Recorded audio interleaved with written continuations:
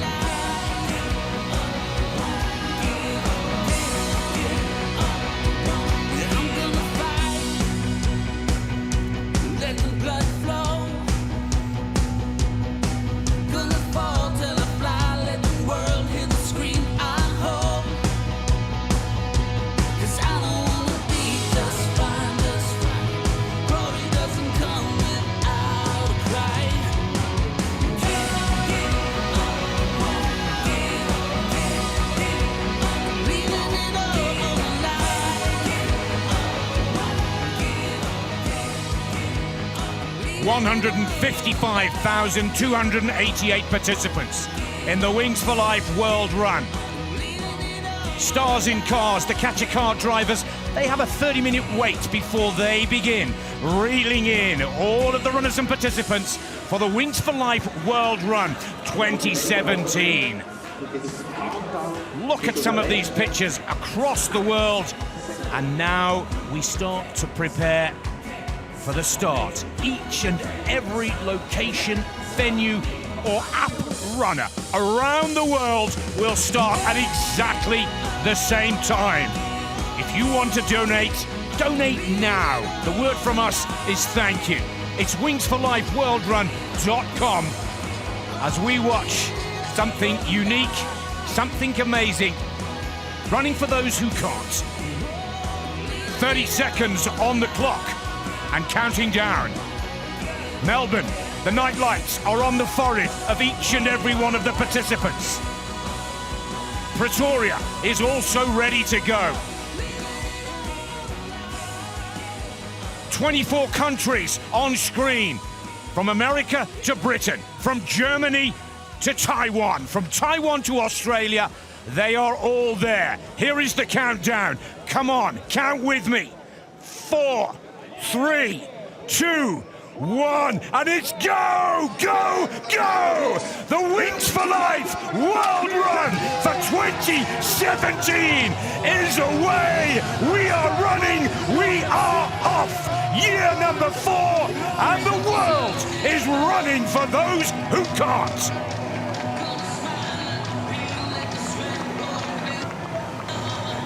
What a spectacular start. Slight delay when we're on the other side of the globe, but you can see the pictures for yourselves. Smiles and a feeling, well, a fantastic feeling of being a participant in this year's Wings for Life World Run. Everybody knows there's no finish line. Remember, you've got 30 minutes before the stars in the cars start trying to catch up with our participants. You are a special person. Something you don't see every day. 155,000 people and more getting underway simultaneously globally does make this event unique. And what a special sight that is, and for such an astonishing cause. And remember, the reason this was set up in the first place is because it was discovered that spinal injury research was so drastically underfunded. It was sort of operating below the radar, quite bizarrely. Well, that's absolutely not the case now, thank goodness, but those donations are so critical. We're trying to take you to as many of the start areas. Here we are in Sweden, just before we were in Stavanger, Mexico, and Guadalajara. Italy now is all about fun and participation, but many of the opinion leaders are predicting that Italy will be the venue for the experts to make their play for the global titles. The night run of Melbourne, Australia, 10 former national winners there, and David Coulthard in Cambridge, Great Britain, cheering everybody on before he takes his place in the catcher car.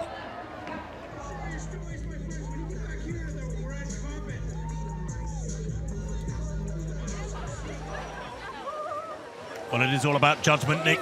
Pace judgment and patience for the sharper end of each race. The vast majority of these participants, of course, just easing across the start line and gradually picking up their pace into a jog, wherever their course may take them.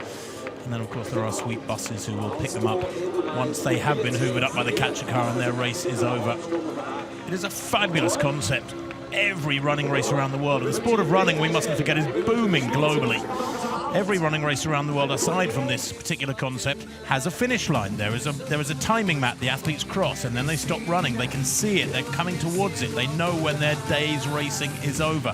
In this one, they absolutely do not. They don't know if they're going to be covering 10, 12, 15, 20, or in some cases 40, 60 kilometers.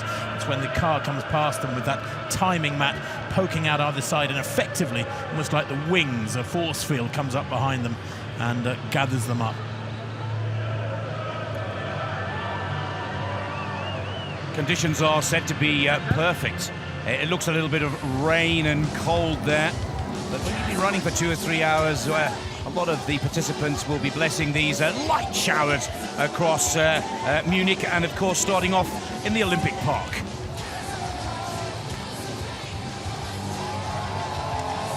As it are in Croatia. Again, some spectacular coastal run in Croatia. Quite possibly one of the most scenic, running down the side of the Adriatic Sea once they get past the famous sea organ at the centre of that city. Thank you, Puma. Thank you to all Well, in Taiwan, sponsors. it starts at the general fishing port, goes past the Crystal Church at 8 kilometers, which is the venue at which last year's champion Kaori Yoshida was due to have participated, but she was a very late withdrawal, Yoshida. We don't have a reason for that, unfortunately, but what a great job she did last year. Breda in the Netherlands starts in the Grote Kerk, which is the backdrop, the most important monument and landmark of Breda, and then to Vienna in Austria, one of the most passionately subscribed locations. They sell out so quickly in Vienna. I'm not sure whether it's due to the fact that some of Austria's biggest winter sports and sporting stars are participants there. And of course Melbourne, as we said earlier, Tim, 10 former national champions have all gathered in Melbourne this year, and Courtney's very hopeful for a global champion down under. Yeah, he certainly is, and so he should be, but they will be running in the dark. They won't be able to enjoy the countryside going past them, whether they're out there for 1 hour or 4 or 5 hours. And one of the elite athletes. And of course, you don't know when you pick a venue who else is going to pick that venue, so you might think you're being strategically smart, choose somewhere to go as a champion from last year, and find out that several other champions have had the same idea, and all of a sudden you've got a very, very tough race on your hands. Now there is the 2 times former winner, 2014-2015. Of course, that is Liwek Ketema on the right of your screens. We're not sure if Ketema is going to push it to the limit, because I think he has a certain IAAF World Championships on his mind right now, and qualification, Tim. Well, that's right. Ketema hasn't run a marathon yet this year, but we do believe that his goal ultimately is to qualify for the London World Championships that begin in early August, last for 10 days. The marathons there, of course, will be particularly testing. But if you have got ambitions to run the marathon there, then you need to have got your qualification marathon under your belt pretty soon, if at the very latest by the end of this month. Lovely pictures in Dubai, the Formula One racing track, or the FIA-sanctioned motorsport racetrack, is the start for the warmest of all of our locations as we switch to Slovenia and Ljubljana, capital city.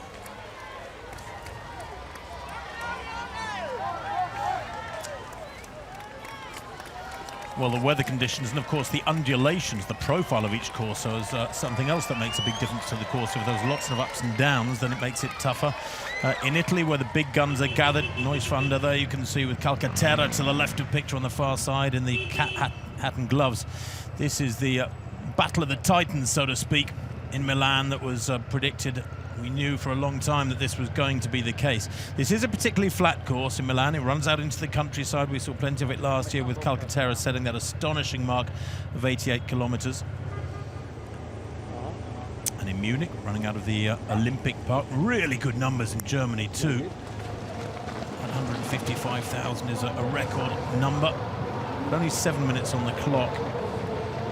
So just over 22 minutes until the catch car gets underway. And then that catcher car, of course, sets off initially at a very, very steady tempo, and it gradually picks up the pace every hour. And this is one of the many spectacular performances that we will see there in Breda. And a couple of early leaders in the Netherlands looking to set an impressive early pace. Back to Vienna in Austria.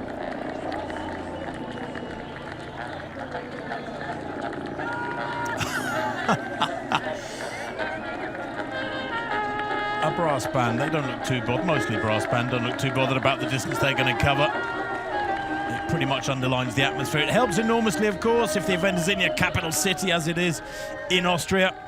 You just couldn't find a track through major conurbations like Paris or London, but those countries, the UK is certainly finding a course elsewhere. And how flat is Cambridge? Well, very flat.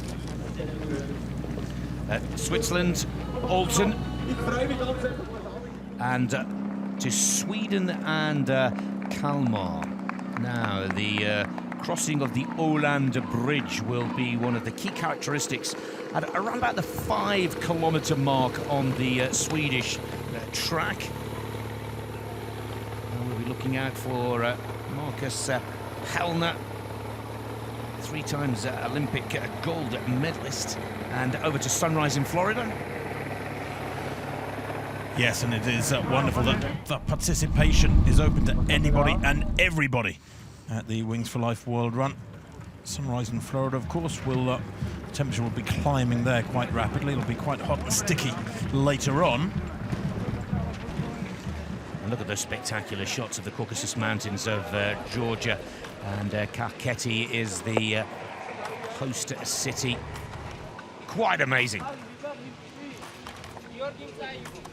Yeah, one of the ambassadors in Georgia is Valam Lipateliani, the winner of the silver medal of the Rio Olympics judoka.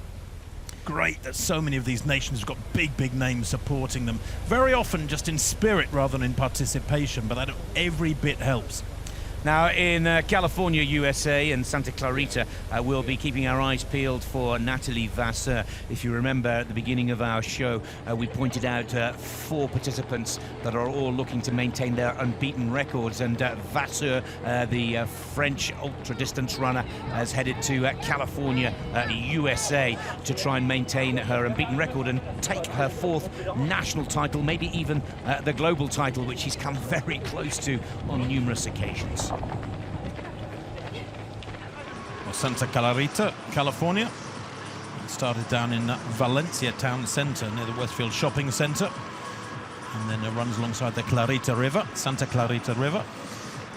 Now we're watching a gentleman very carefully as well, Aaron Anderson in Dubai, a Swedish wheelchair user who covered 64.82 kilometres in his chair, and we'll be watching Aaron very carefully. We're told the reason why he's chosen to race in Dubai is because of the speed of the smooth track in his wheelchair. Quite an extraordinary athlete, Aaron Anderson. Here is Izmir in Turkey. And this is where Svetlana Shepeleva, who won last year, finished 18th overall, run 45 kilometres. She has picked Dubai this year. The UAE has Shepeleva looking for her 4th consecutive victory.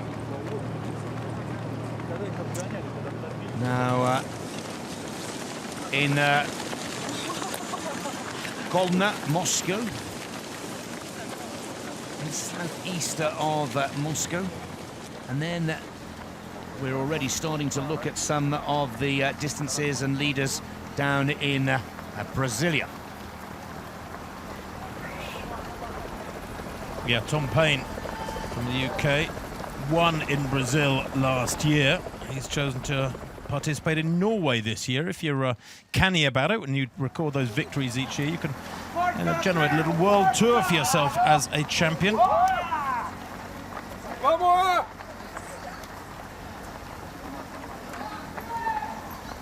Brasilia, by the way, not only is the capital city, but it's also a region, Brasilia.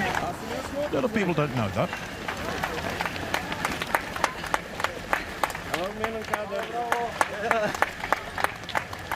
Do you start fast and extravagantly, or do you set out nice and steadily and go for the long journey?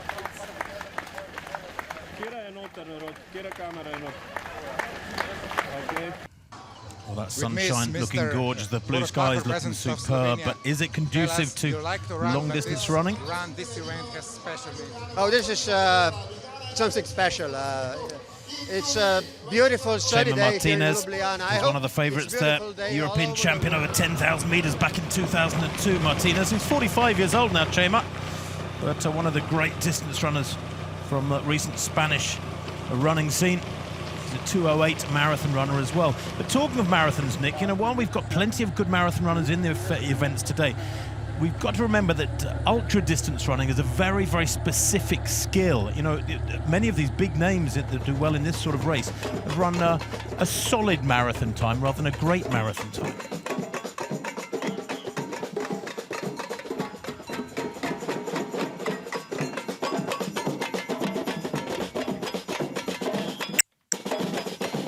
Ruben Designen there, walking in Breda in the Netherlands, where the bands are out in force. Good to see. And a little bit of drizzle in Germany, not putting anybody off. Look at that wonderful weaving back and forth alongside the lake, not far from the Olympic Park.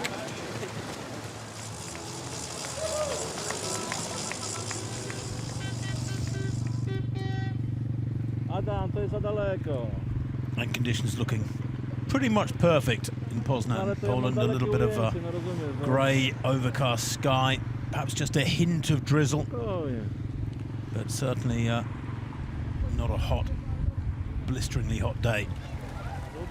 Sunrise, Florida, USA, and as Tim has pointed out, tactics will vary as some very early leaders here. Now, some of the top runners in Florida. Callum Neff, I should say, who won in California 2014, is one to watch for and looking to build an early lead. Let's take a look at some of the best of the starts from our app runners.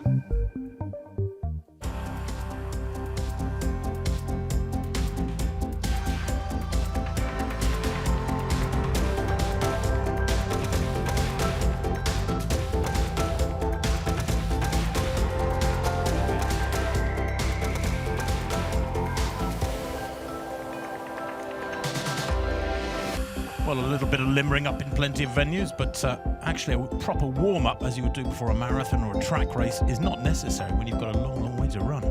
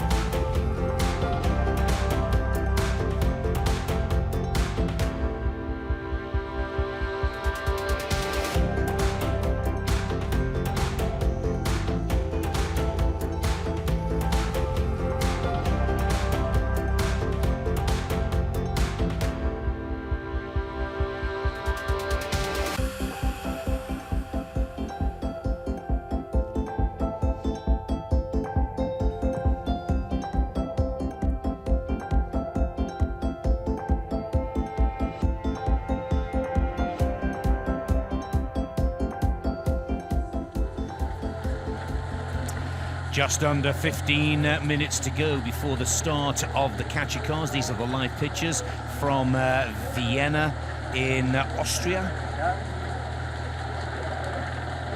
Marcel Hirscher, Thomas Morgenstern, Gregor Schlierenzauer, one of the many, many stars that are running as the track weaves through this city centre, which is a UNESCO World Heritage Site, past the Vienna State Opera. I will see pictures from the Museum Quarter.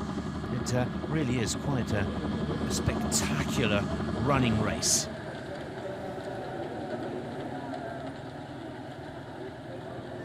There's an alternative method of getting around the city. Lemur Ketama, I think, moving considerably quicker than that, as we see that that field pour alongside the river and then take that right-hand turn until they get outside of the city. And a lot of people are tipping that the women's winner could come out of Austria as well, with Karin Freitag, winner in Germany last year, to watch. Now over in Sweden, this is the spectacular Åland Bridge that the athletes run across.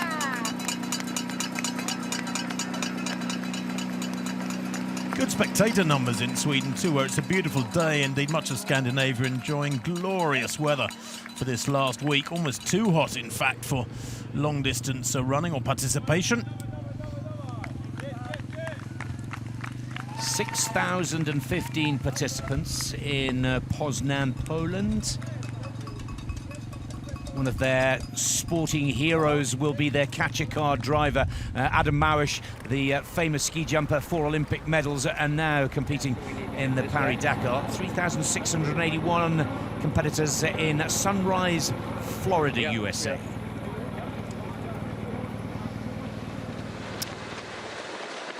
And Guadalajara in Mexico, where almost 3,000 got underway. What's some 18.5 minutes or so ago. That number at the top of screen, 155,000, you will gradually see that come down once the catcher cars get underway and start passing participants.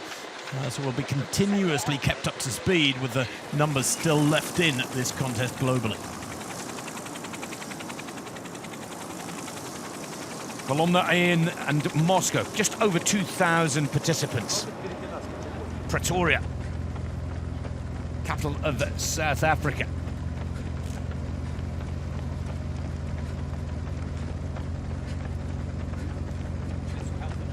Thibaut Baronian participated in South Africa last year, cleared 62 kilometers. Samuel Bradbury, ranked 21st last year globally, the winner in California in 2016 with 60 kilometers. He's participating in South Africa.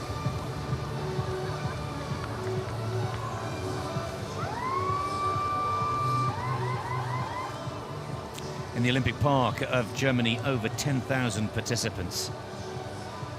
Of course, they come out of the Olympic Park, past the BMW headquarters, sure, Munich landmark, over to Ljubljana in Slovenia.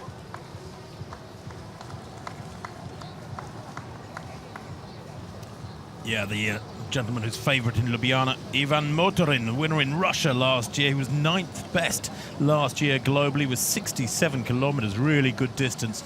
And what a cracking name for somebody in an event of this nature. Motorin.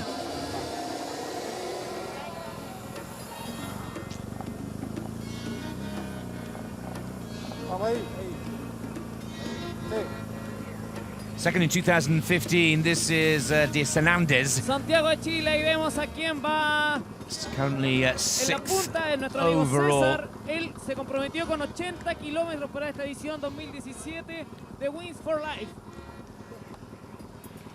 Yeah, Hernandez, who pushed it just a little too fast, too soon in 2016. This is the big man that so many have come to see with the cap.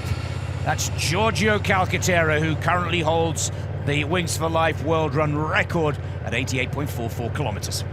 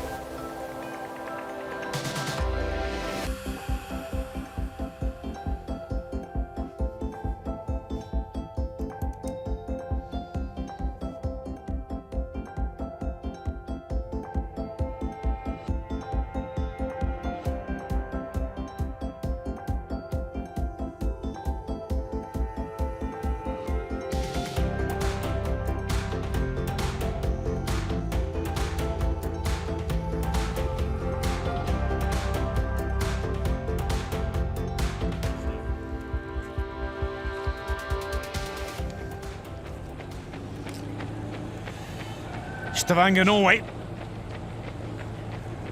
beautiful conditions.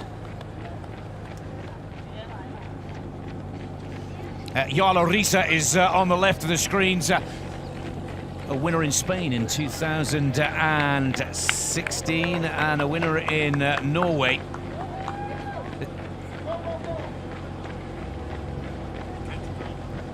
The catch car driver in Norway when he gets underway is Henrik Kristoffersen, the Prince of the Vikings, the famous Norwegian alpine skier. Bratislava in Slovakia. 22-23 minutes, so 7 minutes till the start of the catcher cars. 3,902 runners, and of course that number will start to drop as those catcher cars start to pass the runners. And Tainan in Taiwan, where all these runners are nice and relaxed at the moment. They've got another 7 minutes or so running before the catch car gets underway. But interesting psychology, isn't it? Probably for that first half hour, you're nice and relaxed. And then you know, as soon as the half-hour mark is passed, you are being hunted down. The catcher car is after you. And it will get you. It will get you. It's gradually accelerating. You can last for an hour, 2 hours, 4 hours maybe. But it'll get you. Zadar in Croatia to Ljubljana.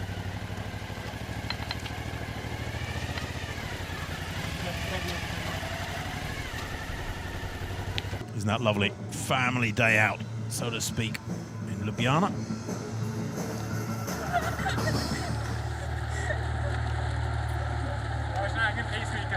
$13,734 starters in Vienna.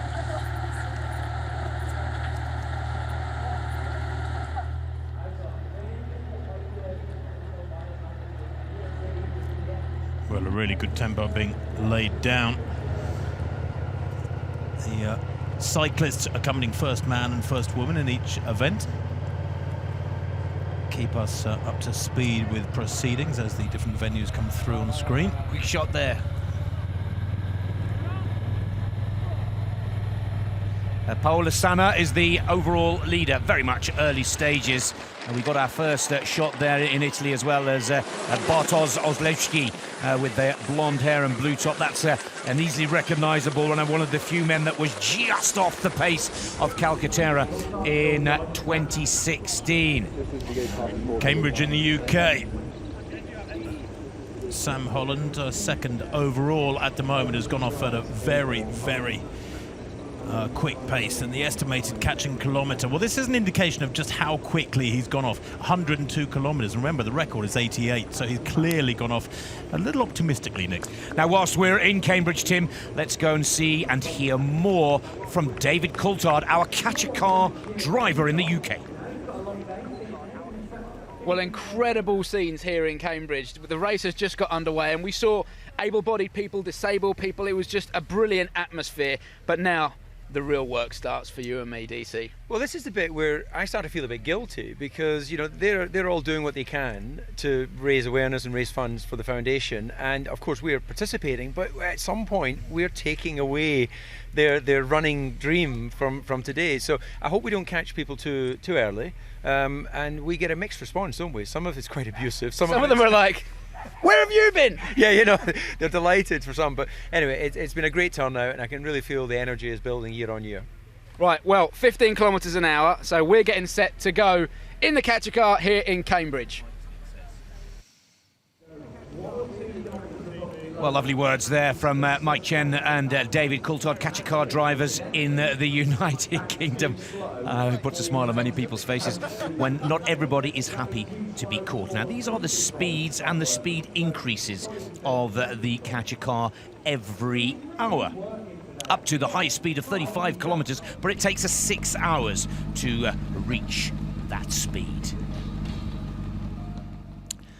And over in Slovakia, Ivan Jakes, an enduro and motocross from Rally Dakar, will be the catcher car driver, and that will become the main focus of the Wings for Life Run 2017 now, as we are less than 3 minutes away from the start of the catcher car. The catcher car, in those years, you have already gained some experience.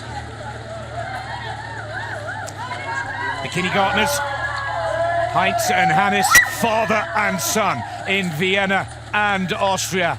And of course, Heinz Kindergartner, the driving force behind the Wings for Life World Run.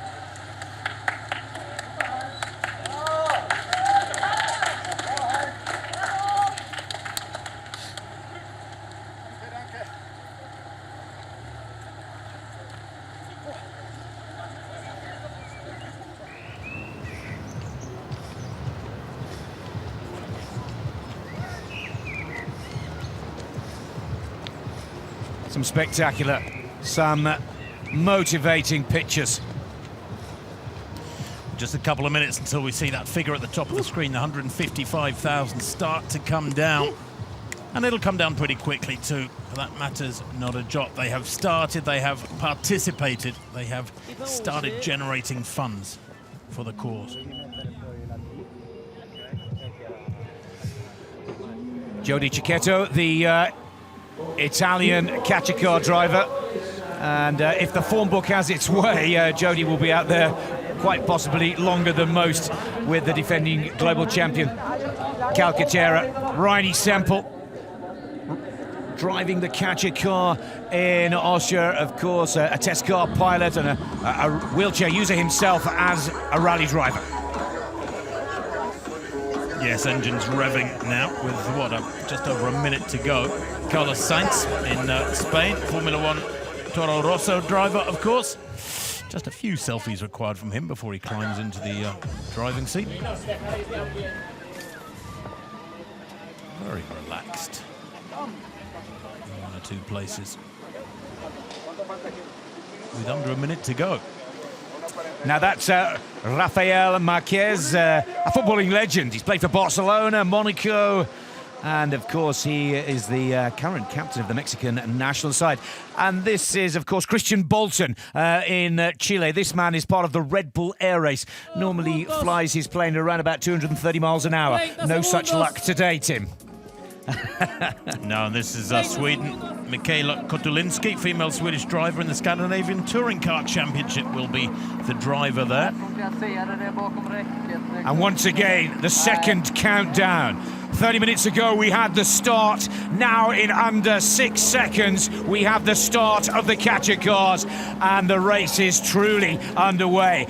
Catcher cars all go, and the catcher cars starting speed limit is 15 kilometers per hour, 9.3 miles per hour. And remember, the name of the game in the Wings for Life World Run is when the catcher car passes you, your run comes to an end. And we will see some fabulous scenes, some motivating, some emotional scenes as the catcher cars pass our participants in the 2017 Wings for Life World Run. Nein, hör auf. Nein, kein Wunderbäumchen. Ich kann nicht 6 Stunden im Auto sein ohne Wunder. Bist du so Well, this is Switzerland now. Edelmeister, René Rindlersbacher and Sven Fora. Comedy duo. Nein, Schmerzen. Das ist aber herrlich. Was ist es für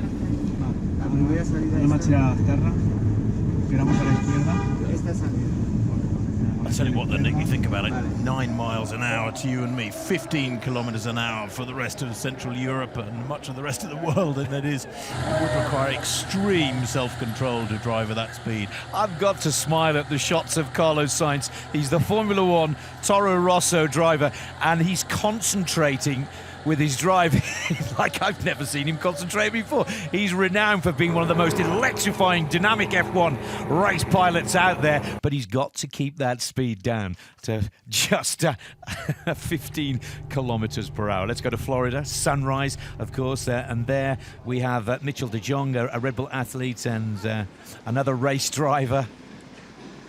And in Kakheti in Georgia, Mevlud Melades, he's a motorsports promoter, but most importantly a real road safety activist across Georgia, as well as a former car racing champion.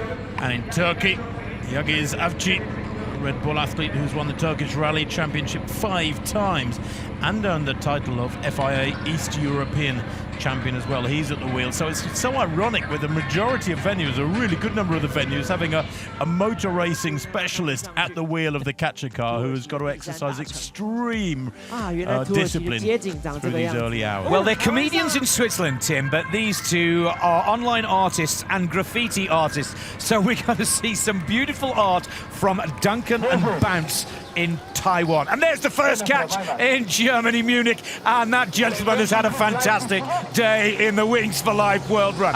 Look at the smile. He's enjoyed every moment of it as our first participant is caught by the catcher car.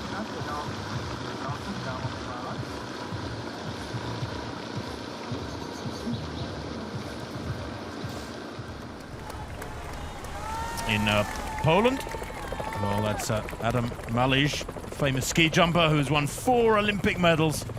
Now he competes in the Dakar Rally. Some combination of skills. And here's our very own David Coulthard with Mike Chen in Cambridge, United Kingdom. And again, David Coulthard has got some amazing results against his name in the world of Formula One, and they're already starting to catch, and the numbers will start to tumble as through this beautiful university city of Cambridge, David weaves his way through the early parts. Starting off, remember, at just 15, and then in an hour up to 16, 17, and after no faster than 35 kilometers per hour. Adam Holland, we had a quick glance there of in Cambridge, who's gone out very, very aggressively. I don't think he'll hold that tempo. 100 kilometres plus we were predicted he was moving at just about 10 minutes ago. And that's Gregor Schlierenzauer running in Austria, 2 times world champion of ski jumping. And he's brought a huge team and raises a huge amount of money. Gregor also took Olympic gold in Vancouver in 2010. He's got a big group with him. Let's go down under to the night race in Melbourne. Yeah, Toby Price, the catch car driver there. But it's a cool, cool night, as you can see. 3,500 participants getting underway down in Melbourne. Called the world's capital of sport is Melbourne, a city with the only city in the world globally with 5 major international sporting venues. And of course that Melbourne course goes along the Monash Highway out of the city, known sometimes as the Great Southeastern Car Park. Early leader in Melbourne is Stefan van den Broek as we move over to Sweden, but we must watch van den Broek quite carefully, Tim. 64 kilometres his distance for 2016. And over in Sweden, the Ålanda Bridge is the main connection. Switzerland in Alton, there's also 1 or 2 breakaway groups as well. Conditions in the Swiss location near perfect. But let's hear more from our app runners.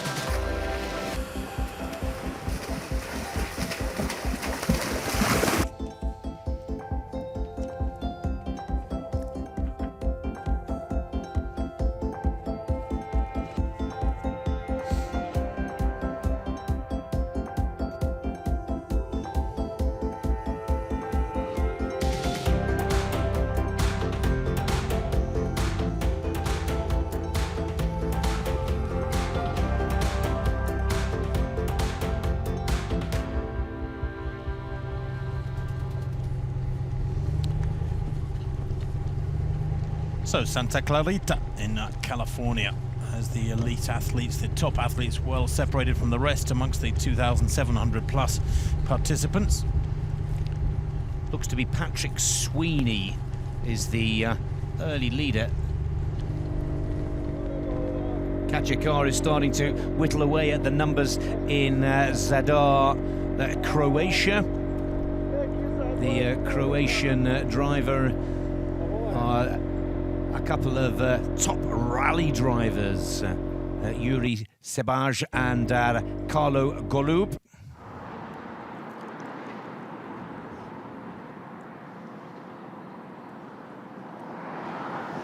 Now, Aaron Anderson. This is a gentleman, if he can defy the heat in Dubai, could provide us with something quite spectacular. Now, Anderson is a very determined young man who, through cancer as a child, affecting his lower back from an early age of 7, has done some quite extraordinary feats. He's an adventurer, he's an extreme sportsman. And here is Aaron, clear in Dubai and very determined, Tim. Well, he's gone through 11 kilometres in 38 minutes. I mean, he's really shifting. We expected this, but of course the temperature climbing all the time in Dubai. It was around 40 at start time, and it's going to get hotter, I fear.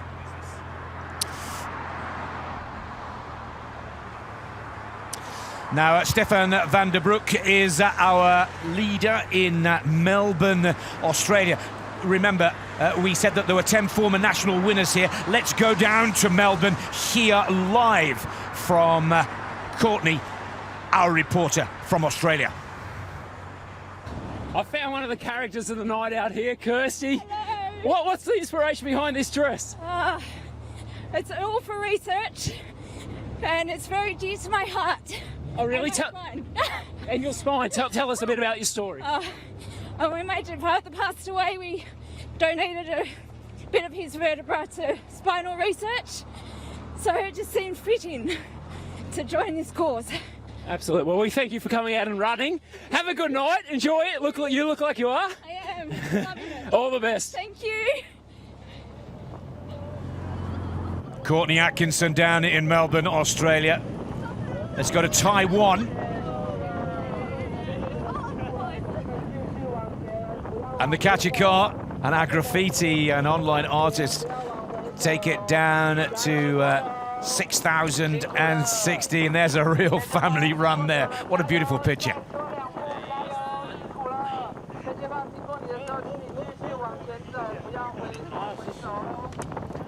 Well, that's the scene from the Kachikar with the technical equipment attached that clicks off the runners as it goes by them.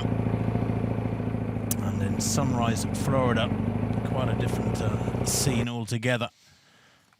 Although again, runners being hoovered up with the Kachikar only out on the road for just over 10 minutes now. Top of your screens to the right is the total number of global runners, participants, still in the competition. 107,246, 107,246, 3,681 participants still in Sunrise, Florida, waiting to be caught by the Kachikar.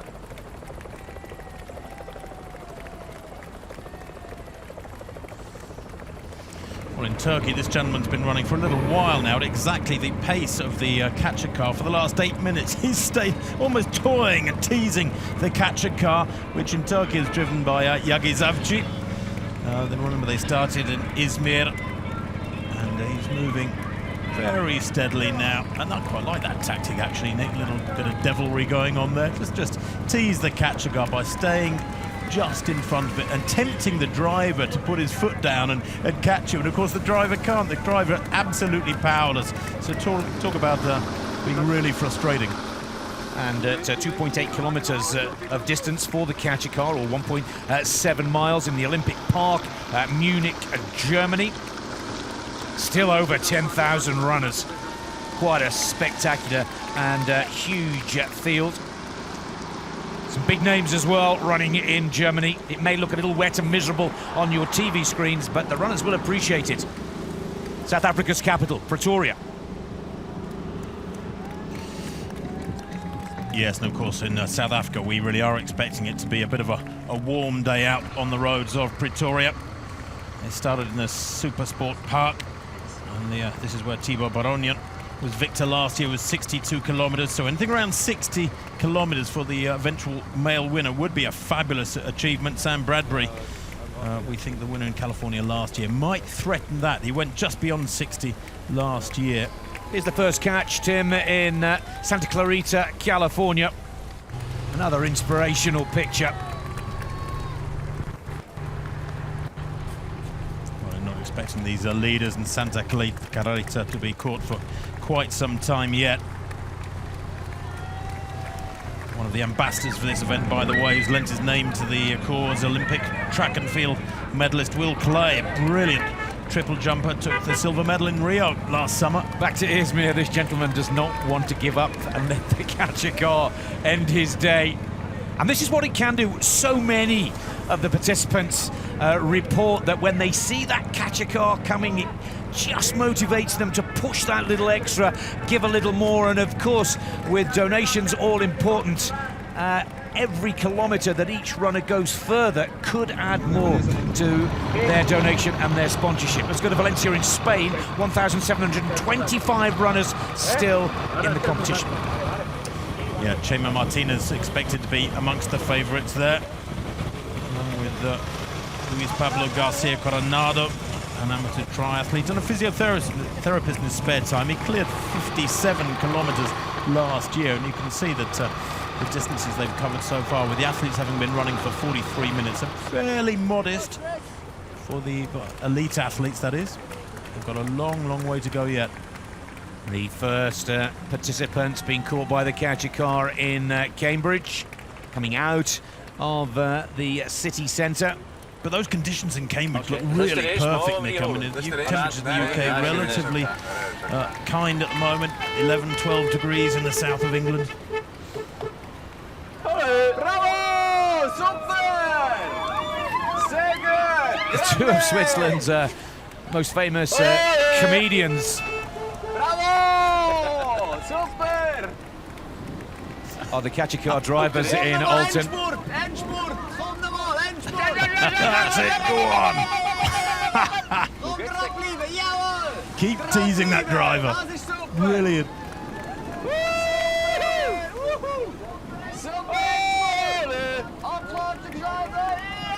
Give it a final go, a cheer from the catcher car driver.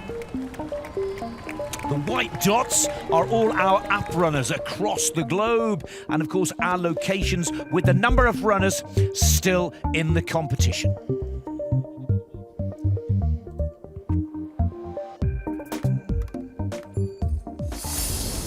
This is where I always love to be. This is my life. At least it used to be. It's crazy how everything can change in a split second. 4 years ago, we went on a holiday to Thailand. We walked up to a lookout to enjoy the view. I had no idea the safety barrier was rotten. It just collapsed when I leant on it. I fell 6 meters onto concrete. I fractured my back. I'm now paralyzed from the chest down. The physical pain is unbearable. But nothing hurt me as much as when the doctor said I'll never walk again. I never wanted to be a spectator. That's not who I am. I miss playing with the boys. I miss me. I was so depressed for the first year, everything seemed impossible. I was almost ready to give up. Then my son found an injured baby magpie and brought her home. We called her Penguin. Well, you know, I think Penguin actually gave me back my confidence. After I came home from hospital, my confidence level was just absolutely zero. You know, I thought I was the worst mum, the worst friend, the worst wife, everything. And so when we found Penguin, I realised that I actually could look after something and I wasn't as useless as I thought I was. So yeah, she did give me hope in that way, as odd as it is. Penguin's recovery gave me a sense of purpose. As my strength and mobility improved, I started to believe in myself again. I found my way back to the water. But a positive attitude and a strong work ethic are not enough. We need a scientific medical breakthrough to cure spinal cord injury. But it's not just about me. I promise you that everybody with a spinal cord injury wants to walk again, just as badly as I do. Some days I think, yeah, they'll find a cure, and then other days I think that they won't. Well, I mean, I'm sure they'll find a cure, but I want them to kind of find it now. I don't want to grow old in a wheelchair. My hope is I'll be standing in 5 years' time. That could be my 50th birthday present to myself. The only thing stopping it is funding, and we can't do it without your help.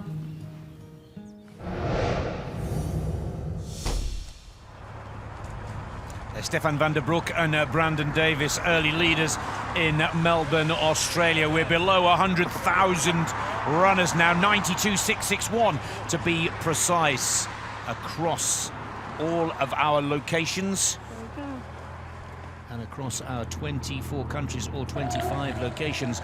But the night run of Melbourne, and here is the catcher car in Austria. Reini Sample is the driver. It is amazing, Nick, isn't it, how quickly those numbers have come down. 92,000 still in this Wings for Life World Run of 2017. But when you think we started with over 150,000, the catch car's been moving now for what? Just 18 minutes. It's such a buzz that the catcher car causes. It's such a simple idea, such a great idea, but look how much enjoyment it creates when the car comes by. We're down to 4,504 in Taiwan, 3,589 in Alton, Switzerland. Bravo! Fertig, abgeschlossen, super!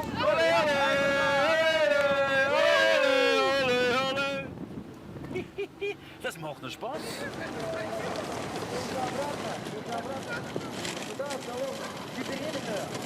Kolomna, Moscow, Russia. There's a very powerful young lady pushing a big fella. What a good job she's doing. Smiles all round. It's so good to see. Undulating course there too, though, in Kolomna by the looks of things. That makes it doubly tough. And with the catcher cars now just shy of 5 kilometres. From over 10,000, we're down to 8,274. Great shot of Marcel Hirscher there, pushing the wheelchair. And Hirscher with the red T-shirt and sunglasses on, 6 times the overall World Cup champion. One of the most exciting ski racers of the decade. And Hirscher's brought a huge team of fans with him to play his part in raising money for Wings for Life World Run. Guadalajara, just 1,865 participants trying to keep that catcher car at bay. Let's go back to global race control and hear more from Charlie Webster.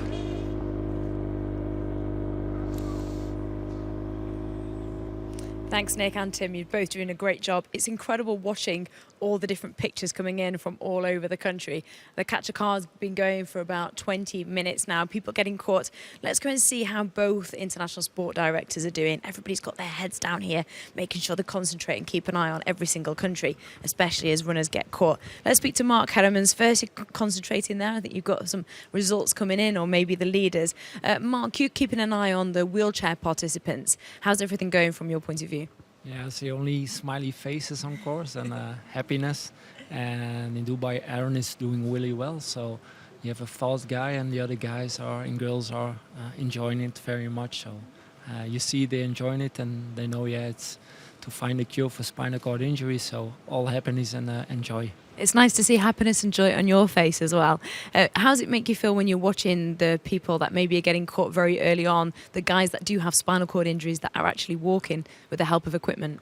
Yeah, it's really nice to see, because they have to start by themselves. If they believe in something, they be ready for a spinal cord injury, to a solution for spinal cord injury. So they have to be first healthy and fit, and if there comes a solution by Wings for Life, they are ready for it. So it's really nice to see people with walking robots, with walking with braces. So it's nice to see. And as Mark just mentioned, do keep an eye on Aaron Anderson. We'll be coming back to you later to talk a little bit about him. He's in Dubai. Colin, come over here.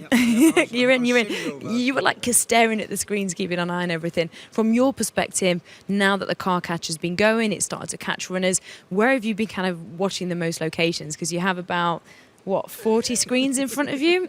There's many screens in front of us. Yeah, really just keeping a good eye to make sure that everything is going well and safely at this stage. You know, we don't want to catch cars getting close to the runners, too close to the runners, so we're keeping our eye on that. But also making sure that the feeding stations are looking great. Everything is looking really on track for us all. So everybody in here is smiling at this moment in time, and it looks like it's going to be a competitive race. Yeah, it certainly is. It's great to see the top end of the competition and then also the back end with the people being caught, but the smiles on the faces. Well, I'll let you both carry on. Thank you both.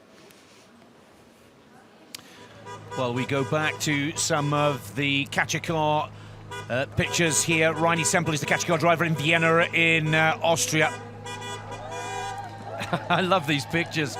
People are so pleased, so happy. There is no pressure, Tim. That is what is the unique thing. You worry that you're not going to get to the finish line. There is no finish line in the Wings for Life World Run. You just wait for the catcher car, and there's that moment of euphoria when the catcher car passes you. Well, it's unique in that you're sort of in control of where your finish line is. You can choose, you can keep running hard. Of course, a lot of people are delighted to be caught by the catcher car. They can head home and have some lunch or some dinner or some breakfast in the case of those in Melbourne or wherever. But yeah, it is one of those events where there is huge euphoria despite the fact that your race is over. And it's not usually because you've run yourself into the ground, which is so often the case when there's a fixed finish line. There's a young lady giving as much motivation to the runners as she can. Just to bring you right up to date with 3.6 miles or just under 6 kilometers. Stavanger, Norway is one of the faster countries at the moment. We're getting reports here. Henrik Kristoffersen, of course, is the catcher car driver. 6 kilometers now, the distance covered by the catcher car. Remember, we started with 155,000 plus. We're now down to 87,396 global participants still out there running for those who can't in the Wings for Life World Run 2017. As we go to South America, once again, Brasilia, 4,141. Still trying to stay in front of the catcher car.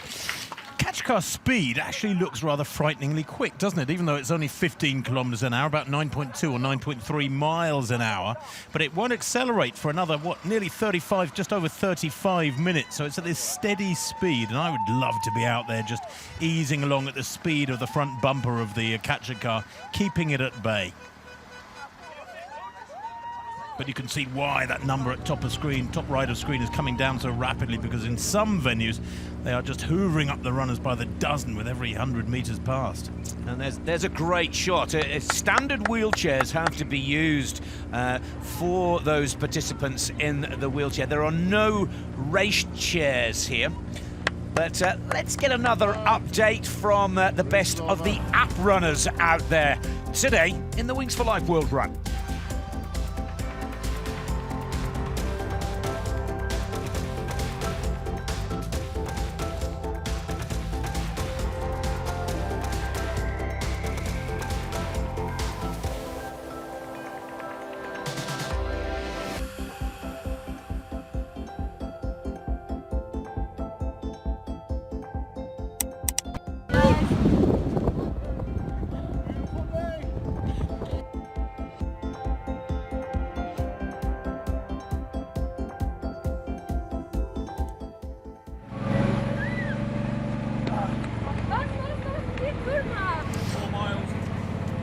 Miles have been covered by our catcher cars. That is 6.5 kilometers, 85,472 participants still running for those who can't. Izmir, Turkey, 2,607, but that number is dropping quite quickly, Tim. It is dropping really quickly, yes. One of the ambassadors there, Ahmed Arslan, is 6 times consecutive champion in the European Mountain Running Championships. He's attending the race for the 3rd time. He's a Red Bull athlete, is Arslan. Ljubljana, all shapes and sizes taking part and gradually being taken in by the catcher car. Well, that is driving there is Ivan Jakes. My apologies, that's Alex Humar. He's a 5-time national rally champion, the Slovenia catcher car driver in Ljubljana. Brko pravi da ste odlične. Super ste! Santa Clarita in California, and the catcher car doing its dastardly job. Flat roads though in Santa Clarita. Good conditions for running. 1,389 starters in Santa Clarita, but the catcher car has only covered just over 4 miles so far. They've got many, many miles ahead of them. And we head to Spain. And of course, Carlos Sainz, one of the stars of the world of Formula One, is the catcher car driver there. And it's a real honour for many of these runners just to get a close-up wave and thank you to have the great Carlo Sainz pass them by.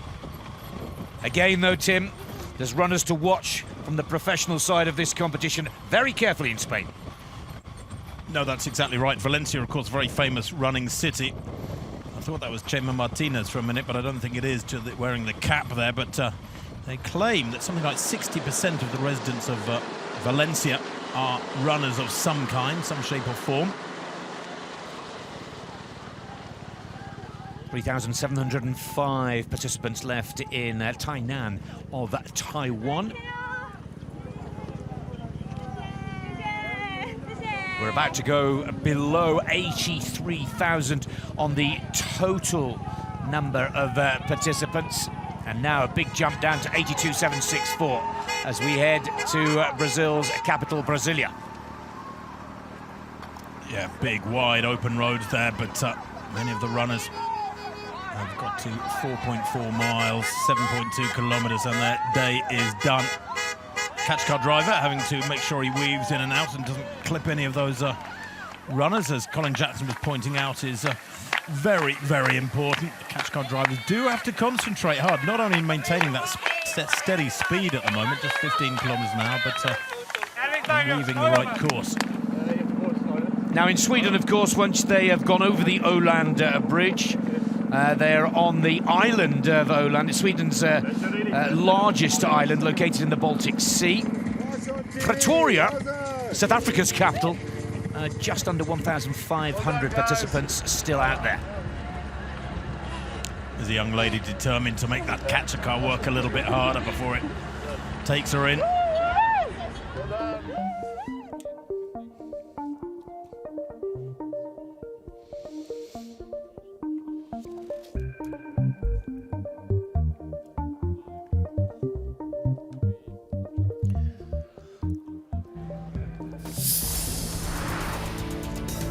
Some spectacular pictures at the start of the Wings for Life World Run for 2017. An atmosphere like no other across the world.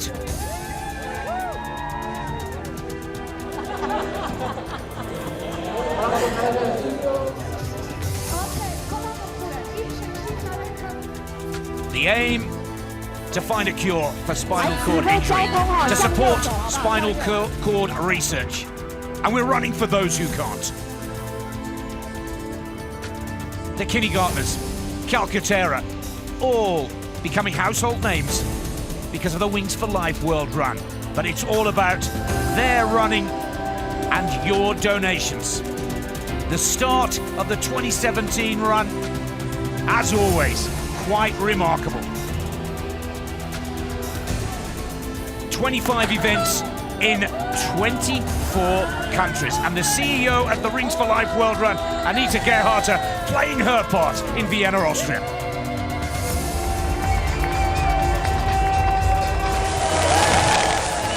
From Valencia to Izmir, from Cambridge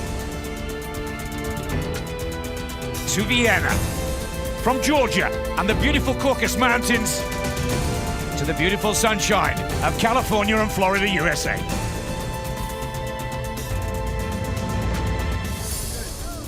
Stars in their cars, 30 minutes of running, and then the catcher cars begin their part in this unique competition. Once you're passed by the catcher car, it's time to head back and celebrate your performance of the day. Aaron Andersson of Sweden leading after 10 kilometers, and the big guns, Calcaterra, Obslevsky and Nujfanda, battling it out in Milan. And these are the live pictures from Slovakia, Bratislava. Yeah, almost 5 miles on the clock. 62 minutes gone for those who set off at the beginning of this 2017 event. Nearly 3,000 entered in Bratislava. That's without the app runners, of course. And you can see the long stream of runners stretched out ahead of the catcher cars, which are moving just a little bit quicker than the majority of those in shot. So we're 8.1 kilometres into the race, coming out of the Olympic Park, many of the runners here. And the first 6 kilometres are in the Olympic Park. It's looking a little wet and muddy out there, but I'm sure that's how many of the runners would prefer it today. Stark contrast in Florida, of course, whereas daylight settles in and the sun starts to rise, as will the temperatures, Tim. Well, that's exactly right, yes. You're sort of running yourself into trouble the longer you keep going in some venues where the temperature will rise as you keep running longer. So it's a kind of a double whammy. You're getting more tired as you have to keep going. You have to accelerate with the catcher car because it will accelerate in, 27 or 26 and a half minutes time. And the temperature is climbing as well, particularly in places like Dubai, where it's hovering around 40 degrees, a horrific 40 degrees centigrade. Although ironically, of course, that is where Owen Anderson is taking part, and he's on schedule at the moment to cover 102 kilometres. I'm sure he'll slow. And the showdown in Milan with 4 national champions and 1 global record holder continues. At Nunch van der, closest to your screen, with the headband and recognisable sunglasses and moustache. Now, the big story and the breaking news from Milan is that we do not see Calcaterra and Oslewski, the 1 and 2 from 2016. That's Oslewski there. He is there. But we don't see Calcaterra in that lead group. I think he's just tucked in behind, Nick. We haven't had news that he's dropped. There he is in the background in the orange vest between the 2 bikes. Calcaterra running a very cagey race. I suspect he's calculated carefully what tempo he needs to move at, and he doesn't want to diverge from that, irrespective of what others around him are doing. These are our global leaders. This is Valentin File and Lemmer work there as well, and we're not sure how far he's going to run this time. He's a 2 times global winner. But let's go to the global race control, hear more from Charlie Webster. Thank you. I heard you both talking about the weather there. So here in Global Race Control, as well as the sport directors, we do have our own meteorologist, Peter Hocking. Peter, we were just chatting there about the weather fronts changing, but where is the hottest place at the moment? Yeah, I mean, the hottest location is still Dubai at the moment. So we're seeing 40 degrees, but slightly cooler now, getting to 39.8. And now the coldest location is still Santa Clarita, still hovering around the 8 to 9 degree mark at the moment. Is that going to change? Are we going to see it get any hotter in Dubai? Because I've heard there might be temperatures of 50 degrees. Look, I think 50 degrees is a bit of a stretch, but 40 degrees, I think Dubai is maxed out at the moment today. But we'll see. We could be in for a surprise. Okay, very quickly, there is a weather front coming in. We've seen that there's a lot of rain in Munich, right? That's correct. Where's this weather front coming in? Yeah, we were seeing a couple of convective showers over in Vienna at the moment. Thunderstorms perhaps approaching the city towards past the 15 to 20 kilometre mark. So we just need to be on the lookout for showers there, but it shouldn't disrupt the race too much. It lasts for 20 to 30 minutes. Just a short thunderstorm, yeah. Maybe a bit of rain in Vienna then. Thank you, Peter. That's correct. Yeah. Well, we're watching that weather report very closely in Vienna. You can see some storm clouds looming there, but also we're watching very carefully because Valentin Pyle of Austria is currently right up there as one of the current global leaders. Let's go down to Australia and Melbourne, as we've been saying throughout this broadcast. They're running through the night and now dealing with some pretty extreme weather, Tim. Yeah, that is an extreme cloudburst, and that's not great. I mean, it's one thing to be running in the dark and in the cool and maybe in a slight drizzle, but that is a torrential downpour. The heavens have opened in Melbourne, and I do not envy the participants there, and it certainly will compromise their overall distance, because running in drenched, dripping clothing is far from optimal. Valentin Fyle, by the way, is the current global leader. He's a 2:16 marathon runner, did that in Vienna last year. although he just failed to qualify for the Rio Olympic Games, but maybe getting rid of some of that frustration today. 4,401 runners left in the competition in Zadar. 71,434 globally. 9.3 kilometers is the distance currently covered by the catcher cars. What a beautifully picturesque stretch of road there alongside the lake in Croatia. And there is Aron Andersson, who is still... In fact, he's accelerated. Just checking our data, he's heading now for 103.66 kilometers. Is Aron Andersson. This is a unique event in that the athletes in those ordinary street, everyday wheelchairs are in the same category as the open category runners. Now, there is Noam Schwander on the right of your screen's far right. Olszewski and Calcaterra, the global champion from last season. He's easily pointed out he's in the light blue cap, orange running shoes. He's got them all within his sights. But this is what we expected, Tim, in Milan, Italy.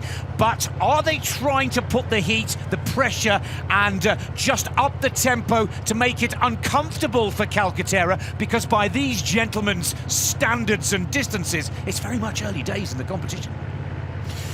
I don't think so, Nick. I think, you've got to get these early hours of running under your belts and stay very, very calm about it. Let's not forget that he ran just over 5.5 hours last year, did Calcaterra. So with 68 minutes in the clock, he's got 4.5 hours of running to go yet, perhaps. So he should be feeling very, very relaxed and comfortable at the moment and not getting at all involved in any racing, either physically or mentally. That's so very important. He's got to stay as relaxed as possible for these first 2 or 3 hours.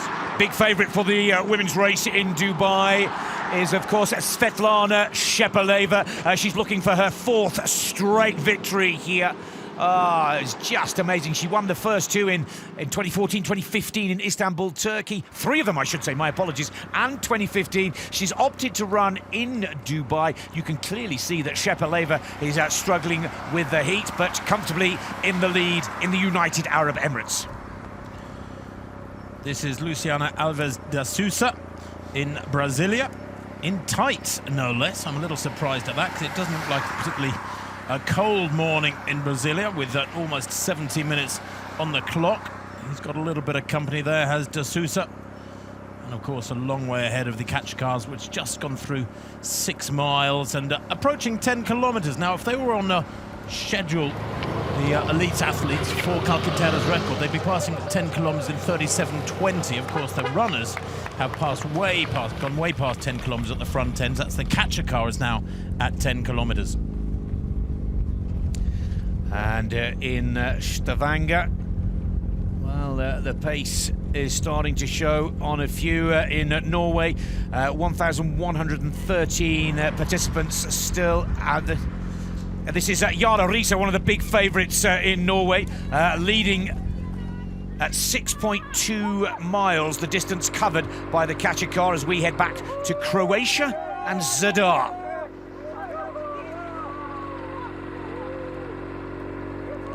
Well, we are focusing on our 24 countries, but of course, there are app runners running all over the world with their telephones in their quest to raise money and running for those who can't. 6,734 app runners still out there with their phones trying to beat the catcher car. Pro wakeboarder Larissa Morales. I'm out here in Longport, New Jersey. It's a beautiful day out to be running the Wings for Life World Run. And I just wanted to give out a huge shout out to all of you guys running for those who can't, especially to the guys that have suffered spinal cord injuries in wakeboarding, the guys that I am running for, Ben and Brad. We really can't wait to see you guys back on the water, so here's to you guys.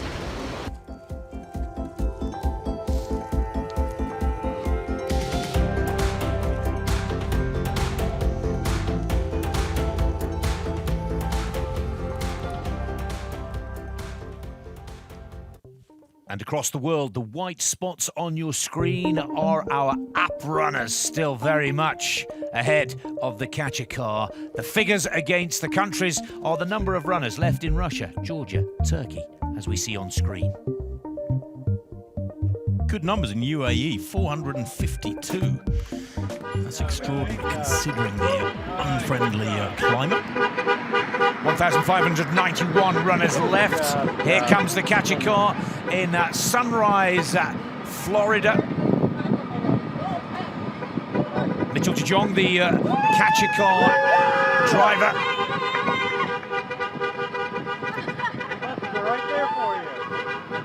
And at 6.5 miles in the United States of America, over to Breda in the Netherlands, 10.6 kilometers now for the catcher cars.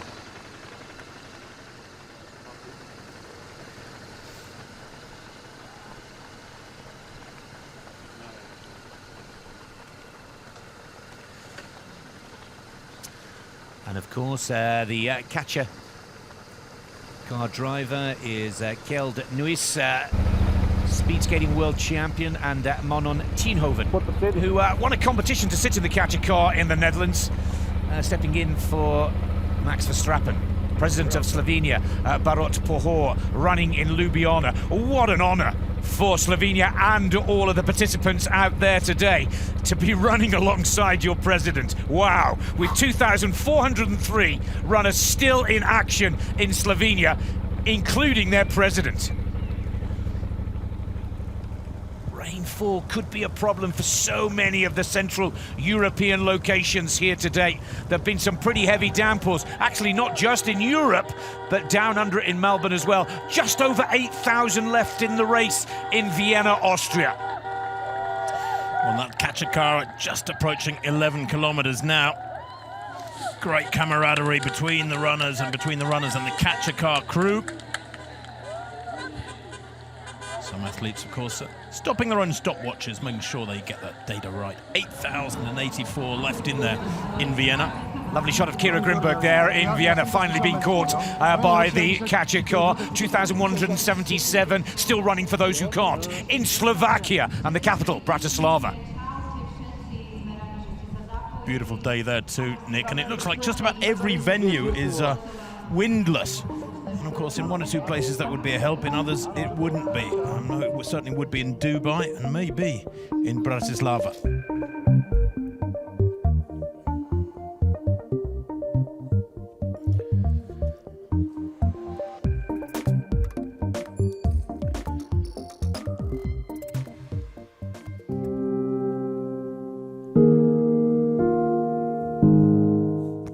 Beim Ausschlag habe ich sofort gemerkt, die Füße sind weg.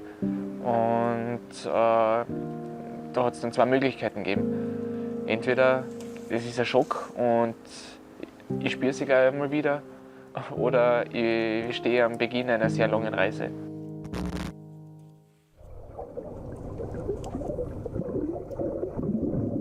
Der Vorteil, was ich halt habe, ist, dass ich aus der Vergangenheit mir es erlernt habe, voll an die Grenze zu gehen.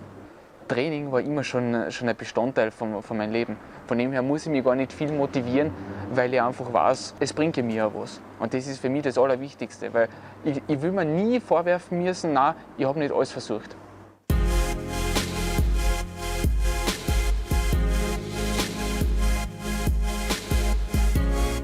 Es ist sicher ein riesengroßer Vorteil, dass ich inkomplett bin, weil ich einfach dann die Möglichkeit habe, dass viele Funktionen zurückkommen. Nur auch das muss trainiert werden und deshalb ist mein Training so brutal hart.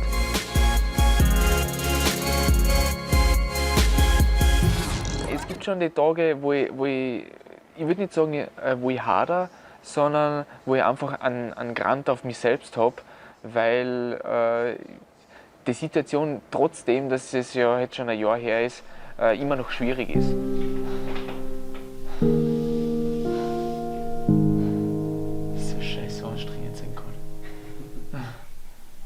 Ich habe etwas verloren, was ich sehr geliebt habe. Und zwar das Skispringen, das war unter anderem auch mein Lebensinhalt. Allerdings hätte es noch viel schlimmer ausgehen können. Demnach bin ich ja glücklich, dass ich so weit unversehrt geblieben bin, dass ich kurz aufstehen kann, dass ich halbwegs selbstständig bin und dass ich meine Geschichte auch noch ein bisschen nach außen tragen kann, damit ich sage, dass die Querschnittslähmung zwar eine schwere Einschränkung ins Leben ist, allerdings kann man auch damit halbwegs gut umgehen. Der Wings for Life World Run hat so ein geniales Konzept, nicht nur vom Lauf selber her, sondern auch, was mit den Startgeldern gemacht werden. Und da sage ich halt einfach, das sollen die Leute wissen, weil es ist doch eines der letzten großen Rätsel der Medizin, dass man vielleicht irgendwann die Querschnittslähmung heilbar machen kann.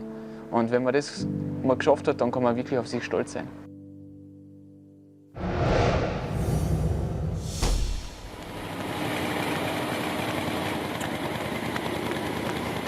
11.9 kilometers or 7.3 miles, the distance covered by the catcher car. We've halved the number easily of participants. 54,178 participants still out there running for those who can't. In the Wings for Life World Run 2017, 1 hour 18 spot 0789 and counting, as these are the live pictures from Russia. Russian leader there we saw just now, Konstantin Shishov, in complete isolation. Quite a contrast to the vast majority of participants in Kolomna.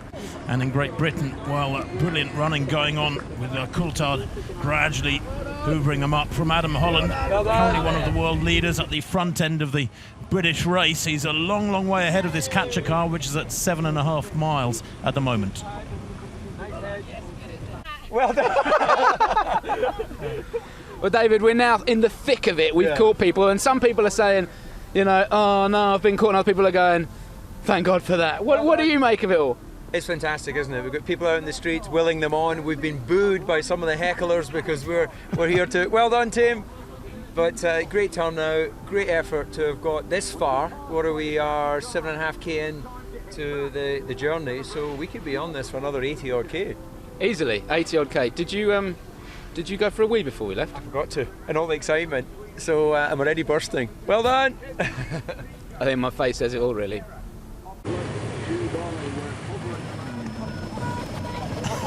Those little housekeeping points, like going to the bathroom beforehand, escaping David Coulthard. Well, the numbers are falling quite quickly. In Spain, 757. In Valencia, just about to become 756. Remember, at 12:30 UTC, the speed of the catcher car will go up by 1 kilometer per hour. From 15 to 16 to 9.94. Carlos Sainz there is looking very cool in the catcher car in Valencia, Spain. Well, a comfortable chair, a little bit of aircon never goes unappreciated. Back to Kalmar Öland in Sweden, 1929, still hacking along the roads of Sweden. 7.7 miles done by the catcher car. And of course, the leading men, if they're to stick at the record tempo, they should be on 74 minutes at 20k. So the leading men are probably at about 21, 22 kilometers now, Nick. They're still, what, some 10 kilometers or so ahead of the catcher car. Long, long way up the road. 667 participants still trying to stay ahead of the catcher car, looming at 12.6 kilometers or 7.8 miles in Pretoria. Let's go to Milan here. Calcaterra, global champion from 2016. Alessandro Petin is in the black just behind Calcaterra. This is quite a remarkable story. That's Nunschwander there with the headband and glasses, but just behind them is Alejandro Petin. He's a Nordic winter sport expert and athlete, an actual Olympian and medalist, and he's right up there with the big names, Tim. Well, he is, but what we've got to remember is that these guys are actually moving faster than the catcher car at the moment. So the catcher car is still moving at 15 kilometers an hour. That's 9 miles an hour. These guys are moving slightly quicker, so they are growing that gap between themselves and the catcher car, about 10 or 11 kilometers behind them, and they want to keep that gap as big as possible for as long as possible. Catcher car, remember, moves up to 16 kilometers an hour in about 9 minutes' time. 2,570 participants still ahead of the catcher car in Breda, Holland. 8 miles the distance Stefan Rodi is our current leader in, and there's the rainstorm that was forecast in Vienna, Austria. Still 6,520 participants ahead of the catcher car, but that rain will make things just a little more tricky for some of the lesser experienced runners out there. They're really on the receiving end of it, aren't they, in Vienna and in Melbourne, Australia. We'll try and bring an update of how the weather is looking down under.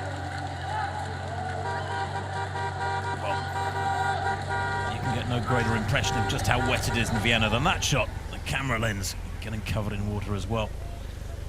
One last burst of energy in Santa Clarita, California. They're down to 663. This gentleman's determined to keep it at 663 as the catcher car bears down. The sun has risen in sunrise and is just rising in Santa Clarita. And that gentleman has done a wonderful job of adding another few hundred yards to his effort for the morning. Early morning too, remember.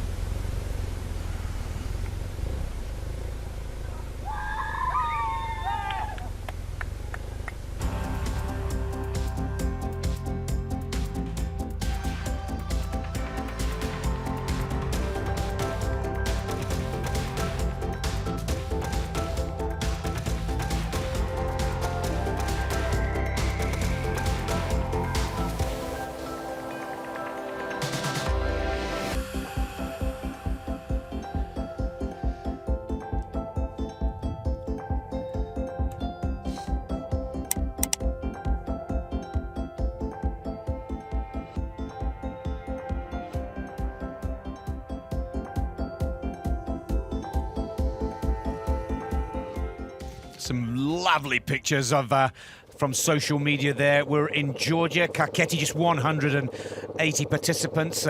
Adam Holland is at the top of the global runners order, but very much early days with Valentin Pyle from Vienna in Austria in second position. Elroy Gallant in Pretoria, South Africa is third.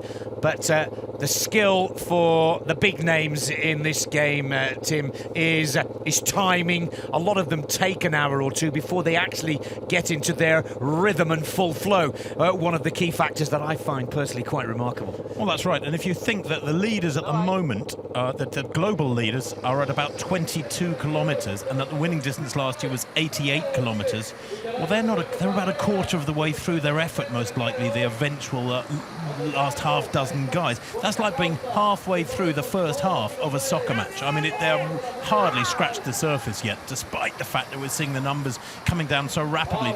45,000 now left from the original 150,000. That's less than one-third. Cesar Diaz Hernandez is currently leading in Santiago. 1,130 participants still out there. But some of you maybe remember that Diaz Hernandez was second in 2015 in the overall global challenge for the Wings for Life World Run. So that's one that we'll keep an eye on in Santiago as we head from South America to North America and Sunrise, Florida. The unrelenting pursuit and pressure from the catcher car is forcing some to succumb to the catcher car. Everybody smiling, one or two jokingly cursing and booing at the catcher car as it goes past. Everybody getting out of the way of it, though.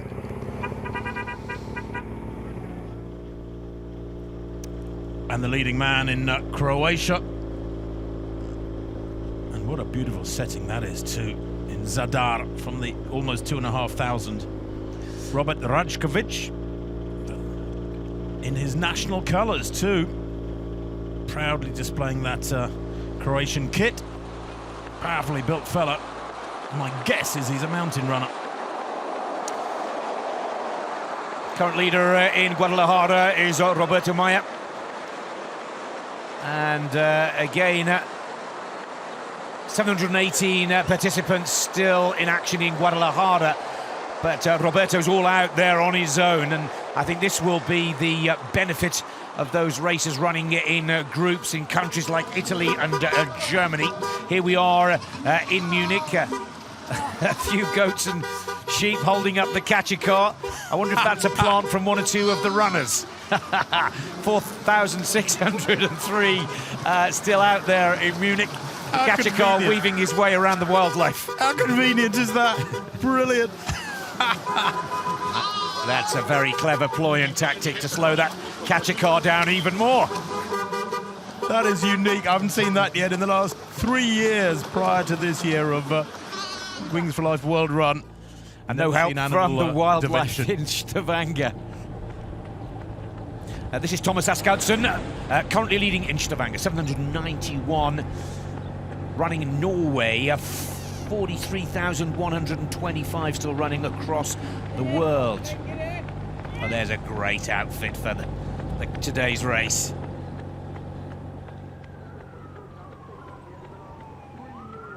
Now, Adam Holland is right up there with the world's best at this point in the competition, lying second overall.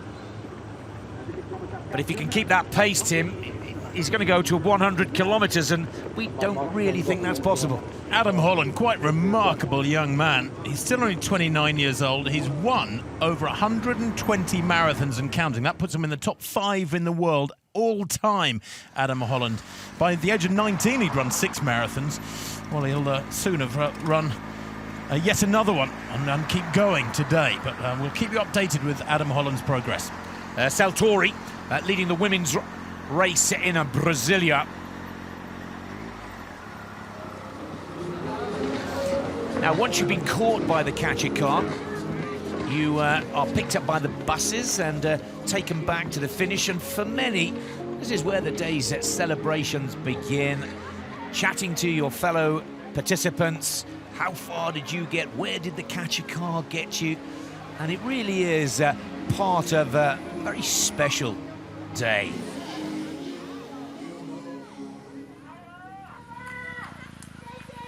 Now, Taiwan and Tainan, 1,199 runners still out there.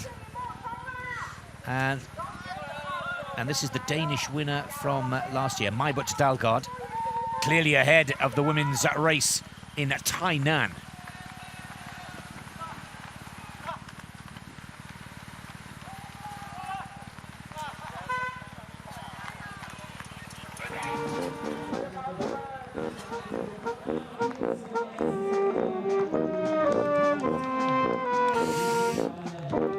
Well, how very Bavarian. You can't get much more Bavarian than that, can you? On the roads outside Munich, as the runners come through. A little bit of lightheartedness there. It's lovely to see. A lot of racers still out there, and a lot of white dots still enjoying their own apron.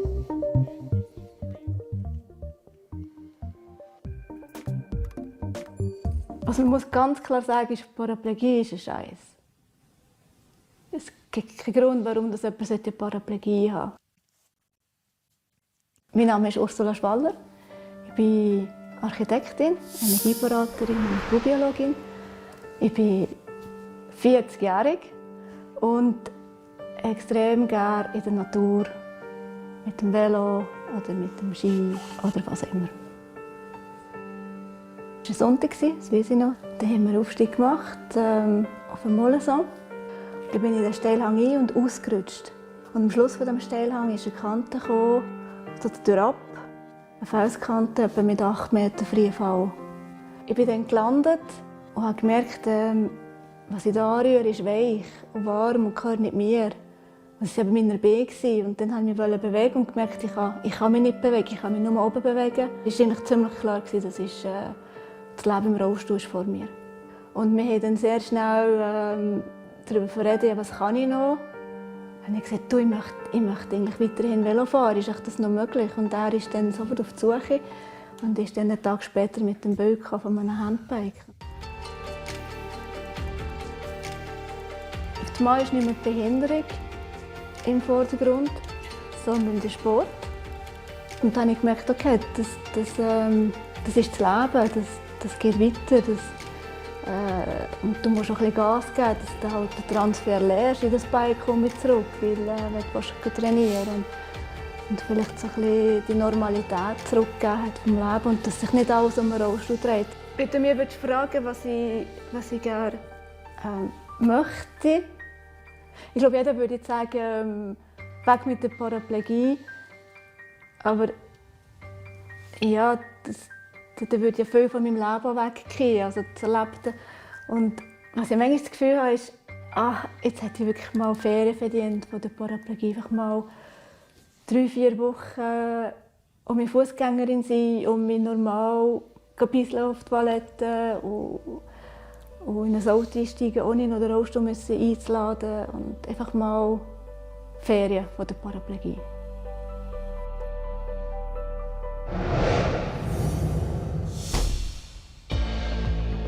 Quick update on the global rankings. Top 10, Aaron Anderson, a wheelchair competitor, 25.2 kilometres leading in Dubai. Adam Holland is in second position, 25.1 kilometres running in Cambridge, Great Britain. Valentin Pyle in Vienna, 24.6. Still very much early days, but these are the early leaders and the runners to watch. Now, the million-dollar question here is already, I believe, that Tim, Aaron Anderson, the current leader in Dubai and global leader, is he beginning to tire? It's over 40 degrees Celsius in Dubai, and he's certainly not looking as powerful or as strong as he did 20 minutes ago. Well, 1 hour and 33 minutes on the clock, Nick. Anderson there, we'll stick with talking about him for a little minute, although this is Adam Holland in the UK, who's in second place. But Anderson will slow, there's no doubt about it. An hour and a half in 40-degree heat. OK, you can keep going, you can keep pumping pretty hard with those arms, but it will take its toll. And remember, the best runners are going to be out there for 5.5 hours.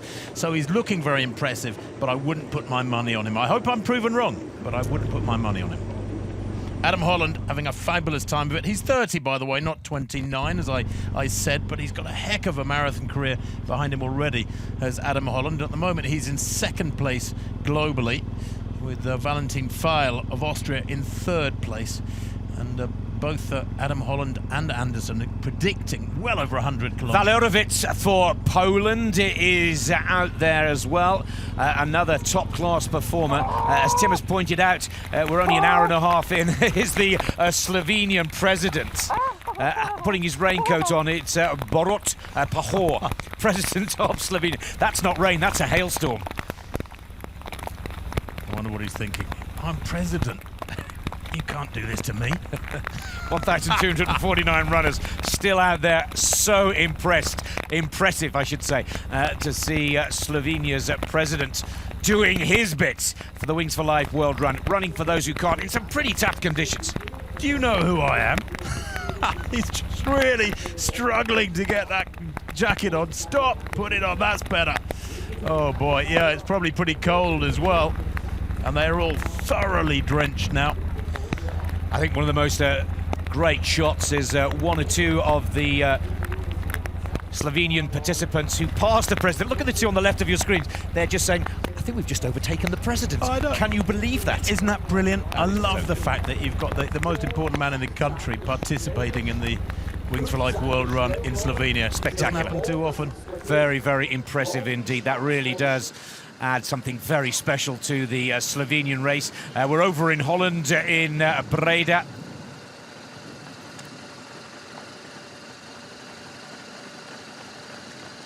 Don't run, fly. Well, the leading lady is flying in the Netherlands. Laura Bibak, that was, who's leading in Breda.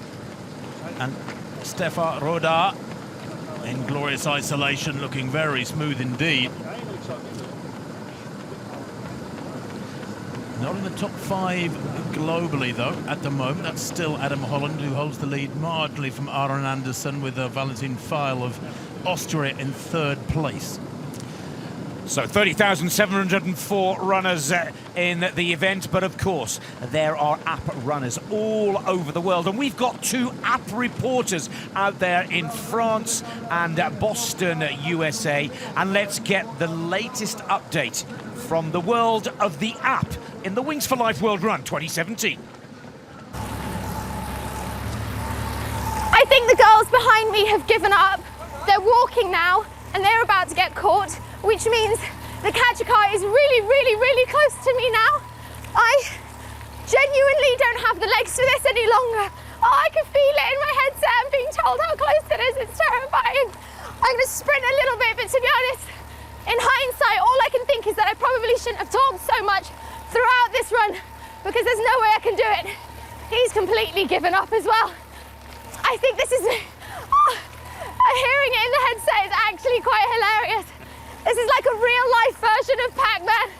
And that's it. I've been caught. You feel the vibration in your phone. And that's it. Layla's out of the race. Definitely next time I'm going to talk less and run more. That was insanely fun. But I'm out. Sorry. Whew. Well, Layla, sorry to break it to you, but... Yep. I've got a pacemaker now. He's helping me stay on track here, so we're going to keep going. You ready, John? Ready, rock and roll. Two great reports from our app runners in Rouen and in Boston. Let's go back to the live pictures of the race in Pretoria, capital of South Africa. 314. Kachikar has covered 17.1 kilometers. We're 1 hour 38 into the competition. 28,777 participants still out there running for those who can't. Elroy Gallant in South Africa is in 4th place overall globally at the moment with 93.6 kilometres predicted. He's moving at about 4 minutes per kilometre. He's actually put in a bit of a surge as Gallant. He's going really well, but cannot overemphasize the fact they've only been going for 1 hour and 38. There's a long, long way to go. Well, the stars of the show in Munich so far have become the goats and the sheep. And it really is. Maybe the goats want to play their part in the Wings for Life World Run. But we've seen some great pictures of the sheep slowing the Kachikar down and allowing people to run a few kilometres more. A lot of people are sponsored, Tim, on the number of kilometres that they achieve. So €1 or €5 per kilometre. And these fellas out there are helping Wings for Life World Run raise even more money for spinal cord research. I'm just so impressed at the discipline of these sheep. They're sticking to the sidewalk, keeping off the road, letting the runners go by. You have your section of the road, we'll have our section. There's Marcus Sturr at 16.5 miles in Munich, just outside Munich. 3,217 runners left in there. The Kachikar at 17 kilometres, 17.5 kilometres now. Sturr there, looking very, very strong, I have to say, pumping hard with the arms. That's not a relaxed distance runner's style. Don't know whether he's picked it up because he knows he's got a camera pointing at him or what, but that's a strange way of moving for a long-distance runner, the computer engineer. And all smiles in Sunrise, Florida. Under 500 runners now, and under 27,000 globally. That number has come rocketing down, hasn't it? And you can see it changing every few seconds. And you can see why, because they're going through really dense numbers of runners now in Sunrise, certainly. And then all the runners, once they have been caught and their race is over, are bussed back to HQ, where there's quite often a little bit of a party organised.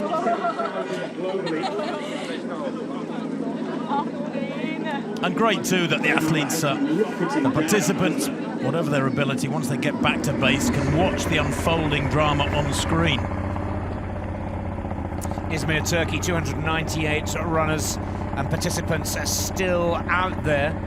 And this is Marian Gundogu. And we quickly switch. Now, we're watching Cornelia Moser very carefully. She was the winner in Austria last year, Cornelia.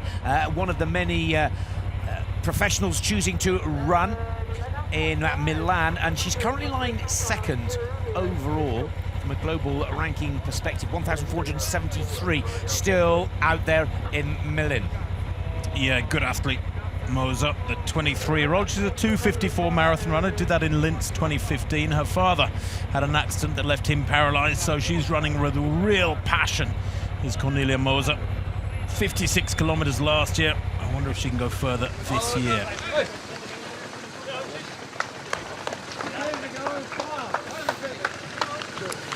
25,460 across the world still running in the Wings for Life World Run. But let's take a look at some of the best of funny pictures so far in today's competition.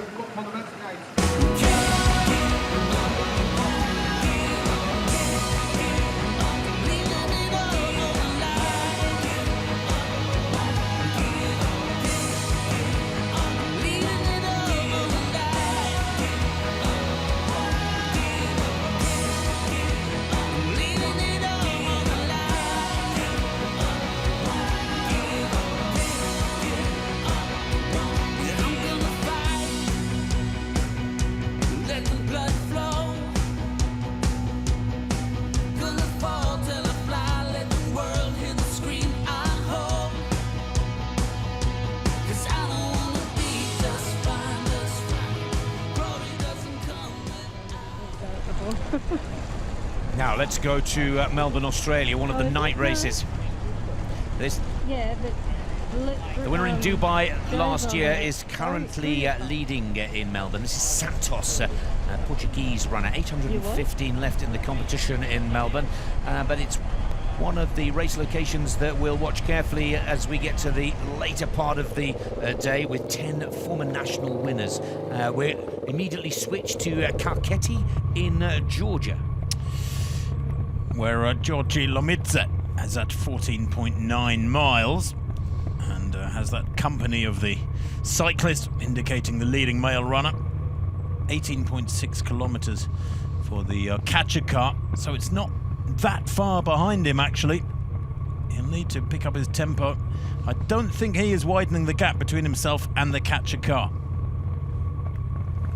The catcher car way back there? Santa Clarita, California, 210 participants still ahead of the catcher car. From a global perspective, 23,571. There you see the lights of the catcher car looming down on these performers. Leader in Breda.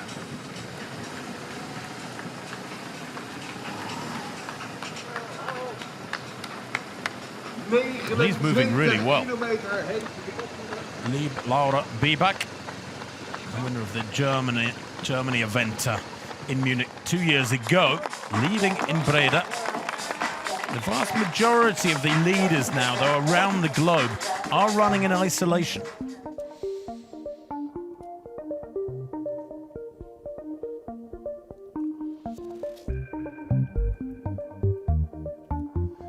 White dots, remember, are our app runners, and the number of runners in each 24 locations.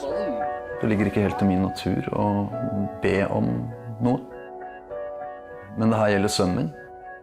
Det gjelder hans fremtid. Det gjelder mange andres fremtid. Isak er 3 år gammel. Og fikk en blødning i ryggmargskanalen cirka en uke etter at han lærte seg å gå. Han har ikke noen viljestyrte bevegelser fra mageregionen og ned. Jeg har jo stått og slått hodet i veggen og tenkt hvorfor måtte det være forskning på ryggmargskade som er underfinansiert?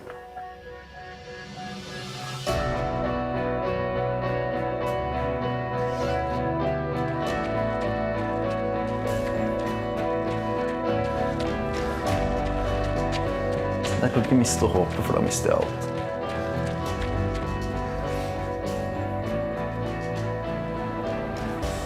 Jeg håper jeg kan delta med Isak.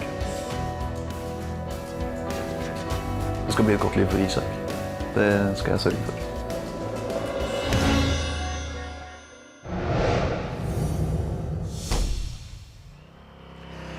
Now this could be a big story in Milan, Italy, because this is the global champion from last year. The current world record holder, Giorgio Calcaterra, seems to have lost the lead group. 1,299 runners still in the event, but is Calcaterra in trouble here? Very much early days. He's won 3 times. Basically, he's undefeated here in Italy. Tim, is he taking a breather, or is Calcaterra in trouble?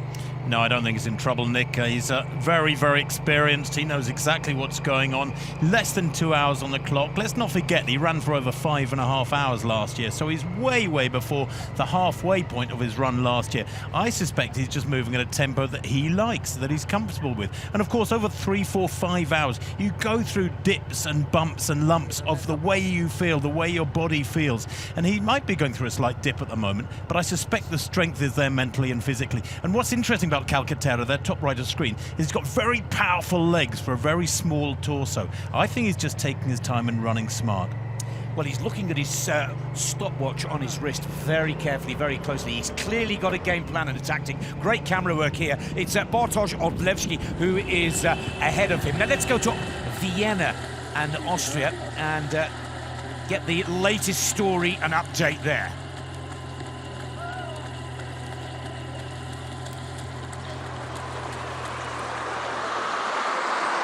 Frida Södermark in Mexico, won in Sweden last year. She's at 15 miles now.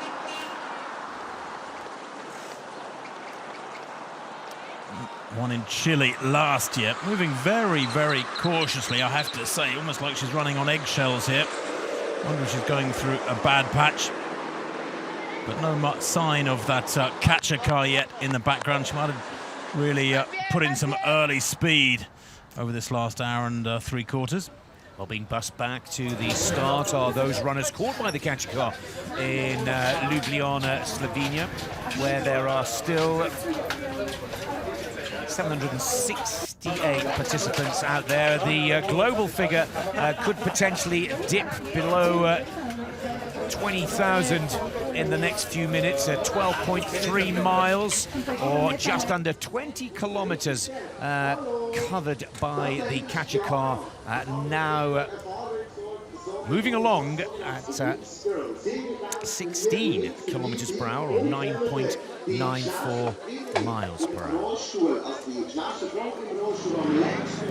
Well, in Dubai, the temperature stays very, very high indeed. These athletes are still moving pretty well, considering they've been out there for nearly 2 hours. Emily Vaughan there, the leading woman to right of picture. Good to have company, and she's overtaken Shepeleva. Maybe a better judged effort there from Vaughan. Joanna Sarsteshki,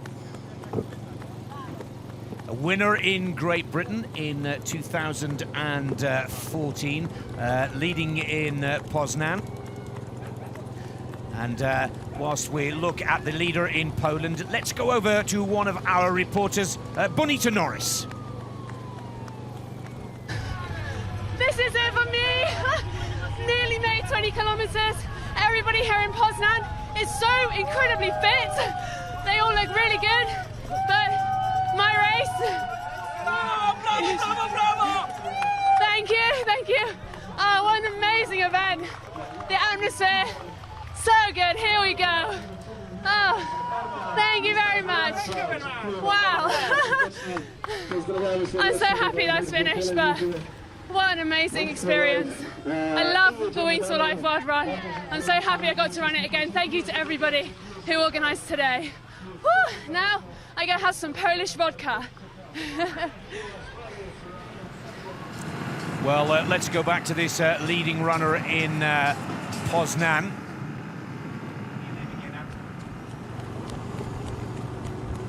Szałszewski,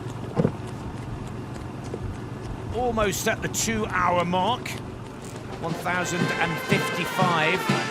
This is Stefan Rador leading in Holland. And Tim looking quite comfortable with it as well. Yes, he is, and he's predicted to run at about just over 92 kilometres at the moment. Is the Frenchman, Stéphane Rodin, looking very comfortable indeed, taking the liquids on board as well. You know, for these elite athletes, they have to adopt exactly the same disciplines as they would do in any other serious competition, whether it be a marathon or an ultra-distance race. You've got to take those liquids on early on. Conditions, by the way, look at that road surface, bone dry, absolutely beautiful in Breda in the Netherlands. We might see a special distance produced there. These are the leading runners in Slovakia, Bratislava. 522 runners.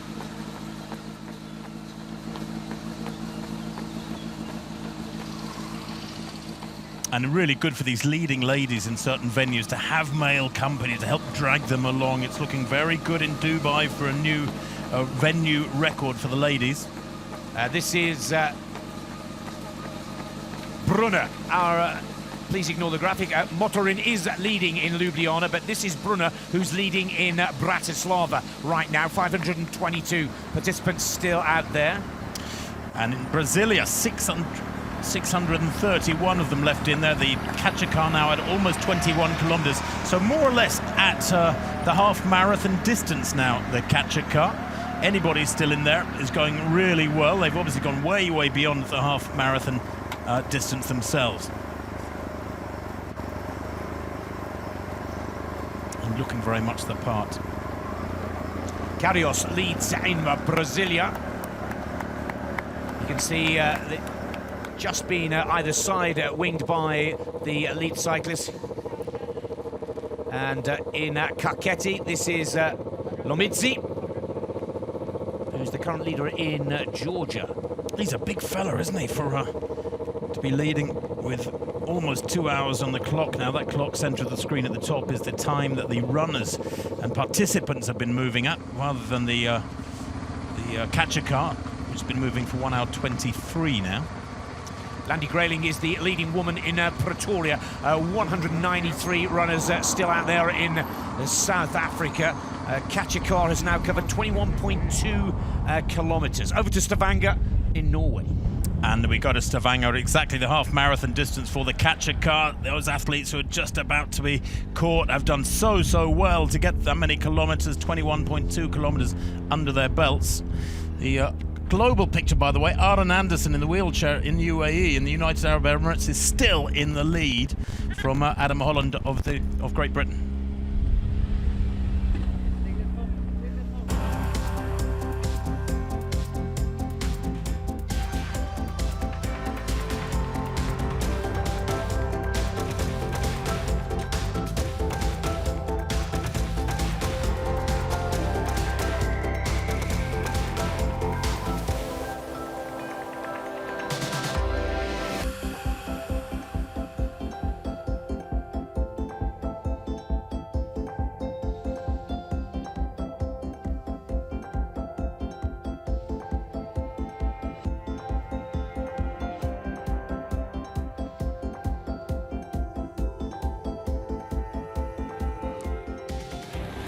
Some great pictures from some of our app runners. They're quite extraordinary.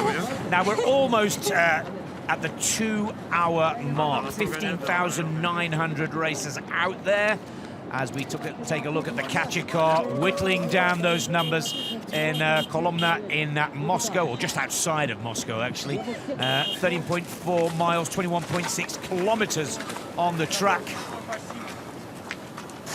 I think 2017 may well be remembered for the race of the animals. We've had dogs, cats, goats. I wonder what's coming up next. What do they say? We've had kids as well. They say never act with or operate in broadcasting with animals or kids. We've had plenty of it this morning. In Olten in Switzerland, 728 still in there. And 21.7 kilometres for the Kachikar. 2 hours gradually looming into focus on the clock for these runners. That was Langer leading in Olten in Switzerland. Over to California and Santa Clarita, just down to 125. Kachikar is picking them off quite quickly over on the west coast of the United States of America.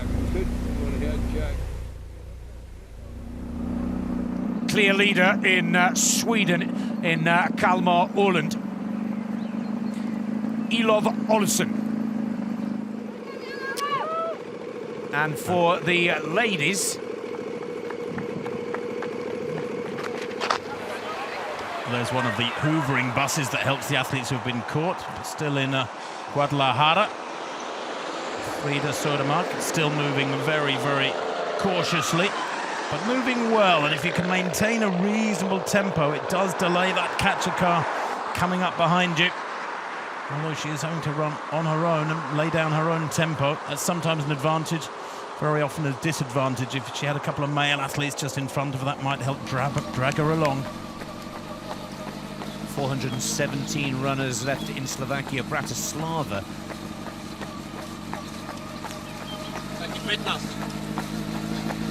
This is Radek Brunner.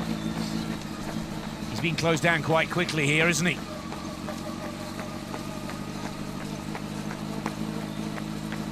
But Brunner still holds on. Well, I think you've got to remember that some of these leading runners in different venues, Nick, the catcher cars are actually a long way behind them. So whether or not there's a little bit of fluctuation amongst places between the lead runners doesn't matter so much, as long as that catcher car is still many kilometres behind them. And on board with the catcher car in Italy. And still these are the lead pack. And look, here's Calcaterra. Well, I had a slight worry, I have to admit to you, around about 10-15 minutes ago, that Calcaterra was letting Ozlovsky pull away, but he seems to have this clearly under control. And as we've heard from so many of the pros out there today, they start to find their rhythm and start to change up a gear after 2 hours of running. And we're just a couple of minutes away from that mark, Tim. No, exactly right. And I think if I was one of Calcaterra's principal rivals, I would have probably gauged my effort and judged it by shadowing him. You know, he will get it right. There's almost no doubt about that. 3 times a winner. He is the record holder, the global champion last year. Even if he has a bad day at the office, he'll still look very good. So Calcaterra, the man to watch for my money. 45 years old now, though. He's no spring chicken, but, you know, there is more and more evidence to suggest that if you can avoid injury, you can remain a world-class runner well into your mid and late 30s and even beyond 40. Now, in the women's competition in Milan, it's Cornelia Moser, not only leading in Italy, but she's actually leading the global race as well. She's out there all alone, but again, Tim, you know better than I, but Cornelia looks to be in a good rhythm, really in the zone and focused and quite comfortable.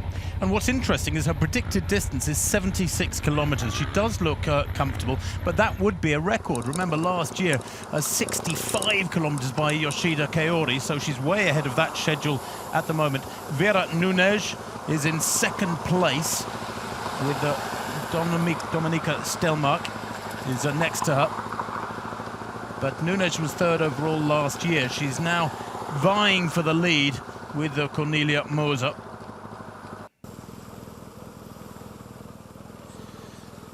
Well, one of the easily recognisable faces out in Vienna, Austria, of course, it's Ketama Linemark, and he is comfortably leading.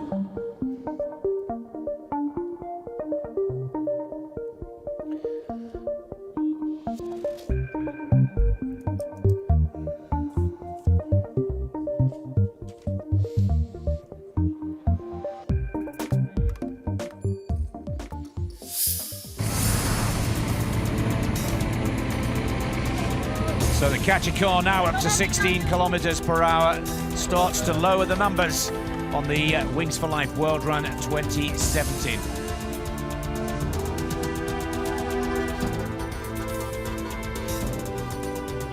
Adding to the drama or adding to the smiles, the goats joining in on the run in Germany, Munich.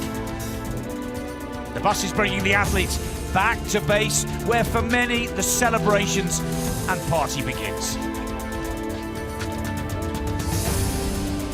But for many of the participants out there today, they'll be talking about the weather when their run is over. Hail, rain, thunder and lightning has made life tough for many of the racers.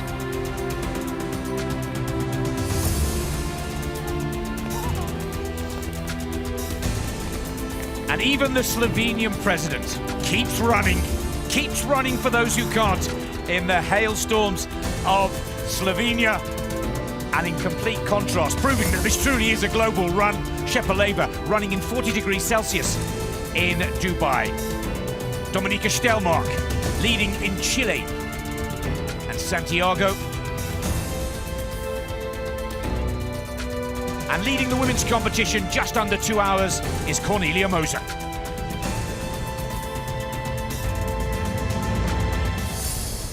And as predicted, the big names are all out in front in Milan in Italy. Can any of them stop the defending champion, 3 times winner, Calcaterra?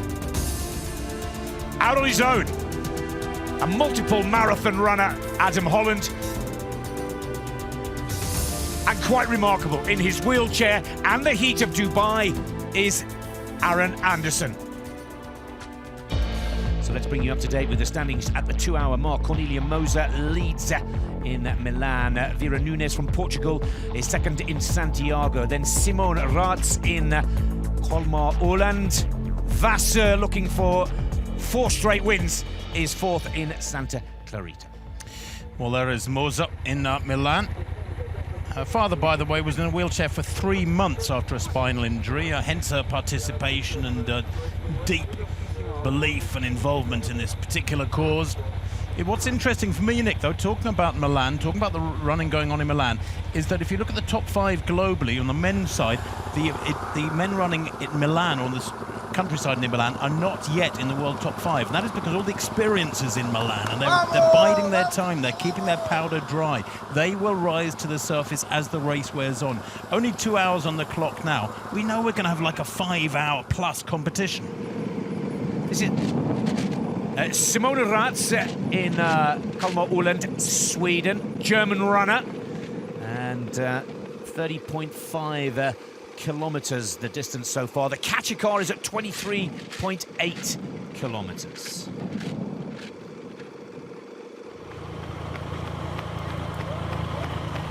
Betinha Pereira in 4th overall at the moment in Valencia, Spain, and moving really well, actually. Good steady rhythm, keeping abreast of her time, her personal time, and that's what you have to do in these events. It takes a lot of concentration and physical effort as well to stay on top of what would be, you hope, an optimum performance. It's looking warm in Valencia, it has to be said, however. Now, Aaron Anderson is not only leading in Dubai, where there are just 33 still out there in the heat of the United Arab Emirates, but Anderson so far is on track to go over 100 kilometers, which would be quite remarkable. How long can he keep going in this 40 degrees Celsius heat here? What a great shot of the camel watching on, but the man doing all the work is Aaron Anderson at 35.1 kilometers. Looking a little tired, Tim, is that fair to say? Well, he is, but I think he's maintaining, you know, this shot we're getting, the foreshortening effect is deceptive. I think he's still moving well. Very powerful pushes there from Aaron Anderson.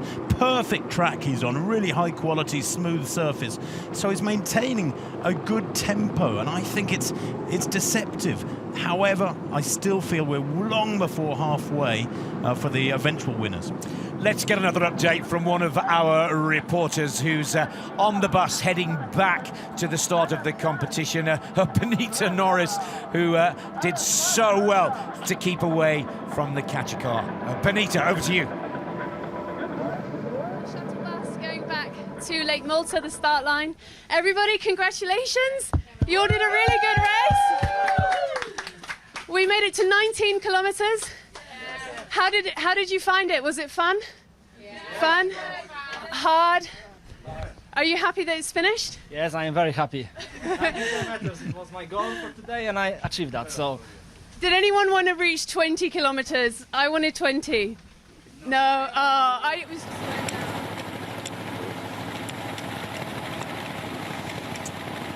Well, in Kolomna, just outside Moscow, 24.4 kilometers the catcher car is at now, way past, a couple of miles past the half marathon point, 15.1 miles. That's exactly 2 miles, about 3 kilometers past the half marathon point. 2 hours and 5 minutes on the clock for the participants. And it's good to run with company, you know, it takes your mind off the effort, the physical effort, Nick. You don't have to concentrate quite so hard. It really does ease things for you mentally and physically if you can be running with company. It's much, much harder to be running in isolation. 264 participants in Stavanger. The numbers are falling. And one might think that now is the time to be taking on liquids for all these participants, but of course they should have been doing it since the very early stages. They do say in distance running, if you're feeling thirsty during a long run, then you've left it a bit too late. You shouldn't feel thirsty. You should be able to keep sipping every 15, 20 minutes or so. Get a few sips of water or your whatever fluid you prefer into yourself, and it will prolong your effort. Stefan Rodon there, the leader of the Dutch race in Breda. Male leader, that is, of course. And there is Stefan taking in liquid, as Tim was just explaining to us, trying to keep the temperatures down. Looked like he was taking some gels on board as well there, making sure he got it into himself. Nothing wrong with stopping and walking for 20 seconds in the overall picture, the overall scheme. Gabriel Svider in Alicata Alley in Florida Sunrise. This is where they come out of the water and onto the highway, Tim. Yeah, there's a motivation for you to pick up the pace just a little. Yeah, don't take a dip just yet, Gabriel. He looks like he's running in a little bit of discomfort, though. Not great that he's on his own there. The accompanying cyclist, of course, will be probably chatting to him a little bit. But he's beginning to look a little bit uncomfortable. And 25 kilometres, well, that is no mean feat. You're talking about 15.5 miles. That's a long Sunday morning run for even good quality runners. Still a lot of people out there in Munich, Germany. 1,262. And this is the Kleiser leading the women's race here. And Daniela making sure that she takes in as much liquid as she possibly can. No worry for her to stop and restart as we go over to South America once again. Some great shots of the participants heading home on the bus.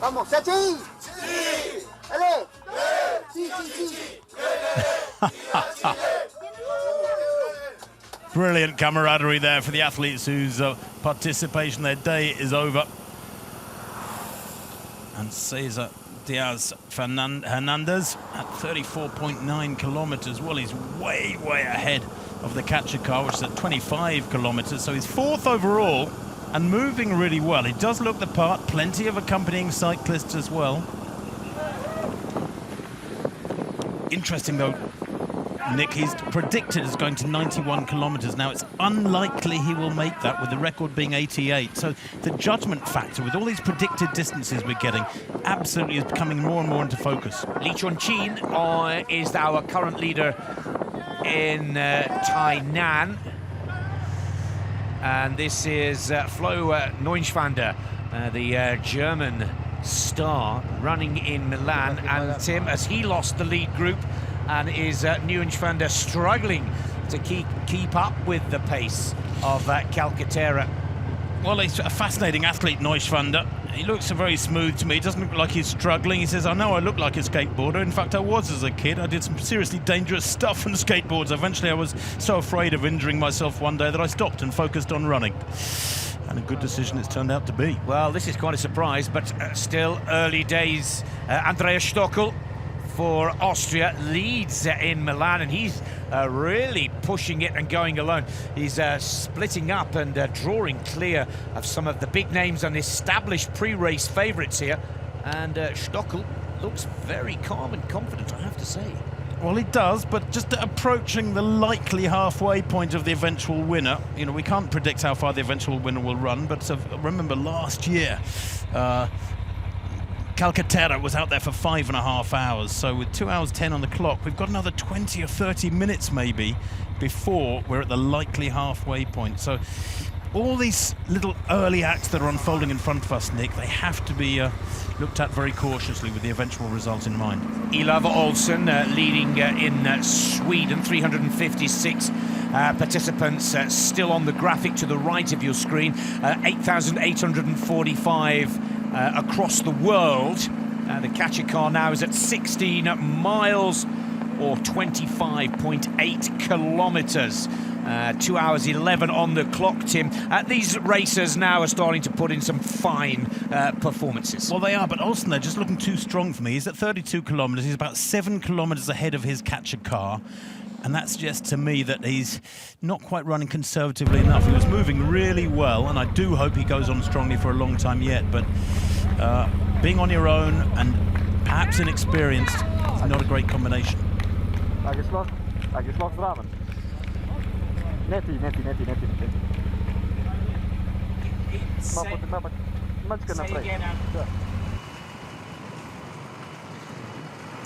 that was Eva Simon, and here is our leader in Breda, in the Netherlands.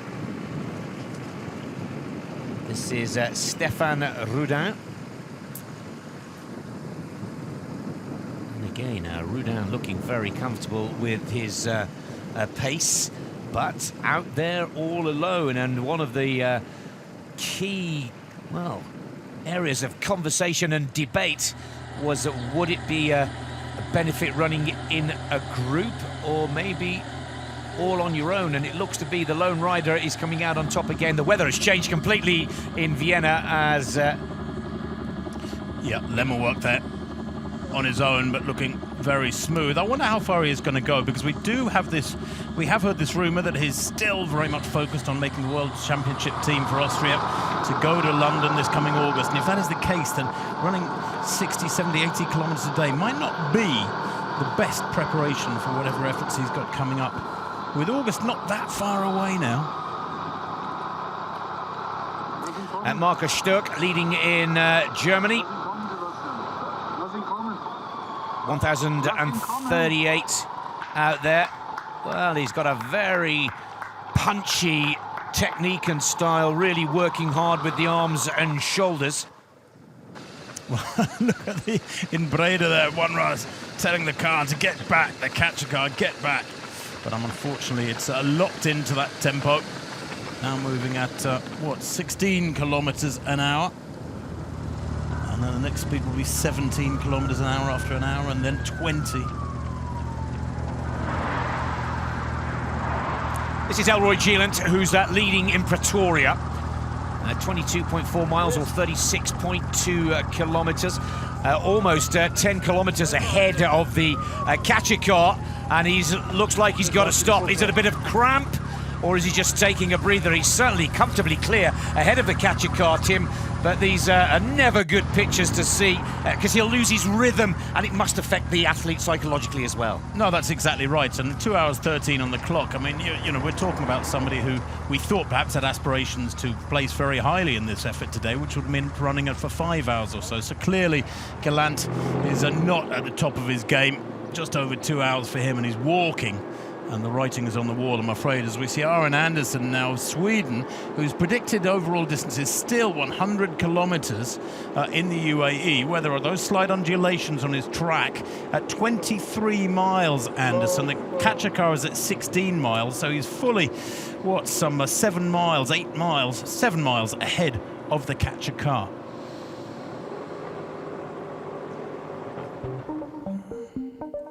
So these are the number of runners left in each of the countries across the globe. They're down to just 22 and 14 in the United Arab Emirates and Georgia. High numbers still in Europe, where the weather is more favourable. Lots of white dots and lots of app runners still out there. En 2003, James, el hijo de 2 veces campeón del mundo de motocross Heinz Gardner, tuvo un trágico accidente de moto. Gardner se reúne con el fundador de Red Bull, el señor Mateschitz. Ellos reúnen todos los científicos en el campo de lesiones medulares a ver cómo se puede buscar el tratamiento para este trauma. Hablando con todos los científicos, se dan cuenta que ese tipo de investigación está infrafinanciado. Deciden crear la Fundación Wings for Life, que a través de diferentes eventos del mundo está recaudando dinero para buscar este tipo, digamos, de tratamientos sobre lesiones medulares. Uno de estos eventos es Wings for Life World Run, donde se recaudan dinero para la investigación. La línea en nuestro laboratorio donde buscamos tratamiento de lesión medular está completamente financiada por la Fundación Wings for Life. Y tenemos suerte y honor que somos unos pocos laboratorios en España que han recibido esa financiación a través de los científicos que evalúan nuestro proyecto y han encontrado cosas interesantes que pueden contribuir y pueden llevar a cabo al posible tratamiento de este trauma.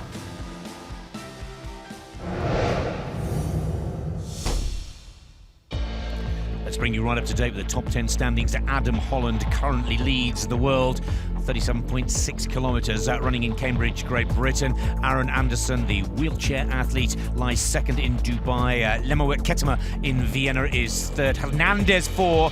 Gelant in South Africa is 5. Rudan, who's running in Breda in Holland, 6th. All the way down to Stauer in 10th position. And here is Holland in the United Kingdom. 408 participants still out there. And Holland, well, he's got a very, very good rhythm going. Early days, as we've been saying, to put it in perspective, Calcaterra was out there for 5.5 hours this time last year to break the record. And the man that's trying to track Holland down is David Coulthard, of course, in the catcher car in Cambridge. Well done, guys. Well done. Congratulations. Good effort. Well done, guys. DC, what do you make of this? It's like human spirit at its best, isn't it? It is. The looks on the faces of joy and happiness and a shared spirit of running together. Congratulations. Well, I've not seen one miserable person yet. So it really is. It's because they're all delighted to see you because you've ended their marathon running. It's inspirational. So congratulations. Well done. It is incredible, isn't it? And as you say, everybody's smiling. Nobody's not enjoying it. It's just a brilliant thing to see. It is. It truly is a joy. Great effort. Well done. Gareth. Wonderful. Well done. And it's pretty evenly matched, isn't it? Ladies and men. They're all sort of spreading their running love. Well done. Well, I know for a fact that as things stand, well done, mate, that the United Kingdom is well in the mix for winning this year's event. Yeah. Well done. Well, that would be fantastic. And to do that, then that needs to be another 15 or 16 or so K over what we did last year. But I think the conditions last year were unusually warm, so we're probably in good conditions. Well done. It's going to be interesting to see what happens. Stay tuned to the catcher car. Höni, hast du alles im Griff? Hä? Höni? Mhm. Nein, nicht pennen. Hey, geht's noch? Nicht Oh, bravo! Super! Ja. Super gewesen! Ja, super gewesen! Wo ist mein Steuerrad? Da! Ah, da! Ja, aha, shit. Oh. Ich bestelle mal 2 Pizzas. Was bist 2 Pizzas. Ja, ich nehme auch 2. Oh, zusammen. Two of Switzerland's funniest men in the catcher car there. Let's get back to business. This is Hernandez in Santiago. Cesar Diaz Hernandez is currently lying 5th in the global standings right now with 6,549 still out there across the globe. He's got some pretty impressive form, Tim. You may remember him running exceptionally well up against Limawork Ketema in 2014. Yes, but isn't it interesting, Nick, just looking at our data, now reality is beginning to kick in. Nobody in the world top 5 has a predicted finishing distance of 100 kilometres or more. Aaron Anderson is still on top, but 99.7 kilometres is his predicted distance. That will continue, that will come down, I think. Pereira here, the leading woman in Valencia, and she is 4th overall with a predicted distance of 61 kilometres. Moser in Italy, remarkably predicted as running 75 kilometres. Surely it's the wheels have got to come off, so to speak, with the record distance being 65 kilometres by Kaori of Japan last year. Now, Sunrise, Florida, USA is our next stop. There are just 106 left. Gabriel Spider in the dark red. Oh, look at him. And Callum Neff is a former winner. He won here in 2014. And it looks like Callum Neff is is in a little bit of trouble. We spotted that on our last visit to Sunrise that Callum Neff was just showing a little bit of grimace and not as smooth or as slick a rhythm to his cadence. And I think Neff now says goodbye to his lead as the runners in Poznan begin their celebrations, brought back to the start by the buses, with 553 participants still in action in Poland. Yeah, those space blankets very much needed when they're running in very wet clothing, many of them. As Tainan in Taiwan has 111 athletes left, numbers coming down rapidly, just 6,100 globally left in today's contest. Let's take a look at the best of the social media contributions to this Wings for Life World Run.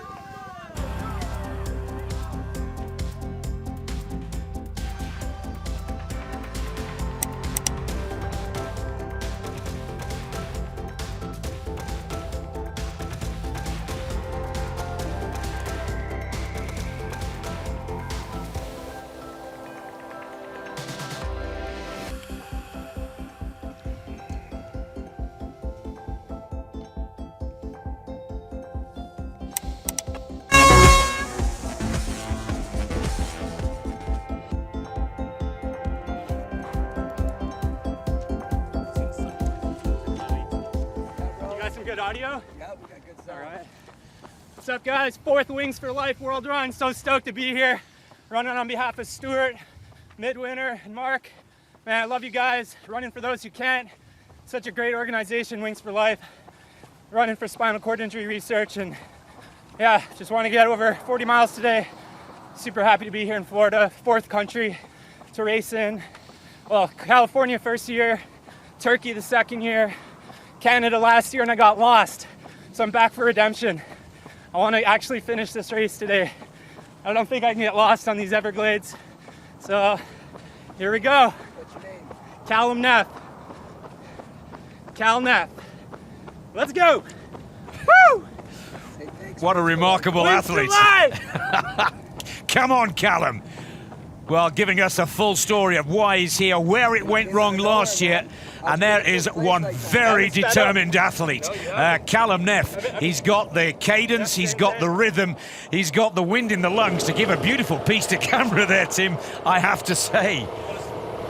Well, it's amazing how buoyant he is there, isn't it? There's Moser still moving very well. Is that Moser? In fact, Pereira, I think that is in Valencia. Still moving well, but Callum Neff full of beans with 2 hours 23 on the clock. The catcher car at 18 miles, and Neff, I think, said he was aiming for 40 miles, so catcher car's got a bit of work to do just yet. 189 runners still out there in Valencia. These are one or two of the tricky climbs. Catcher car now is just below 30 kilometers. Croatia, next port of call. Is that Croatia? Yes. A little bit of camaraderie going out there on the roads. Of course, the athletes can help each other. They can gang up against the catcher car, in effect. Good to see that teamwork unfolding. Critical to take liquids and additional glucose on board if you can when you've been running for as long as this. Almost 2.5 hours in their legs. And you can see the gentleman nearest us with that red stain on his vest. That, of course, is just a little bit of over-abrasion on the chest area. Very common for inexperienced distance runners. I'm a little surprised to see it in an event like this from an athlete who's been out there for so long. Well, I can report, Tim, that our first female winner has been caught in Georgia, Nino Mikadez. We'll try and get pictures as soon as we can from Georgia, but the first national winner has been recorded in Kakheti. This is the pictures from Munich and Germany. 689 runners and participants still out there in Munich. Well, we questioned whether this gentleman was in a little bit of trouble with his technique, but still looking very strong. The story here, Tim, in Italy is one that we're looking for Calcaterra, but this is the man who came second in the competition last year from Poland on the right of your screens. Yes, on the left is Andreas Stockel, and the gentleman there on the right, I think, is just checking Olszewski, who we knew would be competing here against Calcaterra. Now, Calcaterra, in the background there, I think is about 100 metres down. Be very interesting to see if he can close that gap on Olszewski, although he's got a couple of hours, maybe 3 hours, in which to do it. So, overall judgment is what it's all about. It's not who gets the halfway point in the lead. Remember that.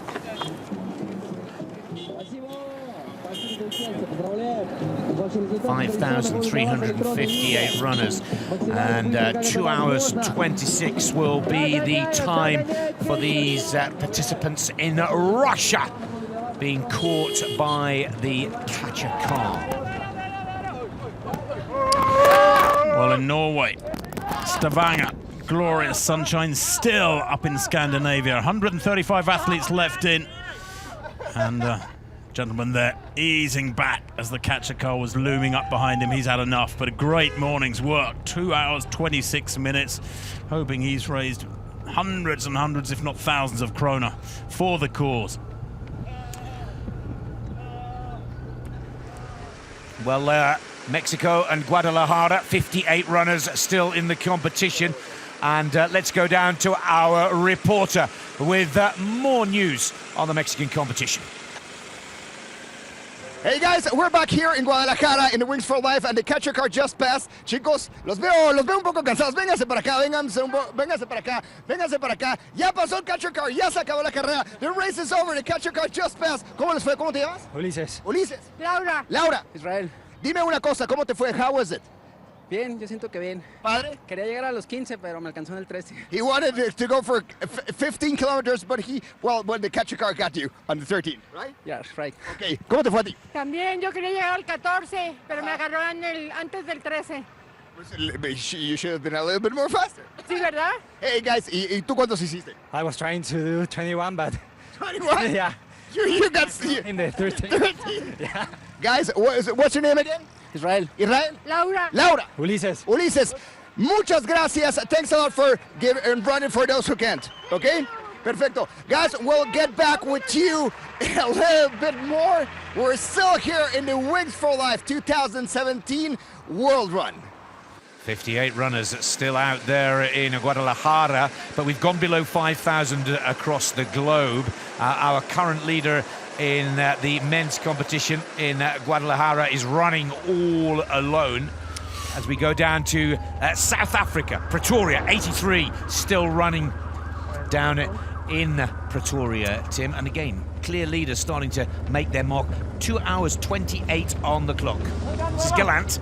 Well, I don't think that's Gallant, is it? Gallant, we saw earlier on step off the road, I'm sure, about 20 minutes ago. The catcher car at 30 kilometres, 19 miles. Well, the leading runners, if they were on last year's schedule, would have passed through 30 kilometres in 1 hour 52, so they are still well over half an hour ahead of the catcher car. Gentlemen, they're in bare feet, can you believe, in Kolomna, just outside Moscow. What a great effort from him. Boy, oh boy. Hard man. Always reminds me of Zola Budd when I see barefoot athletes. It's funny, isn't it, how those memories stick in your mind. A South African phenomenal running youngster back in the 1980s. Now, this is the one that we're watching carefully, Tim. We've quickly gone to Melbourne after a quick shot of Bartosz still leading in Italy. This is the night race in Australia. Well, at least the rain has eased off and the road's drying out pretty quickly. Santos is leading down under 130 participants still out there. We're about to go under 4,500 across the globe. Santos has been on his own for quite a while now.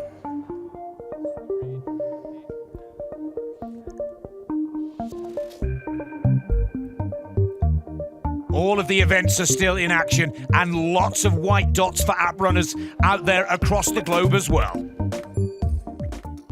My senior year in high school, I was involved in a head-on vehicle collision caused by a drunk driver. I was pronounced dead on scene, and I was the only survivor. Now I roll on some 25-inch rims. My name's Tiffany Adams, and I work as a coach and a motivational speaker. Often, that's when we grow our most, is when we experience something that is looked upon as a tragedy. And in my personal experience, I chose to triumph over tragedy and a complete transformation into something beautiful.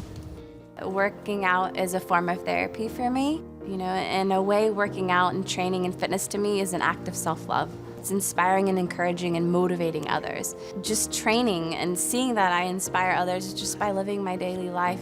People are inspired, but in my mind, I'm just living, you know, I'm just living my life.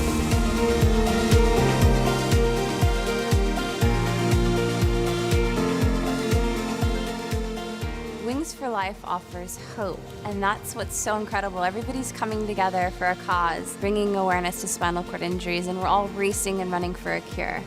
I'm Tiffany Adams, and I race for those who can't.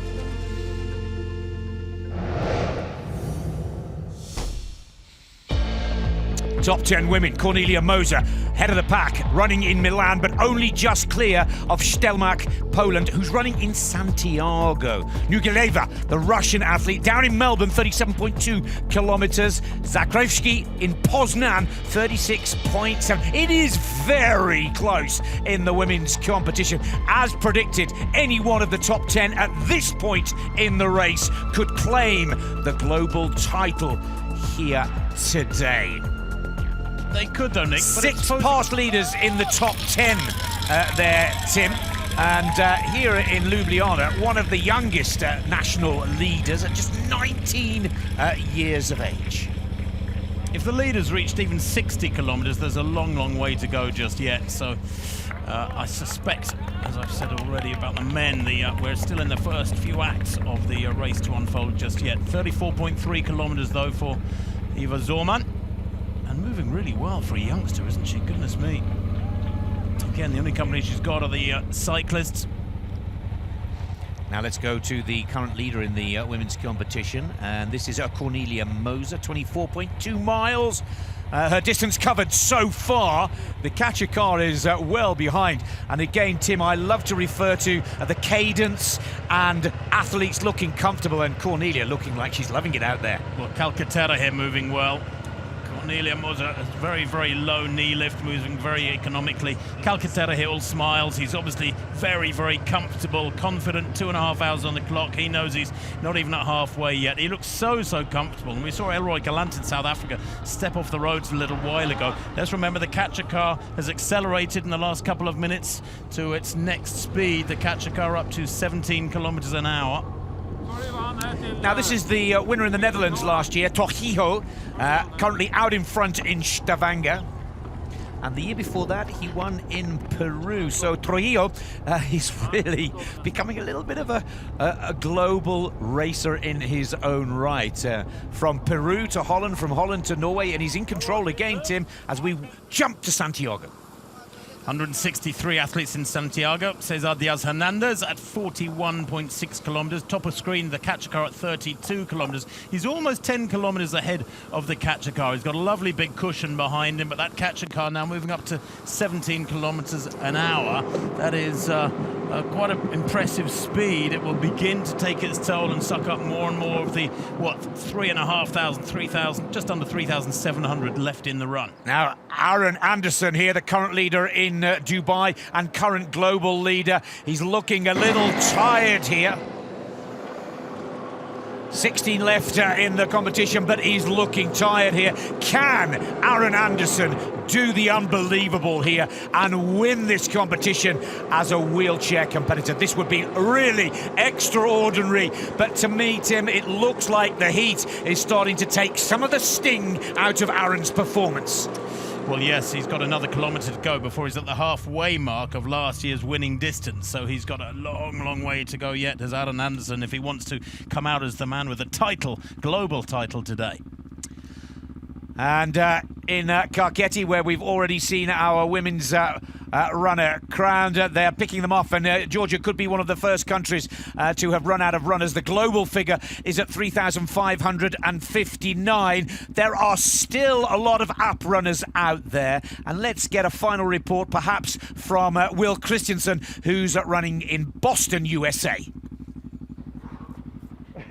Well, back in Boston, and Tim Johnson is now the only guy still running. I'm out, but I'm catching up with him now as he's still going.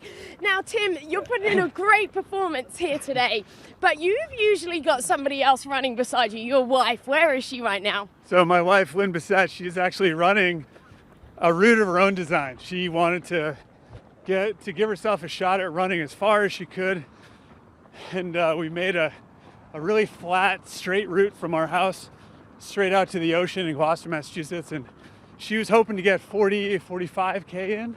And you know, over the last couple of years, I've definitely learned my lesson as far as how long I can keep up with my wife. She was a runner originally, and as a cyclist, I have no stride whatsoever. I have plenty of lungs, I have plenty of heart, but physically running is just so hard for me. So watching her take off, she almost broke my legs in half in Niagara Falls a couple years ago when she went on to win that country's race. And I finished third for the men, but I had to run backwards for the last couple K because my legs were cramping so bad. And your wife, how did she finish? So she won that day. She did 48K, and the prize, which is really cool, is you get to pick wherever you want to go in the world.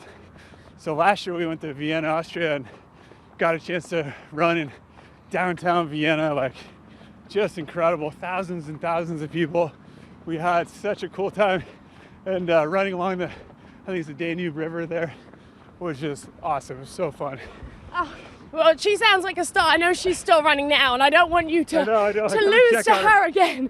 So I'll let you carry on and see if you can get a few extra strides in. Thanks, awesome. Tim. Thank you. Well, doing a great job over there, and it's nice to see one app runner is still in Boston. It started around 40,000 app runners, and I think there's around 100 left. And what is it now? Just over 3,000 in the whole world. Colin, can you explain the app runners? Because it was amazing how many people took on the challenge themselves, not at the locations. How does it work as in the world rankings? Because we're looking at kind of the Wings for Life global run, world run in a global kind of world ranking way, and then in an app way.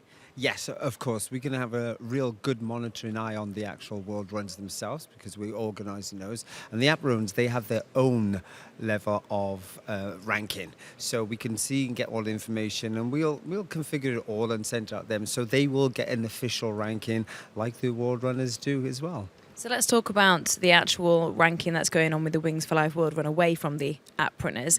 Who are you keeping an eye on at the moment? Any surprises? Well, we're scanning down now. You think they're just reaching the marathon mark now, the men. So they're going through that. And from the United Kingdom, Adam Holland is doing a very good job because he's quite isolated. He's running on his own. So with the real focus was on Italy and Melbourne, and we're looking out perhaps at Chile, United Kingdom looking very strong. And on a global level, Adam's ranked number 2 right now. So watch this space. And actually, what did you think about the goats that were taking part in Munich? Did we rank them too? No, because they didn't have any numbers on, so they'll be disqualified straight away. All right, thank you. Well done to all the app runners out there. Thanks, Colin. And these are some of the best pictures from those app runners across the globe.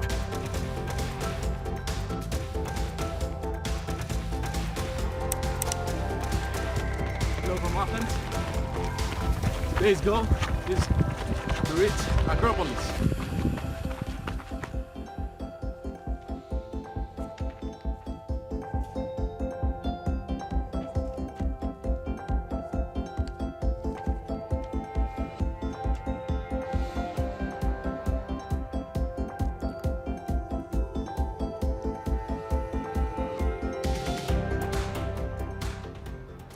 Adam Holland in the United Kingdom leads in Cambridge, where there are 158 participants still out there, still ahead of the catcher car. Catcher car is now at 17 kilometres per hour, or in the United Kingdom, 10.56 mph, but we're below 3,000, 2,849, as these are the pictures at marathon distance in Munich, Germany, Tim. Yeah, and isn't Marcus Stur moving well? He's got a really weird, bouncy, overstriding style of running. I mean, I know he's on a little downhill section here, but he really overstrides. It's not economical. That means his center of gravity is bouncing up and down. If you can imagine the center of gravity of any runner, wherever they are, that center of gravity is a dot, should be moving in a straight line and a horizontal line. But if it's bouncing up and down and waving, that's wasted energy enormously. Bianca Maher is the leader in Munich, Germany. This is the leader in Melbourne, Australia. This is where they are literally running down one of their main freeways.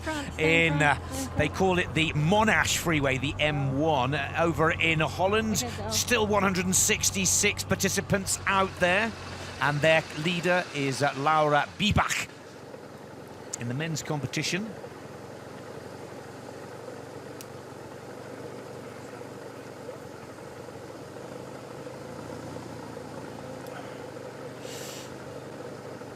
Stefan Odor on his own, he is slowing. I was actually quite perturbed to see the British athlete moving very, very slowly a couple of minutes ago.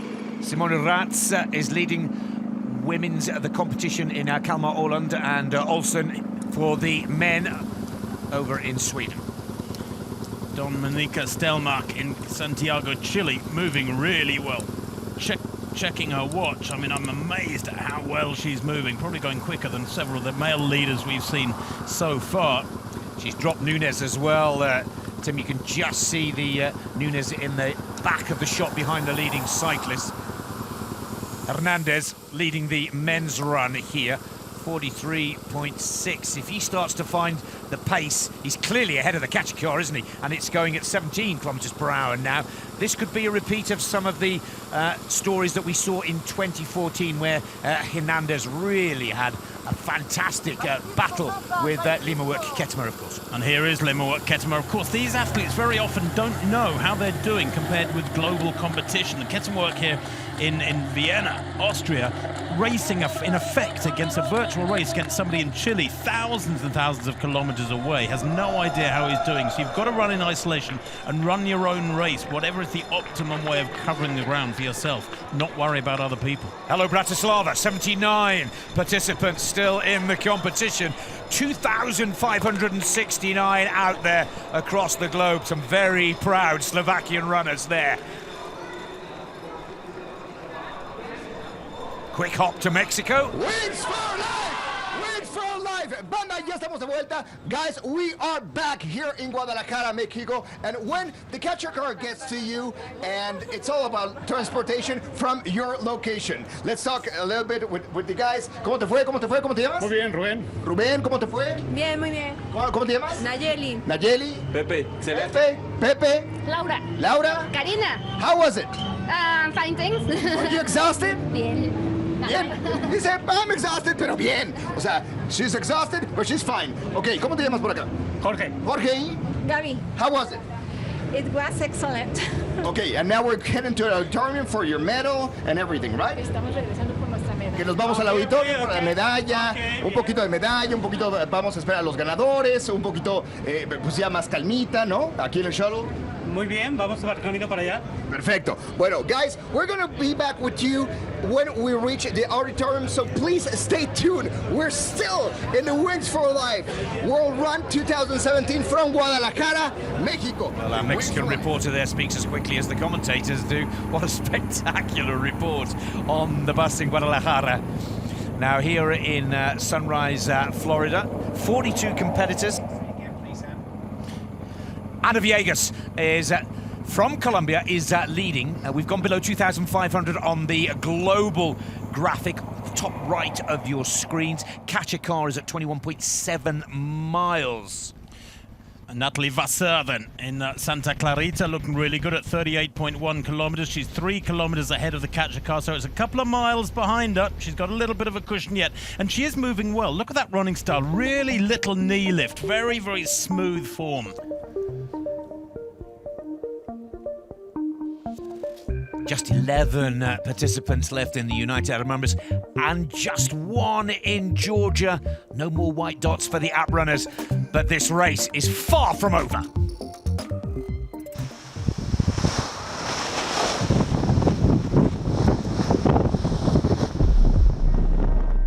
Name ist Philipp Wotli. Ich bin 38 und bin selbstständiger Filmemacher. Vor 14 Jahren hatte ich meinen Unfall, im 2003. Das war mein 8. Höhenflug in der Show. Es war eigentlich alles gut, perfekte Bedingungen, keine Luft, nichts, staubblauer Himmel. Der Lehrer hat gesagt, so, mach mal Wingovers. Und ich war dann höher als der Schirm, sprich so, und habe dann nicht richtig gegengebremst. Und dementsprechend hat es mir eine Seite vom Schirm eingeklappt. Durch das hat es mir die Strömung abgerissen vom Schirm. Da bin ich eigentlich von 350 Metern abgestürzt. Es hat mir 2 Wirbel total zerstört. Die hat so zusammengedrückt. Und sie haben meine Wirbelsäule rekonstruiert aus einem Rippe, das sie mir rausgenommen haben. Und dementsprechend ist es noch schön, ich habe eigentlich keinen externen Fremdkörper bei mir verbaut. Etwa vor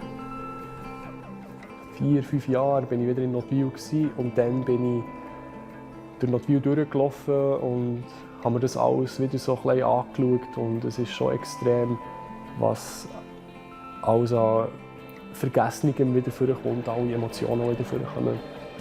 Mir erinnert sich auf das Mal an Geschmack, mir erinnert sich an Sachen, die man total eigentlich verdrängt oder vergisst.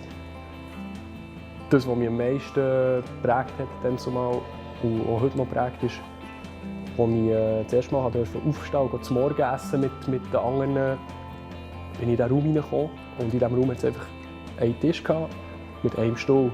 Und es war wie klar, der Stuhl ist für mich, weil alle anderen mit dem Rollstuhl sind. Und nach 3 Tagen hat dann jeder rundherum erzählen, was ihm passiert ist. Und das sind Bagatellen. Ausgerutscht beim Duschen, die Stegen abgefallen. Und als sie mich dann gefragt haben, was mir passiert ist, und ich habe ihnen gesagt, dass ich von 350 Metern abgestürzt und laufen kann, hat mir das ein extremes Schuldgefühl gegeben. Warum habe ich so Glück und die nicht? Und das ist so, ja, das ist der Punkt, wo mit dem kämpfe ich eigentlich heute noch. Dann sage ich mir eigentlich immer, hey, ich habe extrem Schwenk. Ich kann laufen, mir geht es gut.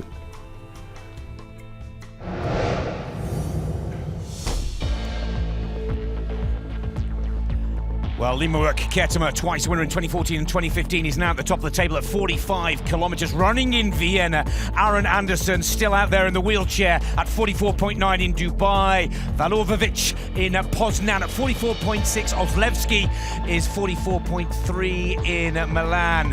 But remember, the record is almost double this figure set by Calcaterra in 2016. Still a long way to go.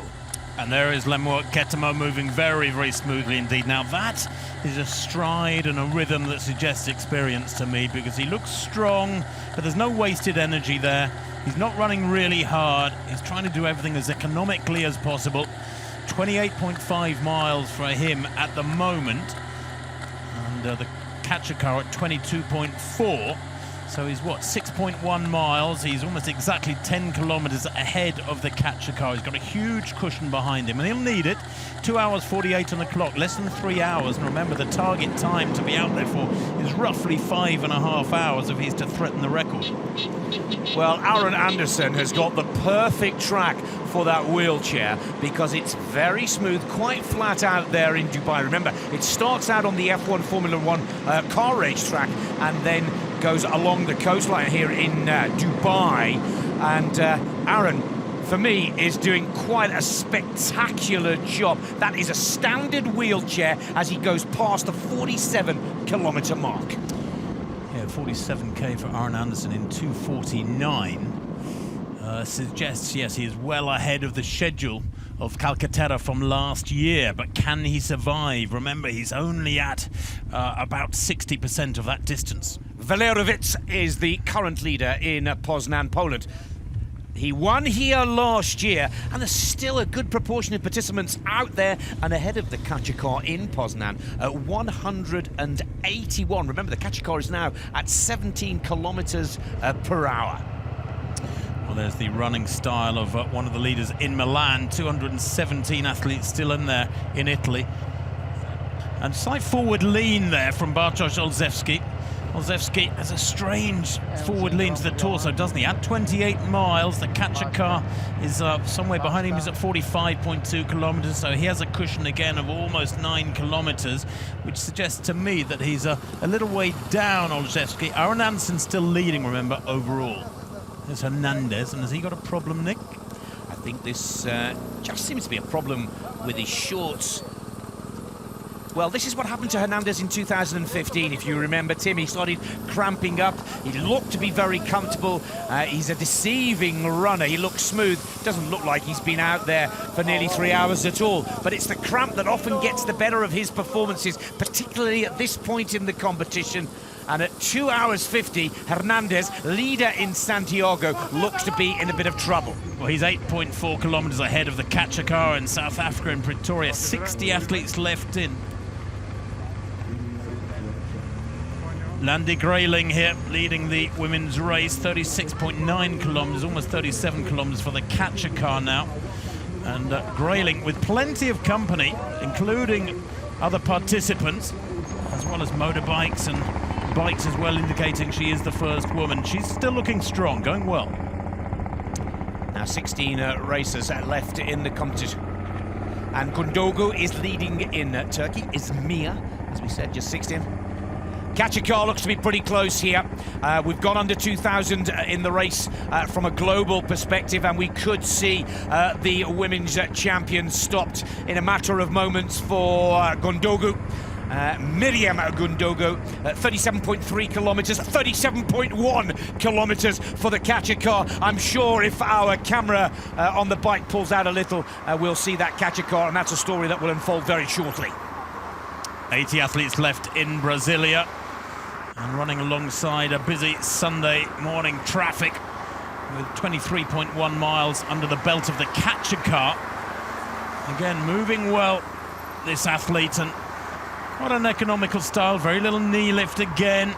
Quite a big fella for an ultra-distance runner. Remember, extra bulk has still got to be lugged every stride of the way. And he's chasing this camera bike.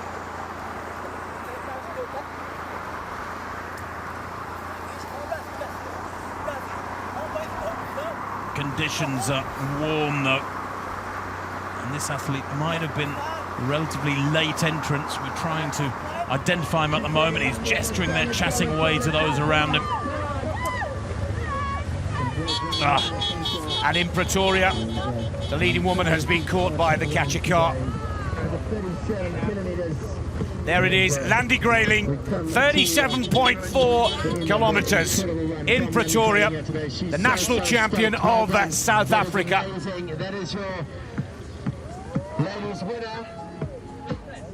Well, not quite the record of a 55.21, but a good performance from Sandy. 59 men still out there running. She's a happy lady.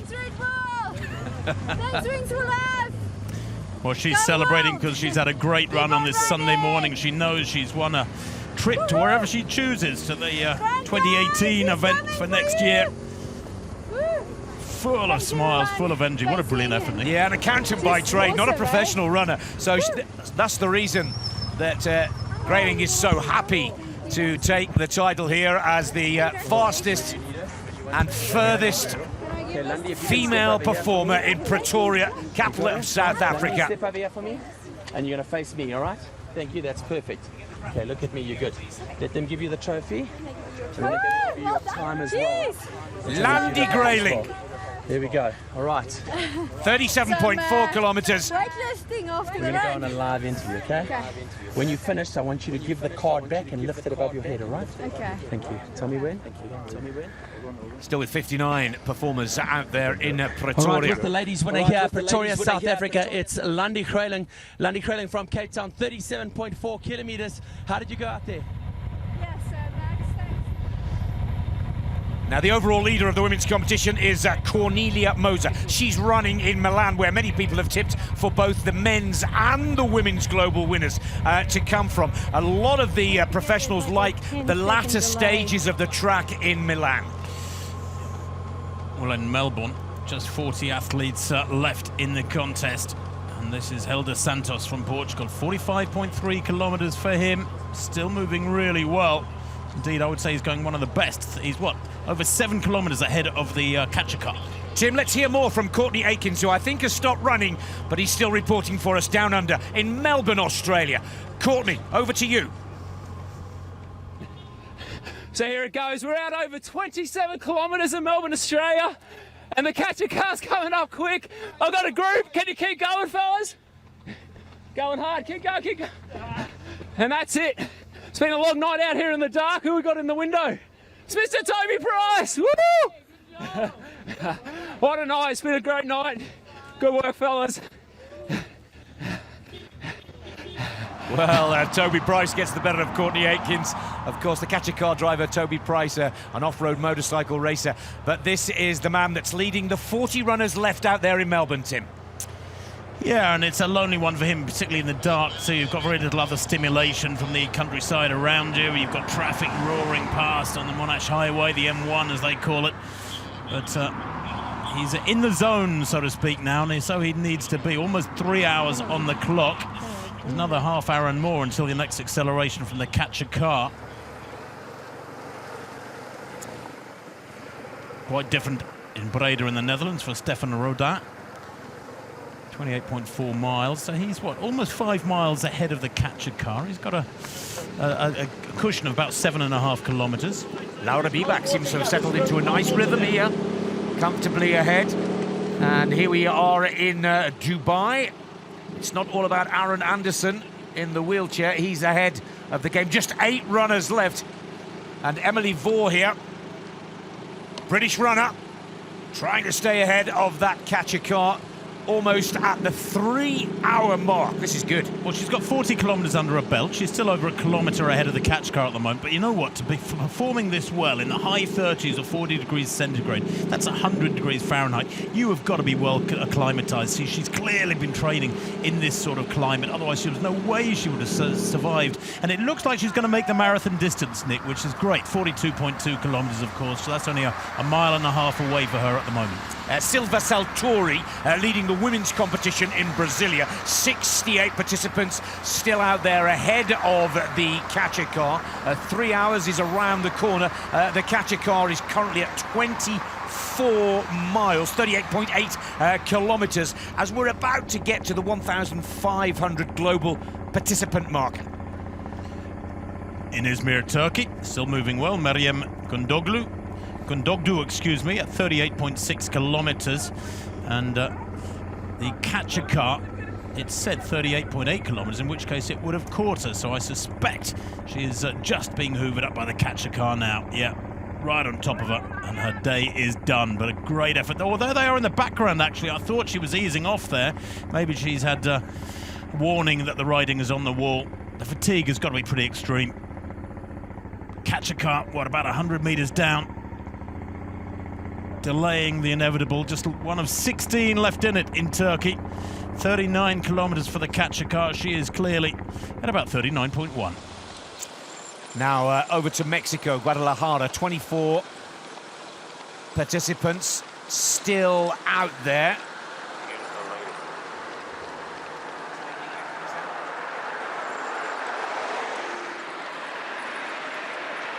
This is Frida Sudermark, Swedish racer, now to Sunrise, Florida.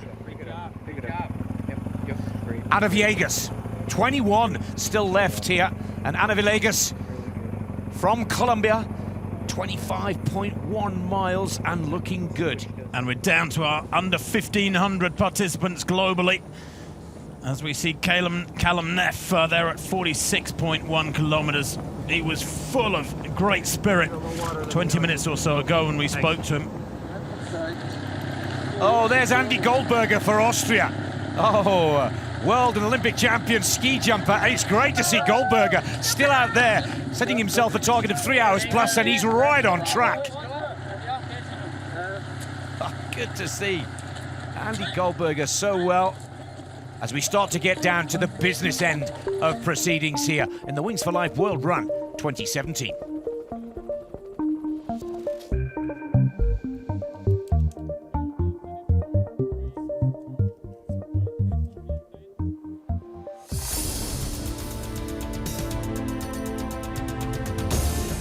The catcher car now up to 17 kilometers per hour. Some spectacular and emotional scenes as the catcher car stops so many of the runners.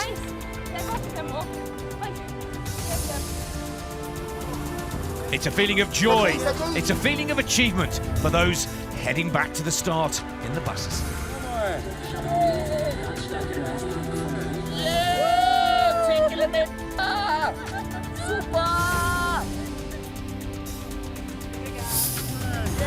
Medals, personal bests, and smiles, all running for those who can't.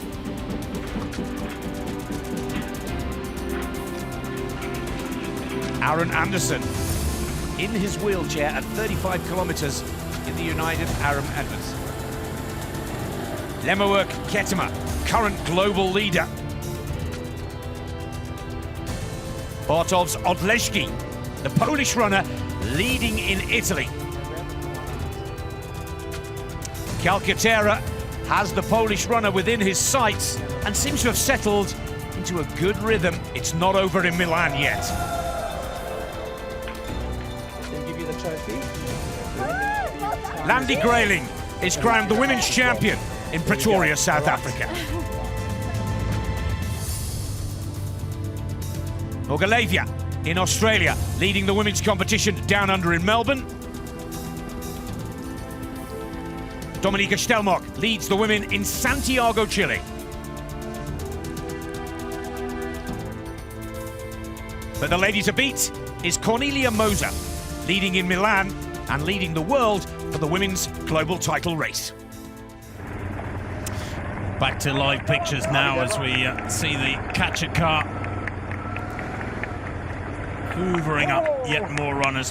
24.8 miles for the catch car, exactly 40 kilometers, 2 kilometers away from the full marathon distance in Izmir, Turkey. Meryem Kundogdu is confirmed as the champion. 39.4 kilometers for her. Brilliant effort.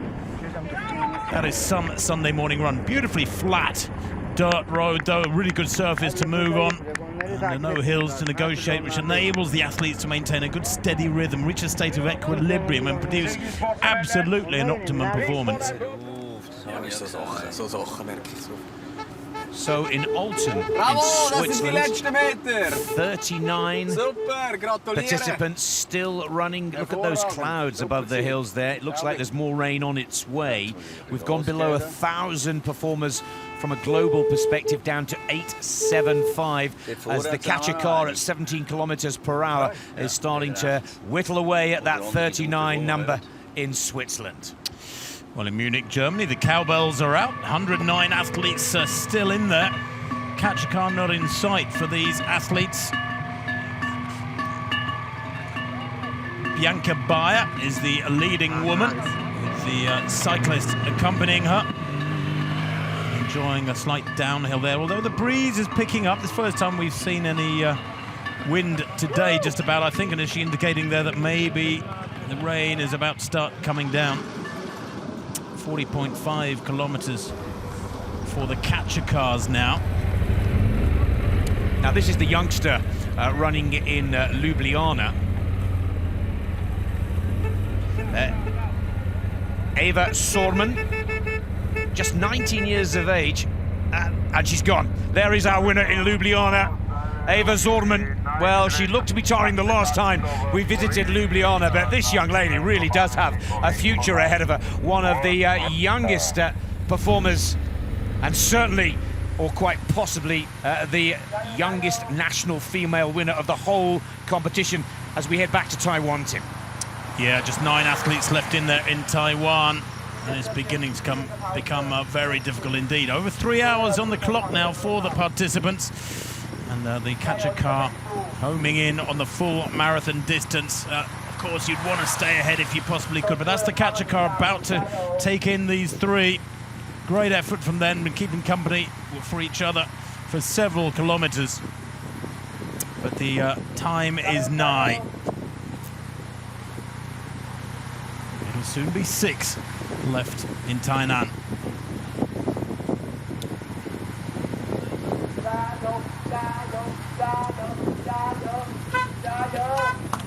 And we have no confirmation that that's definitely the leading woman. We think it probably is, if there's only 6 left in now with those 3 gone. It would be extraordinary if she finished in the top 10 and there was another woman ahead of her.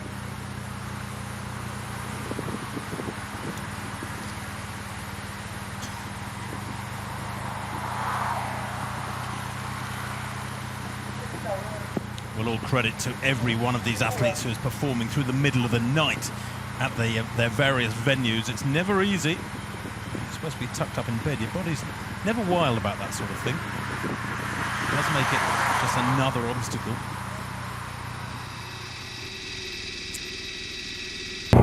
And here we are in Ana Viegas leading the women's race in Sunrise, Florida, USA. Just 9 left in the race here. Here's an aerial view of the catcher cars that's whittling away. We've gone below 800 in the global race. Catcher car has now covered 41.2 kilometers, and our runners ahead of the catcher car have been out there for over 3 hours now. And are we about to see Anna caught by the car and crowned the female champion of Florida?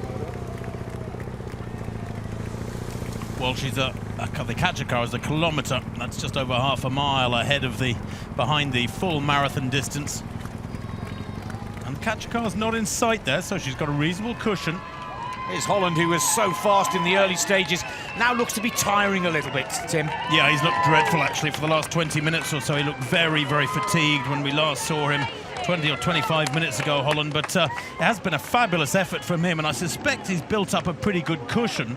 3 hours and 7 minutes on the clock there, but Holland thought, I can do that when he saw this event. He smashed a record by completing his 100th marathon last year. Let's go over to the United Arab Emirates in Dubai, and this is Aaron Anderson, and he's keeping this rhythm going. And this would be really something spectacular, because the wheelchair athletes and the able-bodied athletes are all in the same mix here, and Aaron Anderson could do what nobody ever thought would happen, and that is win the whole competition if he can keep this going. Currently the global leader, and with a guesstimation of 94.63. Maybe this man can stop him. Tim, there was a little question mark over what Limawet Ketema was out here to achieve, still trying to book himself a spot at the World Championships in London, but right now, if he keeps this going, he could take his 3rd global title. Well, he's at 51 kilometres. I mean, he's got a big cushion. Look, 41 kilometres. He's almost 10 kilometres ahead of the catcher car Lemmerwork.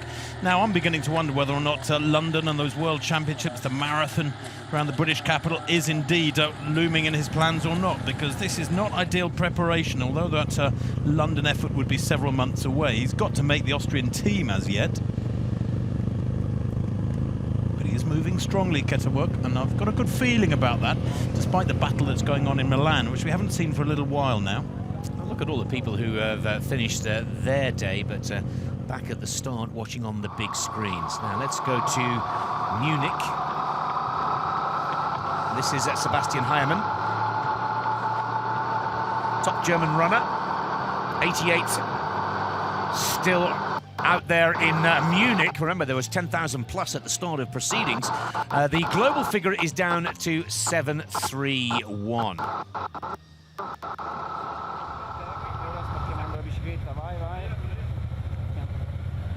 Well, it has come rocketing down to just a few hundred participants, hasn't it? So all credit to everybody we're seeing now who's still out there. 42 kilometres, just about the marathon distance now for the catcher car. And here's Olszewski ploughing along really strongly. I mean, he looks supreme. Wearing those pressure socks on his calves at 31.5 miles, Nick. He's already gone, almost 10 kilometres past the marathon distance. And for those of you that were with us last year, this is exactly what he did in Canada last year. Out on his own, out of Niagara Falls, and looked very, very strong indeed. And for me, Bartosz Olszewski from Poland, running in Milan, is really putting the heat on the defending champion, Calcaterra. Now let's take a look at the best of the snaps and action from our social media contributions.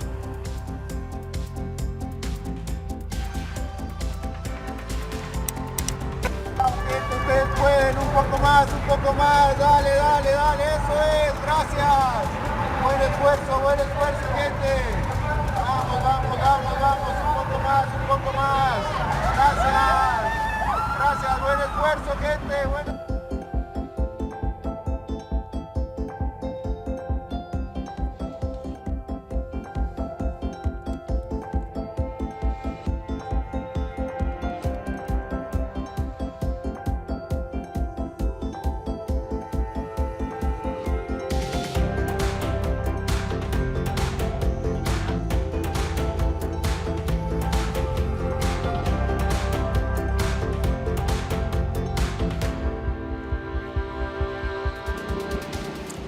Emily Varr has been caught by the catcher car in the United Arab Emirates.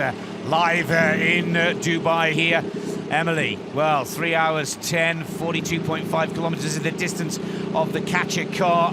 This is a fine performance, Tim, considering this lady has been running in 40 degrees Celsius. Yep, and look at that, 43 kilometres. She's just got past the marathon distance, and it's a new UAE women's record for the Wings for Life World Run. So fabulous effort from her, never done before. And let's not forget the sweltering heat she's been operating in, around 37, 38 degrees, we think now, 38 degrees centigrade.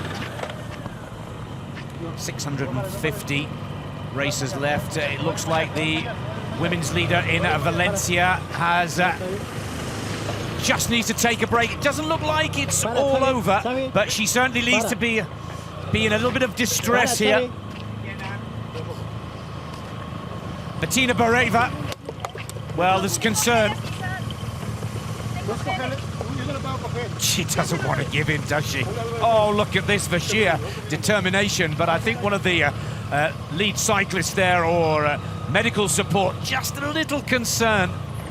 Well, she was almost staggering there, Nick. She's clearly very, very fatigued, taking in plenty of liquid. I think about to be offered some more as well. Let's hope she can battle on. Maiblit Dolgard in Tainan, in Taiwan.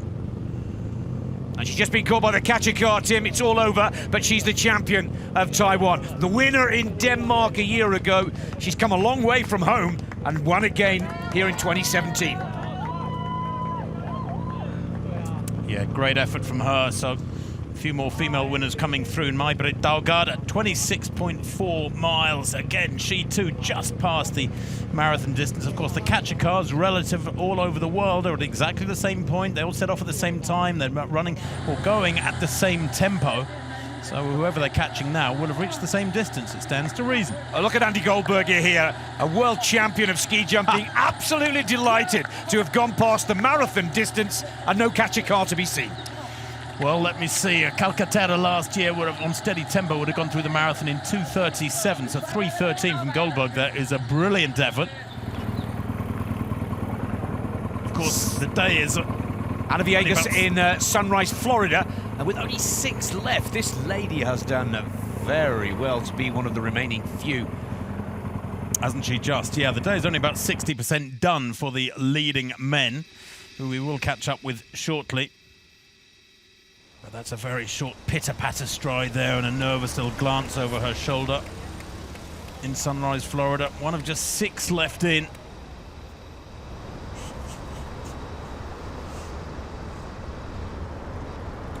But put it off for as long as you can. The catcher car will accelerate in 15 minutes' time.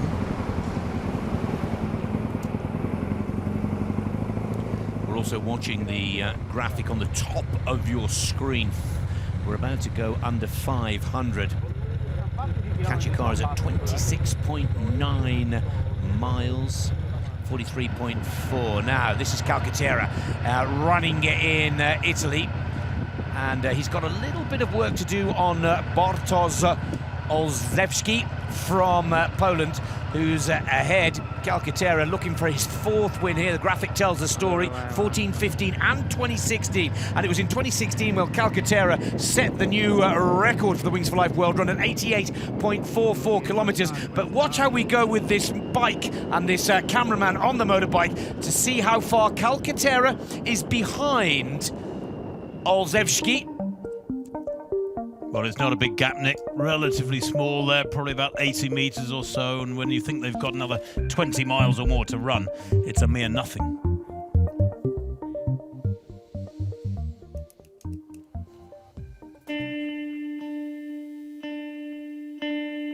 Jaz se v bistvu svoje nesreče ne spomnim. Po pripovedovanjih sem pa zvedela, v bistvu sama sem bila v avtomobilu, ni bilo soudeležencev, z mano je bil samo moj kuža-lego. In menda ga je takrat med samim prevračanjem avtomobila vrglo iz avta. Tekel je k prvi hiši in v bistvu z lajanjem opozoril ljudi na to, da se je nekaj zgodilo, da so sploh opazili ta prevrnjen avto, ker sem bila pravzaprav v taki globeli, da vprašanje, kdaj bi me videli.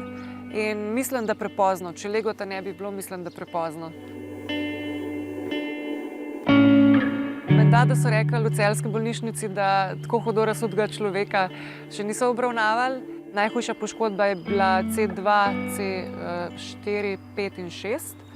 Na 6 je tudi pretrgana hrbtenjača, no pa tretji je prsno vretence, kar pomeni, da v bistvu sem, pravijo v hecu, dober tetraplegik.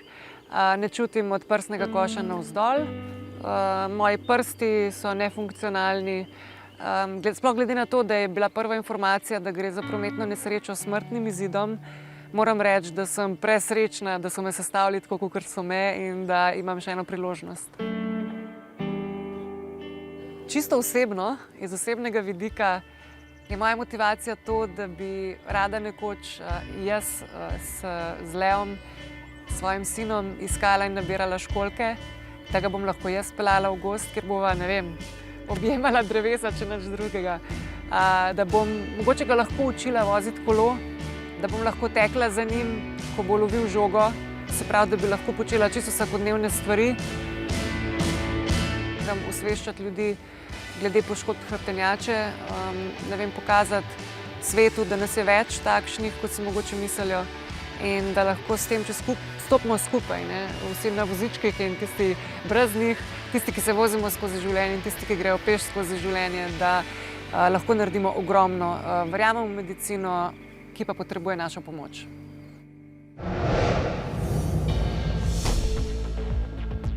Top 10 women, Dominika Stelmark now takes the lead, running in Santiago.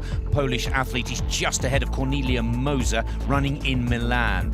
Nurgileva is running in Melbourne, third, the Russian athlete. Sustic, Croatia, running in Cambridge, 46.6. But look how many of those athletes are on 46 kilometres.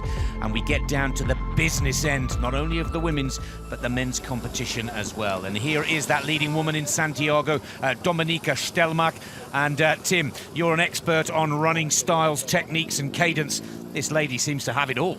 Well, she does, but it's becoming just a little bit ragged. You know, the shoulders are rolling a little bit more. I hesitate to be critical because I'm 31 miles under the clock, under her belt. She's entitled to start looking a little bit ropey, but she's still moving really well. There's still good stride length there, and a real contrast to Cornelia Moser's form here in Milan, Italy. She too has had a great day, 50 kilometers and more done. But look at her style. She just drags the legs through. She's a floater almost, as we would say. She really does skim the ground with her feet. There's hardly any back lift of the heels, no wasted energy at all.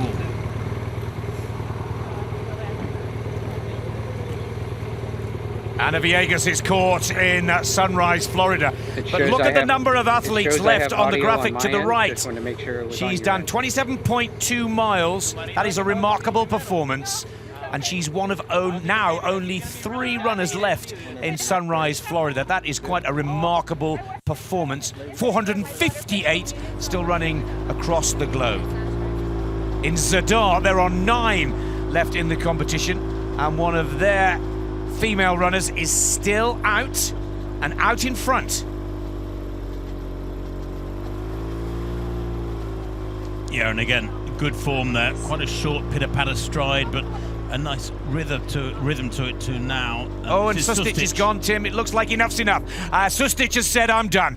Kachikar is still a little bit away, but she's had enough. And 44.7 kilometres. You don't see that too often, the athlete stopping with the catcher car coming up behind, but I think the level of fatigue is very hard to understand if you've never been there. And Sustic there. And it's all over in Brasilia in the women's competition. This is Silva Saltori, Letizia Saltori. Great performance. Again, only 9 left. And now just 8 men left to run in Brasilia. Letitia's absolutely delighted. What a great performance to take the Brazilian national title.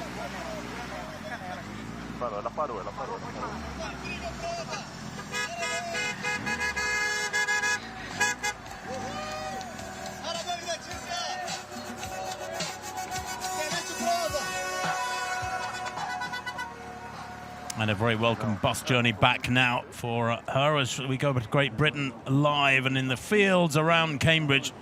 and still looking strong is Adam Holland. 51 kilometres under his belt. Holland not in the top 5 now. He was for a long time in the top 2 or 3. Well, he's keeping going. He's still ahead of the catcher car. Adam Holland is in the lead. And let's go down to Cambridge and hear from Mike Chen and David Coulthard once again.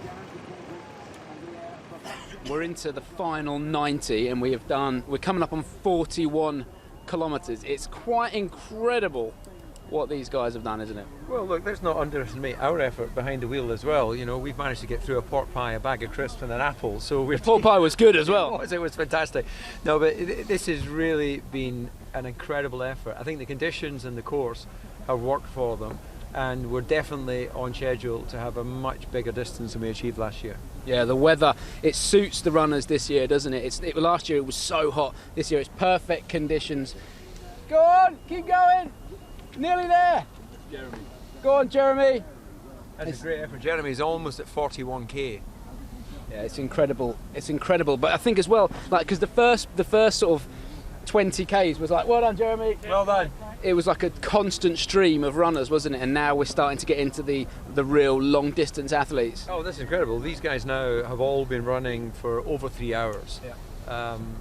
That's an amazing effort, and the smile on the faces even at the end of that is, look at that, we've got a thumbs up. Great job.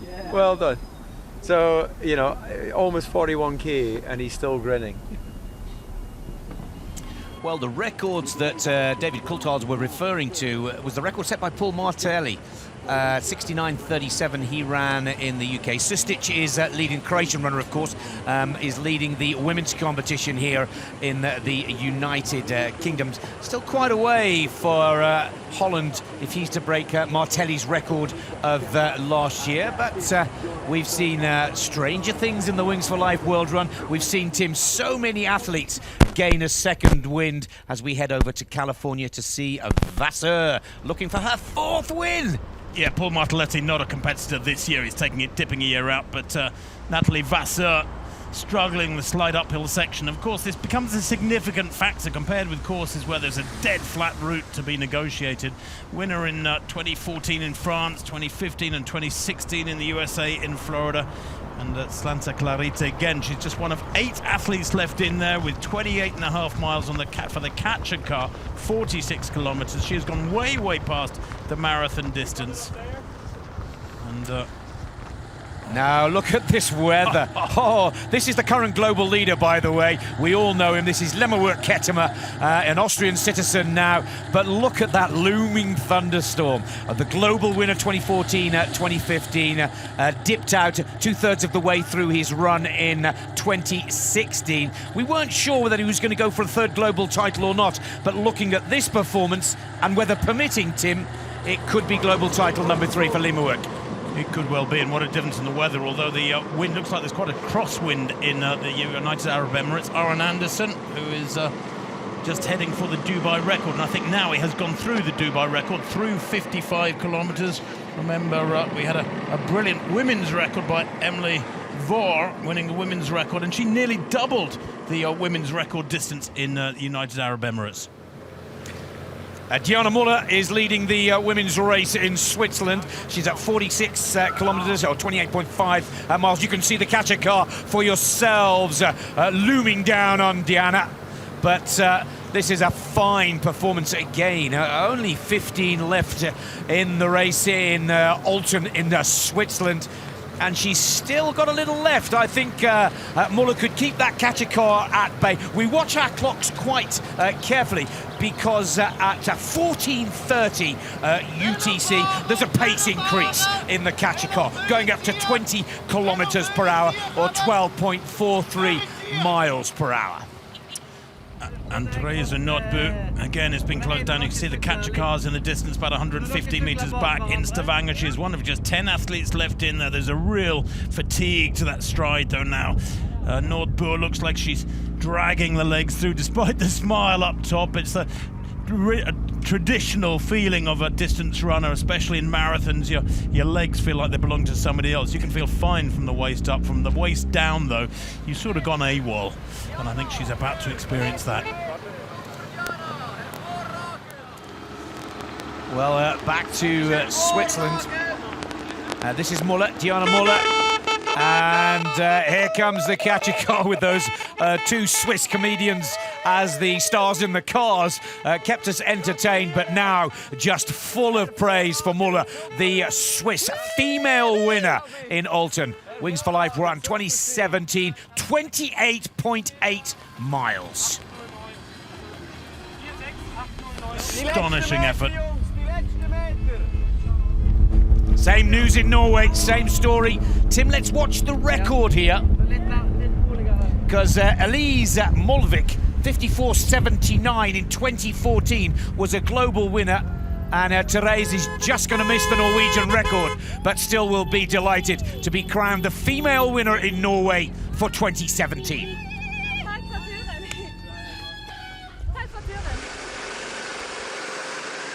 Yeah, well done to her.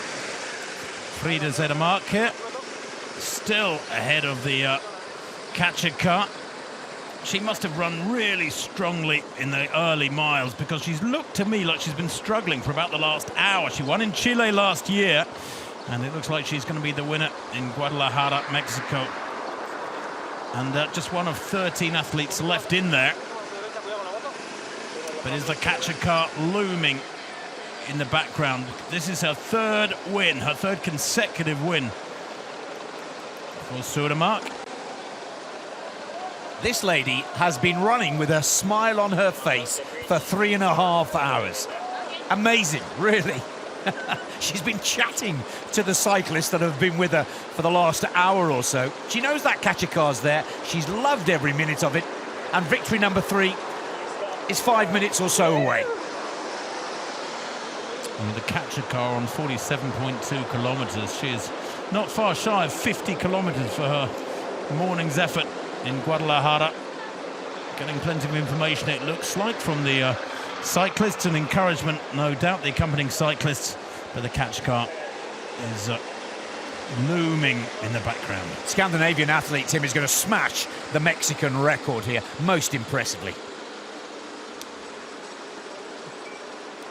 Checking her watch, and of course you can celebrate for quite a time before the catch car gets to you, because you know you've got the win in the bag, and there's that lovely anticipation of being able to stop running and the pain stopping, but also of accepting your hard-earned prize.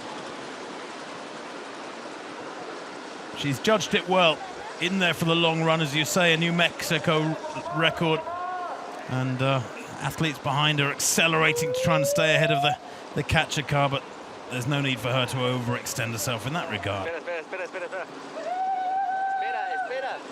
Frida Zedermark has won in Mexico, and won for the third time.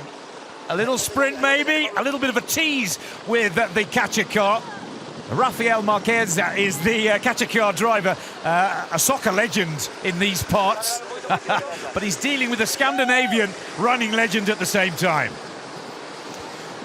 And that is it. She is done at 47.7 kilometres, conveniently beside a lay-by, where no doubt she will take on liquids and nutrients and get aboard the bus to take her back to base. Hernandez in Santiago, Chile, and again suffering from bad cramps by the looks of things, taking on both solids and liquids at 33.6 miles. That's yeah, a real problem for Hernandez, and frustrating too, I guess, Nick, if your mind wants to keep going, you feel the energy is there, but one particular aspect of your structure lets you down. The numbers are getting smaller and smaller. Champions are being crowned. It's all over in Georgia, but we have a funny feeling that it will all be decided in Italy.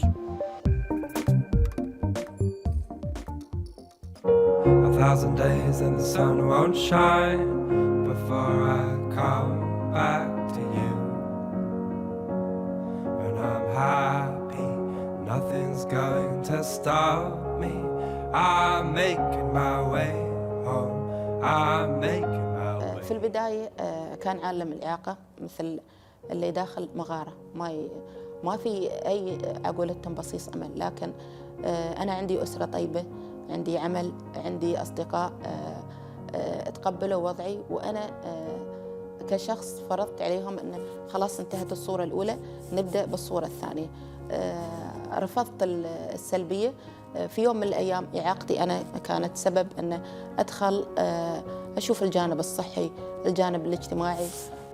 ما كانت عندي الإذن اللي تسمع الشفقة وتعظمها، حتى الفكر. كسرت الشفقة برد الفعل. أنا هدفي نغير النظرة السلبية للإعاقة. هدفي أمنح الفرصة أن الحياة لا تقف. هدفي نقول نستمر رغم الليل، بس دائما أي النهار. هدفي أن مهما كانت القدرة المفروض أن نحترم القدرة ونعطيها الفرصة ونتحرك في إطارها.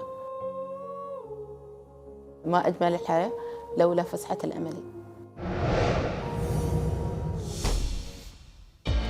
Let's bring you up to date with the current top 10 rankings. Limawork Ketema running in Vienna is at the top of the table. Aaron Anderson, the sensation in the wheelchair, is lying second in Dubai. Ozlevski is in third in Milan. And we continue to look down the top 10 rankings and we don't find or see the defending champion. That is Giorgio Calcaterra. Or is Calcaterra biding his time and making his play right at the end of the competition? But for now, Tim, this is the man, albeit with a hailstorm to contend with, that is leading the global standings.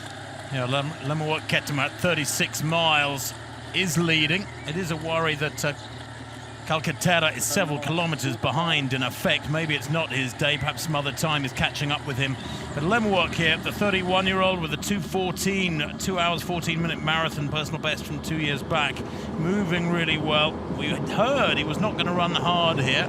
Here's an athlete who is going hard, Aaron Anderson, who still is vying for the lead with Limawork. They're at almost identical points on the road, so to speak, albeit one being in Arabia, the other being in Central Europe. But if they were, you could see one of them sort of virtually placed beside the other. They would be almost side by side on the road.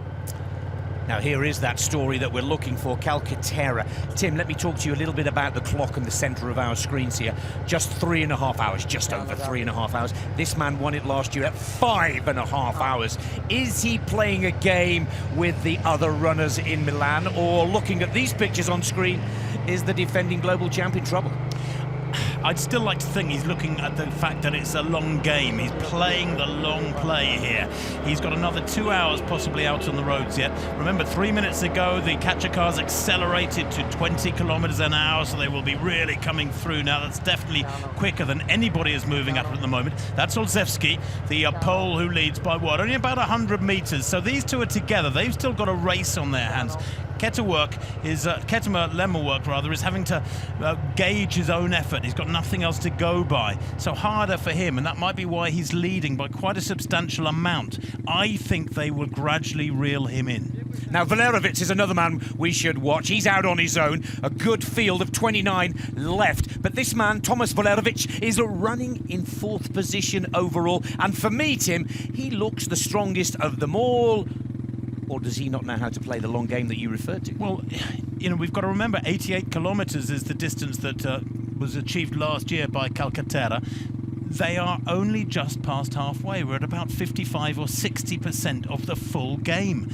And I just fear that athletes here, like Valerovic, are moving a little bit too strongly considering how far they've got to go. I still trust Calcaterra's judgment. Shishov Konstantin from Russia is leading in Kolomna, Moscow. He's in the top flight. He's at 59.9 kilometers. Now, he does seem to be running a little more efficiently, Tim. He seems to be running a little more conservatively and not pushing too hard. Again, it's all about timing at this point in the competition. And Valencia, Spain, it is all about timing, but the time is up, I'm afraid, for Pereira, which has been a fabulous effort from Bettina Pereira. A record by 3 kilometers.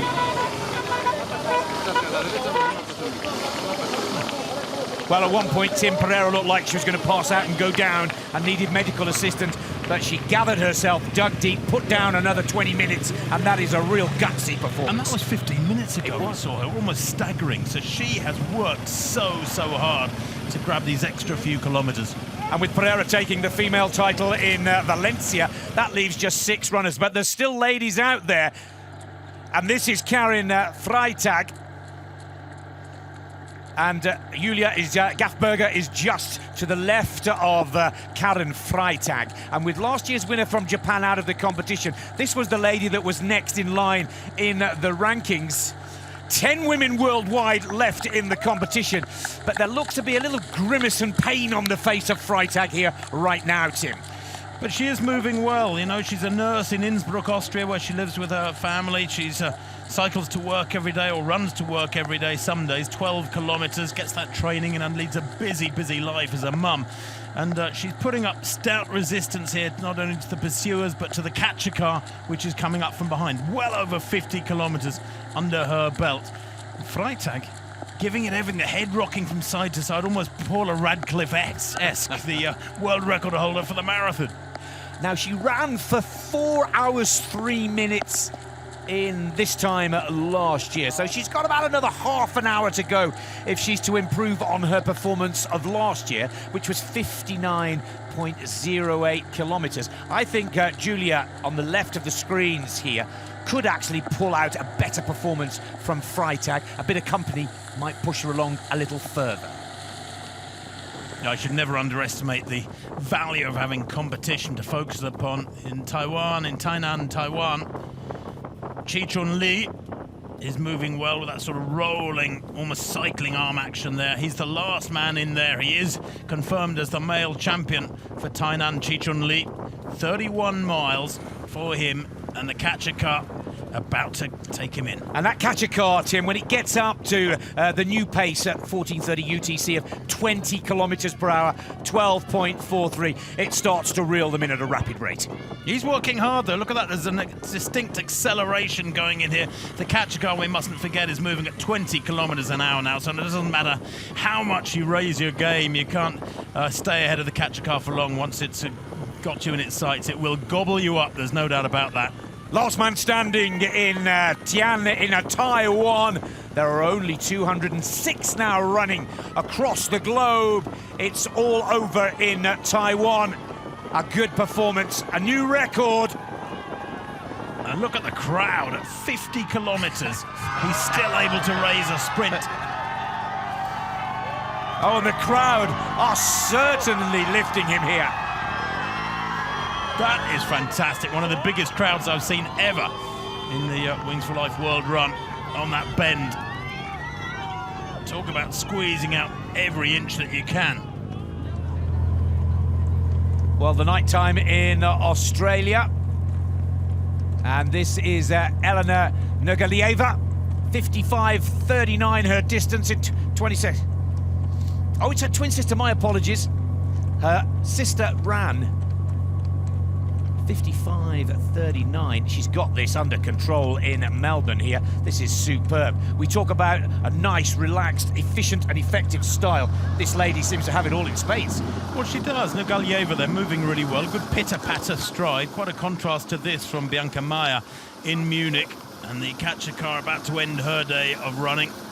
She looks quite sore, doesn't she? She almost looks like she's running on blisters there, does Mayer.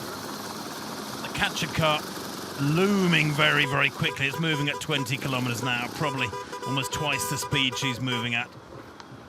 And I'm not sure if they're celebrating her brilliant run or if they're asking the cyclist to accelerate and get out of the way there. Yeah, the cyclist needs to watch. Bianca Mayer is the winner in Germany. Superb performance. 51.2 kilometres, 3:39. Of course, the catch cars have to keep going and continue to hunt down the men ahead.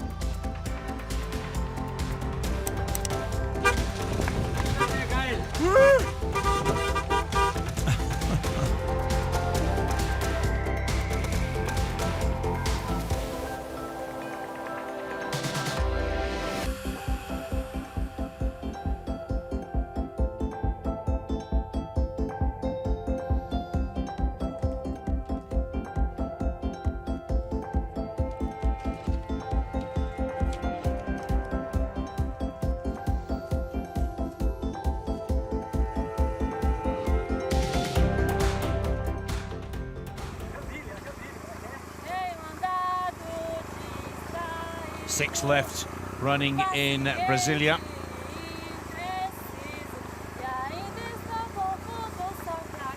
Barbosa leads the men's competition, really enjoying himself. Oh, and Freitag looks to have won in Austria. She's pushing hard. One last little push from Karen, and she's caught by the catcher car. 59 kilometers last year, 51 in 2017. But Karen Freitag has done it again. Great performance.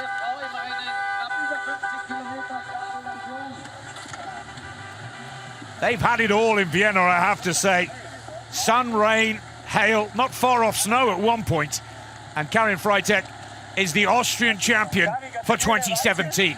And the rain was so hard at some points, Nick, that it was certainly disadvantageous. So that accounts for some of the distance less that she has run than last year. But it's still a brilliant effort as we go back to Pretoria in South Africa, where there is racing underway. Thompson Magagane, and he is being passed now. And there is definitely a race on here, and that is a very decisive move. That's good tactics. If you're going to pass somebody in the latter stages of the race, don't ease past them, make it look like you're working really hard. Fly past them, really depress them psychologically. It's a cruel tactic, but it's the best tactic. 3 left in South Africa, 19 in Poland. Catcher car now is at 52.1 kilometers. It's about to catch Joanna Szafczewski in the women's race here in Poznan. And Szafczewski, 51.8.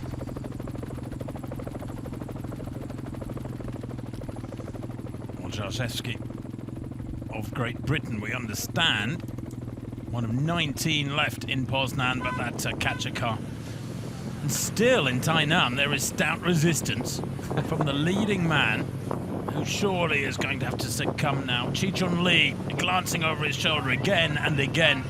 And it looked, about 7 or 8 minutes ago like he was going to be caught very, very quickly. But he accelerated. I think those crowds gave him an extra shot of adrenaline. And only now, with 3:43 on the clock for him, is he eventually having to throw in the towel. Fabulous effort. He's just missed the record, Tim. 52.3 kilometers, 57 by Lee Yi-Sun was the record set last year. Last year was such a big year with 18 men's records broken. Leger in Ljubljana. Oh, and look at David Pleger. He's got a little bit of cramp. He's won here before in 2014. He's at 55.3 kilometers. He's got about a kilometer on the catcher car, Tim. But this could be this Slovenian's hopes dashed. His race could be over. Look at that muscle. He should be used to this. He's definitely got cramps there, but he's an Ironman triathlete. He's been through this sort of pain before. He'll be really frustrated that while the energy and desire might be there, certain aspects of his mechanics are letting him down. He's trying desperately to walk it out, keep going, squeeze a few more meters out of this. The catcher car's still not in sight, so he's had a really good run so far. 7 left in contention in Bratislava, Slovakia. Joe Meek is at the head of the pack there. Again, not the best of the weather in Slovakia. Of course, it's tucked right on the border, isn't it, to Vienna? Very close indeed. Just single figures in most of the countries in North and South America, and just a few European countries in double figures.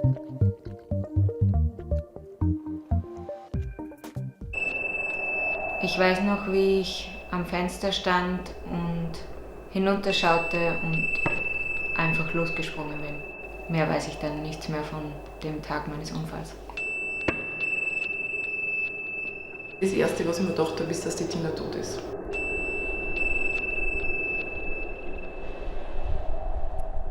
An dem Tag hatte ich einen schlimmen Streit mit meinem Ex-Freund, wurde von ihm eingesperrt und da bin ich aus dem Fenster vom 2. Stock gesprungen.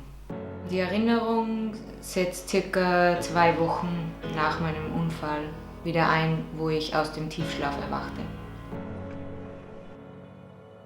Es hat eigentlich eine lange Zeit gedauert, bis ich mich wirklich wohl gefühlt habe, im Rollstuhl zu sein.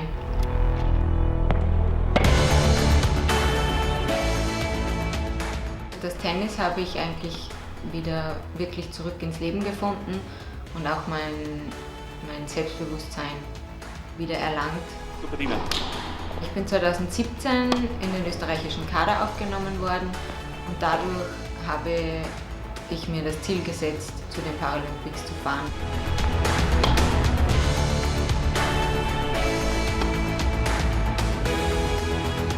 Beim ersten Wings for Life World Run sind wir nur zu 5 gestartet und letztes Jahr waren wir schon 35 in meinem Team und das zeigt mir, dass viele Menschen helfen wollen und ich hoffe, es wird irgendwann eine Heilung geben.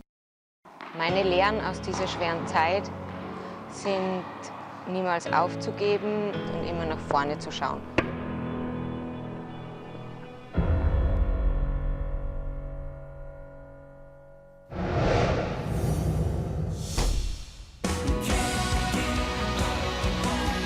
You can donate now at the wingsforlifeworldrun.com as we take a look at some of the best pictures of the catcher cars in action.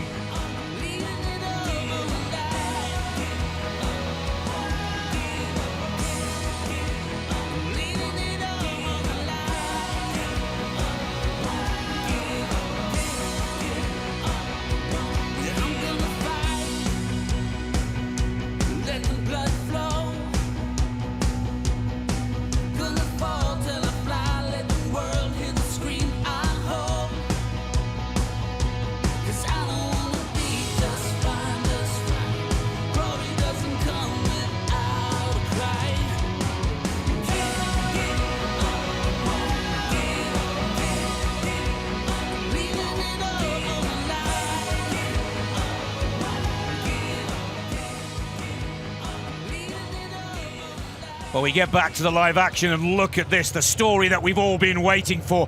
8 runners left in the competition in Milan, but it's Olszewski on the right of your screens, Calcaterra on the left. Calcaterra, the champ from 2016 and the current global record holder against Poland's finest. Let me put it in perspective. Last year, Calcaterra went for 5.5 hours and he ran 88.44 kilometers. Now, Olszewski, he went for 5 hours 13 and went 82.42. They're neck and neck, Tim, but they're only at 3 hours 48. Yeah, another hour and a half and more to go, but that was pretty predictable. I thought Calcaterra's judgment would start to come through, and so it is. Now, Aaron Anderson, what about his judgment? He's at 62.7 kilometres. He's some 8.5 kilometres ahead of the catcher car. He's still got a massive cushion behind him, and he's moving so well. You have to say that with those big, powerful pushes of his, because he's clearly incredibly strong in the shoulders, he's getting so many metres out of every push on this beautifully flat, high-quality surface. He's staying well clear of the catcher car and may yet take the global title. Hernandez over in Santiago has stopped and started on 2 or 3 occasions with cramp. It plagued him in previous Wings for Life World Run in years gone by. And it's also good to see that the women's race is still, because we're getting right down to the business end. We're very close, and we should in the next 30 minutes or so find our women's global champion, Steinmark, there in Santiago, and this is Joe Meek in Bratislava, just now ahead of the catcher car, but it looks like the Slovakian women's title has been decided, and Joe Meek, British runner, 33.7 miles, a brilliant performance for Joe to take the national title in Slovakia. That is a superb effort, and to raise a game and sprint like that for another 100 metres or so is tough, tough, tough. 13 kilometres she's taken out of the record in Slovakia. That is a fine performance for Britain's Joe Meek. Well, I can tell you, talking of records, in Brasilia, Luis Felipe Leite Barbosa at 56.6 kilometres. He's suffering now, and that catcher car will be roaring up behind him at 20 kilometres an hour now. He's definitely shot his bolt. The catcher car at 34 miles. So he's really just surviving now, and barely. Should point out, Nick, that in Poland, Joanna Zakrewski set the record by some 12 kilometres. Brilliant effort from Zakrewski to win that Polish women's title. Sofia Sundberg and Olof Olsson are the female and male leaders over in Sweden, 59.1 kilometres. And Sofia Sundberg, well, it looks like it's all over. If the cameraman just pulls the shot out a little, we'll see the catcher car. Let's go to Cambridge quickly. Yeah, and this is a Sostic here, just about to end her day. She's worked really hard in isolation too. The catch car coming up behind her. I know she's aware of it. She must be. And it's a real mix of emotions, of course, as you have to give up. You have to admit defeat, but at least the pain stops. You can head back to base and get some rest and massage and food and drink, well-earned food and drink.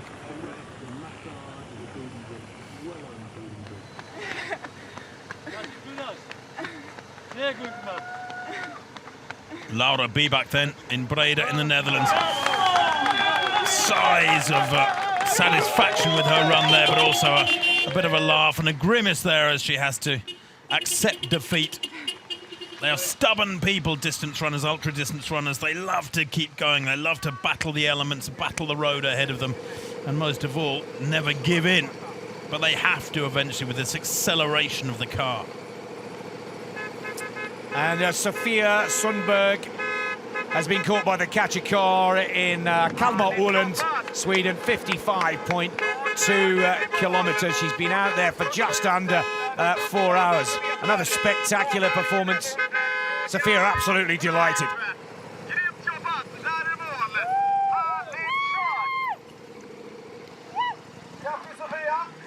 Olsson, of course, still out there running in the men's competition in Sweden. 116 global runners still in the race. Does seem cruel sometimes, doesn't it, that the moment of victory is mixed with defeat because the car catches you, and it can be a relatively anonymous moment of victory, of celebration. You're out in a country lane, nobody near you, and it's just that deep, deep feeling of satisfaction in your belly that will sustain you. Robert Radojkovic, Croatian runner, out there alone, just 3 left in Zadar. Running along the coastal road here, but setting a nice pace and efficient cadence and rhythm to his running here, the Croatian athlete. Looking strong, Tim. One of the last 3 left in it. And yes, he is looking strong too. Nice steady rhythm that he's setting, and he's moving across the ground pretty well. If you pick him a position on the pavement beside him and see how quickly it disappears into the background, and you realise that he's not jogging, he's still moving well with nearly 4 hours on the clock. Well, is this a new leader in the UK? Well, Ian Triggett it is. One of 6 left in Cambridge, but he is struggling with cramp. Clearly, Trickett with 59.3 kilometres behind him. He's entitled to, I guess. But he's trying desperately to stretch it out there. Very, very hard indeed. Yeah. Nothing you can do about it, even if you've been taking on all the liquids and the right nutrients, replacing the salts for the nearly 4 hours out there. Sometimes fate takes over, takes control. Brave, brave man though, jogging on despite the soreness.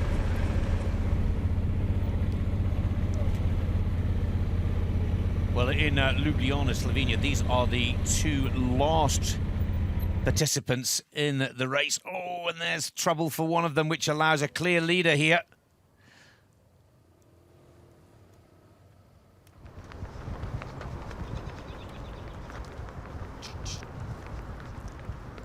Motorin, Ivan Motorin, well, has gone clearly ahead. Pleasure, he's been struggling with cramp. We've seen it 2 or 3 times now over the past 45 minutes or so. And that has allowed Motorin to draw clear. And in Breda, in the Netherlands, there's a battle on as well. Remember, these men are fighting for the national title.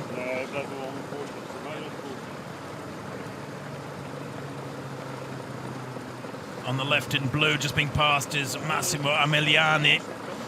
And at 60.3 kilometres, he might be having to accept defeat. He will try desperately to hang on to the coattails of this athlete who's snatched the lead at the 11th hour. But the gap is growing, and there's a sort of stamping to a Massimiliani style there. Radojkovic has got problems now as well. That's the first time. We were just saying how efficient Radojkovic looked with his stride pattern, but he too is having to deal with a little bit of cramp at the 59-kilometre mark there. And Radojkovic, he's got time on his side. Cramp in the calves. He's gone 10 miles and more past the marathon distance, Nick. It's like doing the London Marathon and roaring past Buckingham Palace and running out towards West London and out towards Heathrow Airport. He's still got 1.5 miles on the catcher car. Now let's take a look at Limmerwerk Kettemer, twice a global winner in 2014 and 2015. And of course he's running in Austria. And 49.6, he's in a... looks so comfortable, doesn't he? He does look comfortable. Not quite the same bounce in the stride now, but you don't want bounce, frankly. You just want to cover the ground as economically as possible. Deep in concentration in the face there, obviously.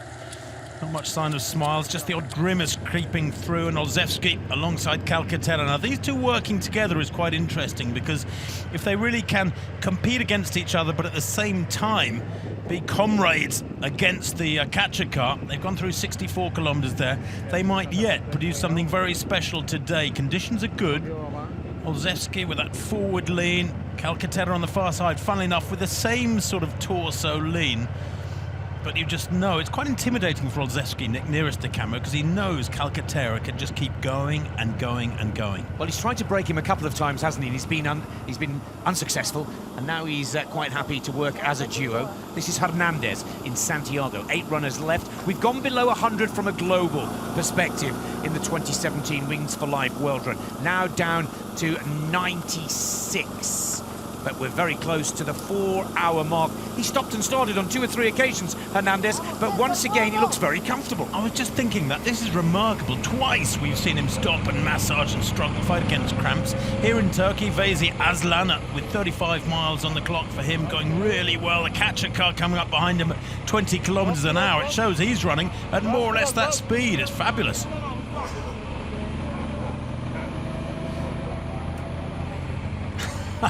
And he smiles wryly there as he realises he's done. Great performance from Vezi Aslan, the winner in Izmir, Turkey, 35.6 miles, and that was the last runner in Turkey for the Wings for Life World Run 2017. From a global perspective, we're down to just 94, but that brings us to the end of proceedings in Turkey. We're still looking, and out there, travelling the globe for the women's global champion. Here in Russia, Morozova, 57.5 kilometres, has taken the Russian title, but not good enough for the global victory here today. No, it looks like she will finish in 4th place. Natalie Vasseur was 5th in California. And Morozova here just being reeled in with almost 36 miles on the clock, although she's running on strongly. And now we'll have to ease back on the throttle. Still Dominika Stelmach in Chile leads the women's contest from Cornelia Moser, who's down in Milan.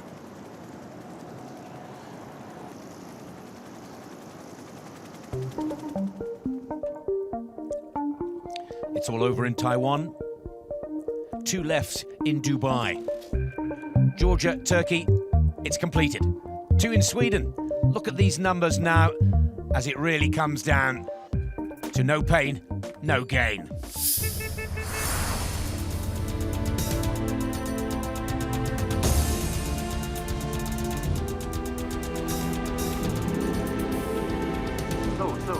Emily Vore wins in Dubai. Daugart wins in Taiwan, new record. It shows I have audio on. Anna Viegas, the women's champion in Florida, USA.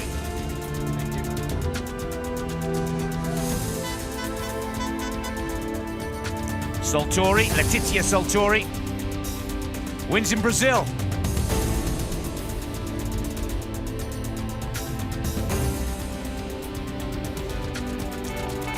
Eva Zorman, Muller, the winner in Switzerland.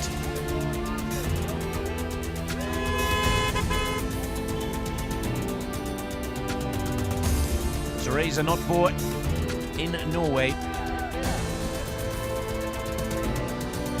Frida Zudermarker with the sombrero, 47 kilometers, the female winner in Mexico. Bettina Herrera, winner in Spain.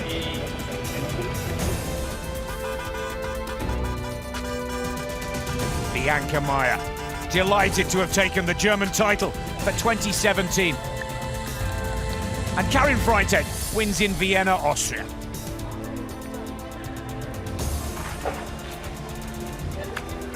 The British runner, Joe Meek, takes top honours in Bratislava. And Sustic wins in Cambridge. Heberg wins in Holland. Sundberg, the winner in Sweden.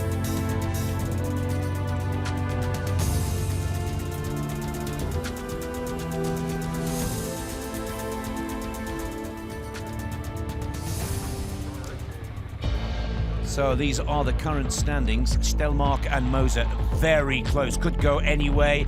Norgilieva, Olesa Norgilieva is running in Melbourne. She's at 57.7 kilometers. Morozova, Vasseur and Sundberg. Now Vasseur, Sundberg and Morozova are finished. It's Stelmark and Cornelia Moser that look to be the two that are battling it out for the women's global title.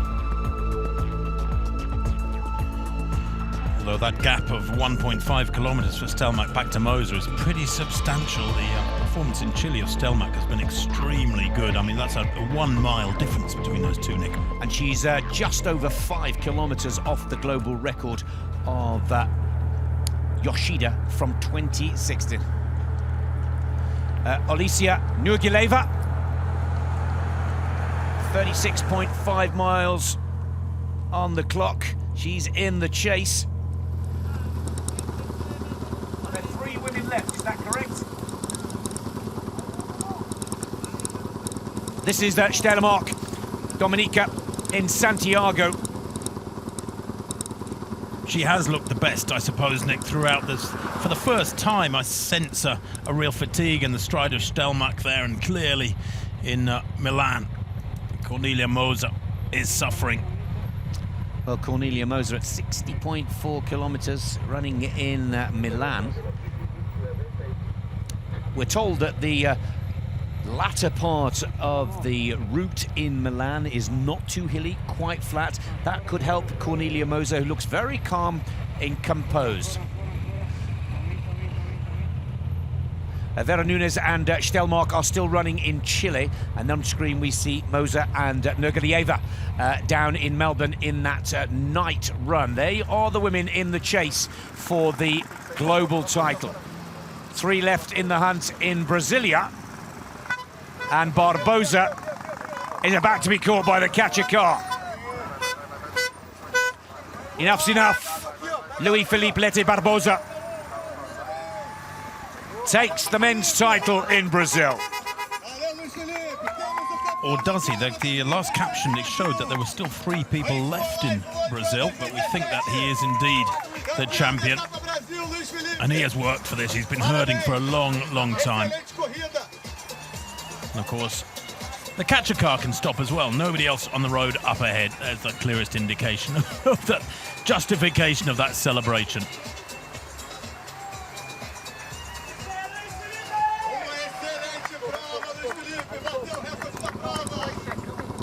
We go back to Santiago. There are still 2 women. Dominica Stelmark, who's on screen, and we're told that Vera Nunes is just behind as well, still to be caught by the catcher car. Well, here's the leader in Italy for a long, long time being caught. He is not the leader anymore, of course, in Milan. That is now Calcaterra and Olszewski, some way up the road. Cornelia Moser. Well, it's not as fast, not as efficient or effective as it was earlier on, but she's still in the lead and still keeping her calm and cool Cornelia Moser. Not only leading the women's race, but also leading from a global perspective down to Australia.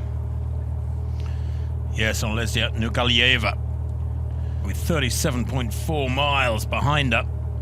Has, what, about 0.2 of a mile. You can see in the background there, top right of picture, the flashing lights of the Kachikar convoy is beginning to close in on her. It's about 200 or 300 meters back. She is moving along at a nice steady tempo, but I'm sad to say that it's nowhere near the speed of the Kachikar's 20 kilometers per hour. The Kachikar will stay at 20 kilometers for the next hour once we get to half past the hour, so there is no acceleration coming up. But Nurgalieva here, I wonder if she knows, Nick, about that Kachikar. Let's go to Florida, Sunrise, Florida, and hear more from one of the most vocal runners of the day. Just really hope we can find a cure for a spinal cord injury. I think we're close. We can do it. Just got to donate. Get on that website. I want to see some funds right now. I want to see $1 for every mile I just ran. Let's do it. Come on, guys. The whole world is running right now. Run Wonderful with me. words from Callum Neff. 61K. 61K. Water towels. Yeah.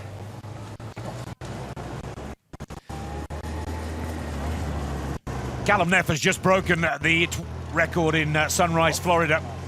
He's gone past 61.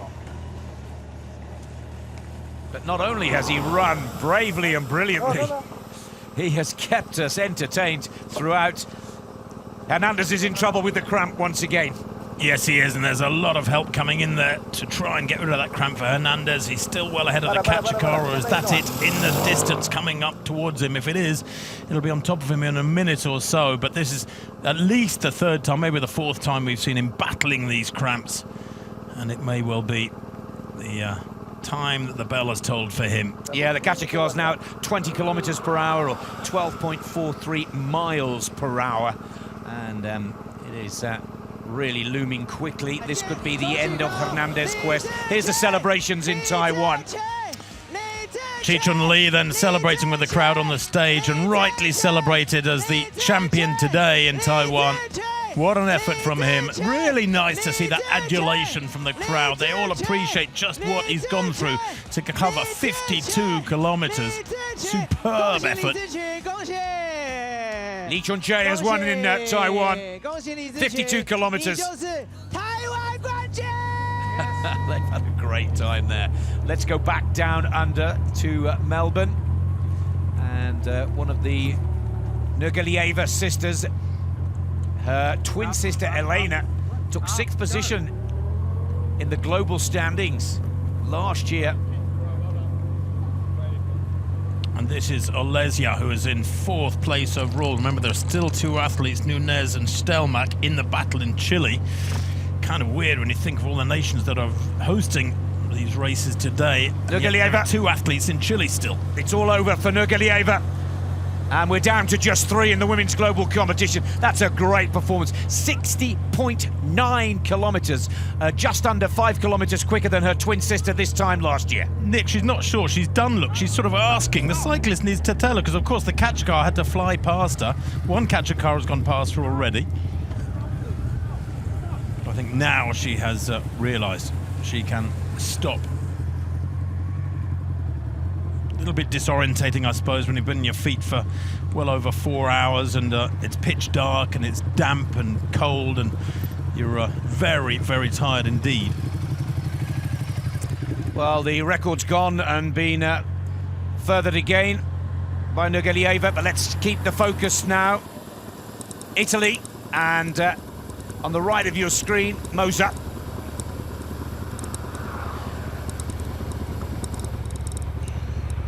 Well, the record last year, Nick, was 65.71 kilometers from Yoshida in 4 hours 23 minutes. They've been moving 4 hours 10, so they need another 10 or 15 minutes yet of hard running, these ladies.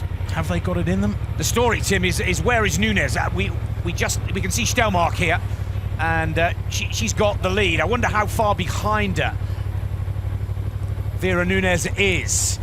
because that will be surely the next lady to tumble, and then there will be two. Oh, no trouble. No troubles for Moser. She's just taken in some liquid. Very calm and cool, I have to say. Isn't she just? Yeah, 61.5 kilometres. The catcher car, 4 hours 10 on the clock, and she showing at 61.5 kilometres for her as well. That means the catcher car is almost on top of her, and yet we can't see it in the background. Well, she's just taken a look, hasn't she? A very clear look behind, and she keeps her calm and cool here. Cornelia Moser puts a bit of liquid, cools the body down, takes in a little bit of liquid, and the women's record could tumble either in Santiago or in Milan in Italy. This is the impressive running though from Stelmach. Throughout, with that slight lean back of the head she's got, an unusual style. She's maintained a pretty strong stride. She started looking fatigued about 15 minutes ago, but Stelmach now maintaining that tempo so well. And she doesn't know, of course, about the virtual race against Moser in Chile. 35 years old, the Pole. Tim, she's gone well past her performance of 2016, where she ran at 55.25. So she's about to shatter her own PB here. She's on for a career best, and of course she's getting up to 62 kilometres. You called it earlier. Kaori Yoshida ran 65.71. We thought that was unbeatable at the time, and now with three women still in the competition, we could see the world record tumble in the women's global race here. Moser is back into her stride, back into the action, but I see the catcher car. Does she? She's got a little way to go yet. The distance she achieved last year, Nick, 55 kilometres, was despite some illness. She felt terrible before the race last year. We are told she was sick and on antibiotics for 5 days, but she's still going well. Moser here has picked it up again after that long break for a drink. And the catcher car almost on top of her as it negotiates that tight corner. But she has only got seconds to live now. Well, it looks like the women's title will be decided in Santiago, Chile, because for Moser, for Cornelia Moser, it's only a matter of moments now. She has dug deep, she has run so bravely, but she's not quite got enough. Now let's quickly go to Santiago. Dominika Stelmach looking very strong indeed. She's holding that rhythm. There's no sign of the catcher car. Surely Stelmach here in Santiago can take the record. Nunes has been caught. That could mean that Nunes will take third overall as that catcher car powers forwards in search of Dominika Stelmach. Stelmach there, still with the winning cyclist, and there is Moser. Moser now has to settle for second position, 62.5, so close to the world record. A spectacular performance from the Austrian running in Italy. But it is now all down to Dominika Stelmach. She has taken the global title in Santiago, but can she tumble the world record? Can Stelmach beat 65.71 set in Japan next year? Well done, Cornelia Moser. I wonder whether Stelmach knows that she has secured the global ladies title. It's been a brilliant effort from Stelmach, but can she get the extra 3 kilometres she needs to hit the mark of Yoshida Kaori of last year, 65.71. That's a big ask. Here she is in Santiago, Chile. The catcher car. Is that it looming in the background? Yes, There's Tim. so many accompanying bikes, you can't tell. 64.3. Now, if she can just keep it going, 65.71 surely is within Daniela Stelmach's reach here. There's the confirmations on screen. 2016, Kaori Yoshida, 65.7. Cheer with me now for Stelmach to break this record as she seems to keep that rhythm going. Checks the watch, keeps pumping with the arms. The cadence is good. The catcher car is looming, but she's clocking up the kilometres at a rapid rate here. Well, she looks so untroubled, so calm, still maintaining that stride length, that familiar rhythm that we've seen for the last, 4 hours and more. She hasn't glanced back once. I haven't noticed her glance around to see what's going on the road behind her. Very hard to tell if the catcher car is in sight or if it's even in the distance at the moment. She still needs, Nick, about another kilometre? Oh, but she's so close, Tim. This will be so impressive. Come on, stay with Stelmach, please.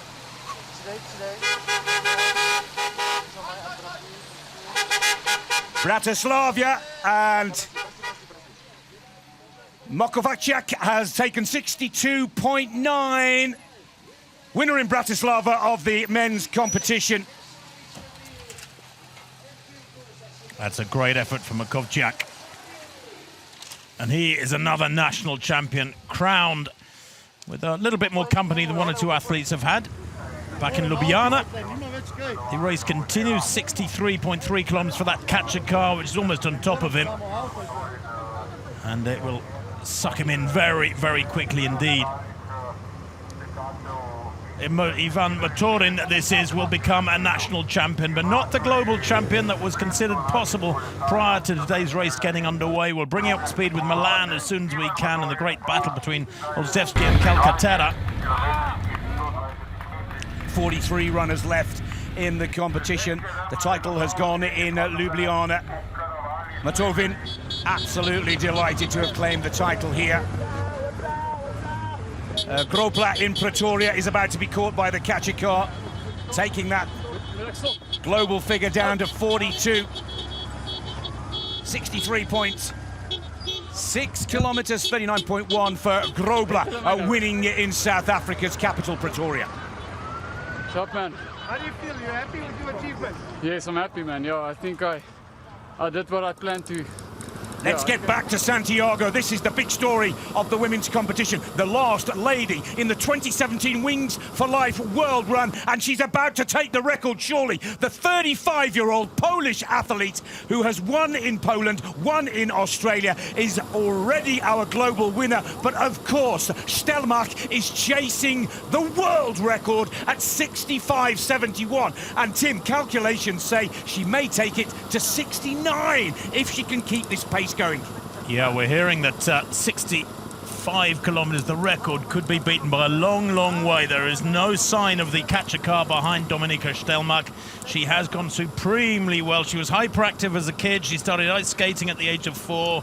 She stopped because her artistic impression wasn't good enough to succeed in the sport. Well, that doesn't matter. Artistic impression, there's no points for that in ultra-distance running. She's at 65k now. She's almost within sight of the line at which Kaori was caught last year.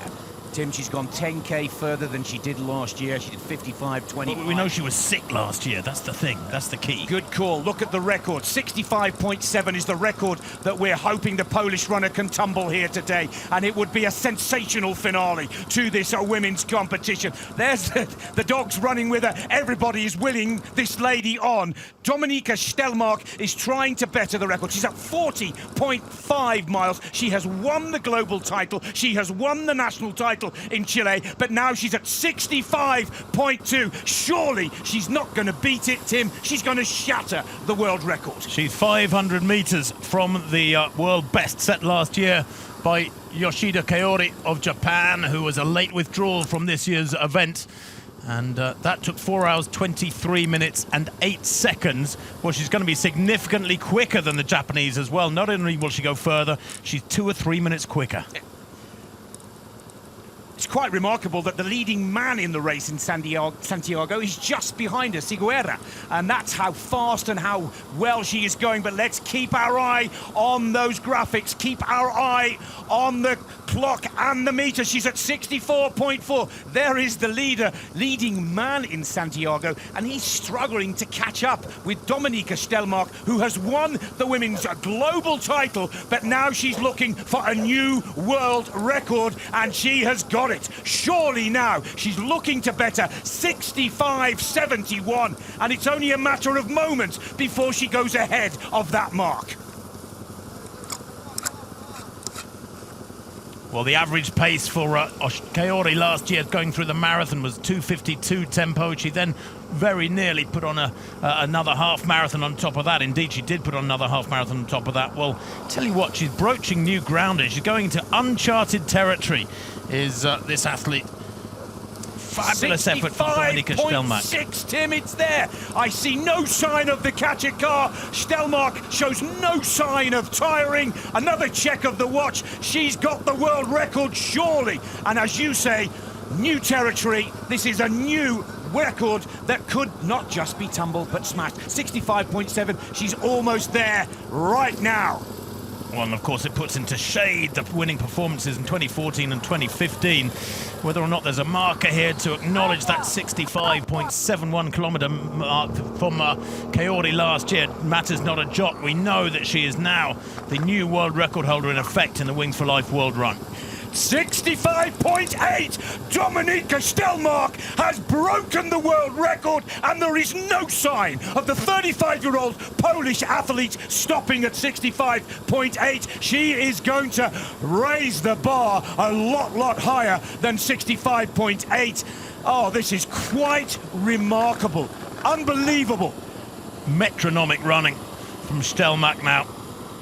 Totally focused. I still haven't seen her glance around once to see what's going on behind. I don't know if she's getting information from the accompanying cyclists or not, but she's totally focused, strong, upright. The head is tilted back slightly, which doesn't look ideal, but you can't criticise the form of somebody who has looked this strong and has just broken through, in effect, the world record in this an event of this type. Absolutely fabulous, and if the calculations and projections from the Incom box computer are correct, she could go as far as 68.98 if she can keep this tempo and rhythm going. And look at the figure up top, 36 people left in the event globally. She's in the top 36, maybe top 30 people in the world. I mean, it is a remarkable effort from this young Pole. The Wings for Life World Run 2017 has found a new women's champion. We found a new world record holder and a new world star, Dominika Stelmark. Now we can start to see the lights of the catcher car. The question now is, how far can she extend this amazing record? Well, Arden Anderson in the United Arab Emirates is still going strong. Darkness beginning to close down there now. Remember, they're a couple of hours ahead of Europe. But Anderson, predicted distance for him is still 92 kilometres, and the temperature will be dropping now for him, while the fatigue and the dehydration will definitely take its toll. He's actually beaten the worst of the weather for the day. Well, whilst we've been getting incredibly excited by the women's competition, if we look at the projections for the men's race, we could see Calcaterra's record tumble as well. And there, right on cue, is Giorgio Calcaterra, now starting to put the heat on Bartosz Olewski of Poland. Calcaterra, 2016 winner and current world record holder at 88 kilometres, is leading in Italy.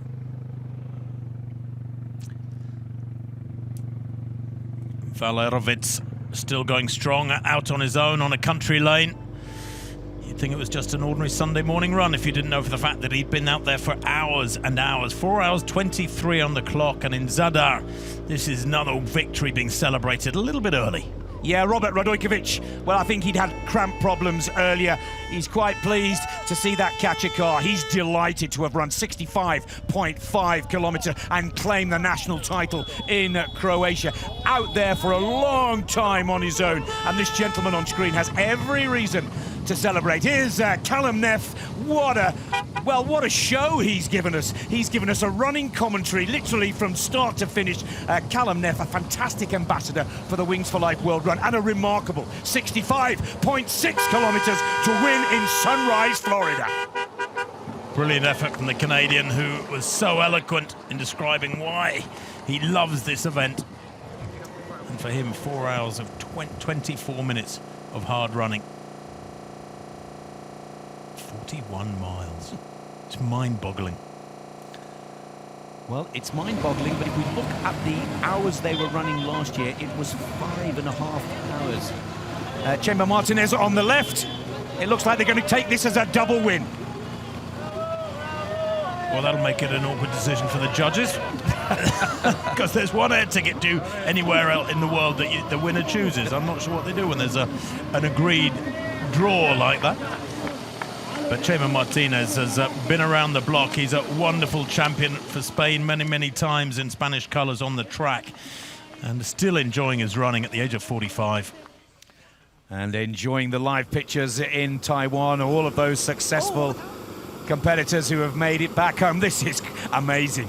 look at this in Santiago. Dominika Stelmach, her two boys will be back home watching with pride. She's at 66.9 kilometres. Not only is she looking to set the new world record, she's looking to set a record that will be very difficult to beat in years to come. And she's a traditional ultra-distance runner. She's not world-class at the marathon. She's run 2:42. That was in Eindhoven, Holland in 2016. She's run 76 minutes for a half marathon, which is very, very good, but it's not international class. 35 minutes for 10,000 metres. That's not international class.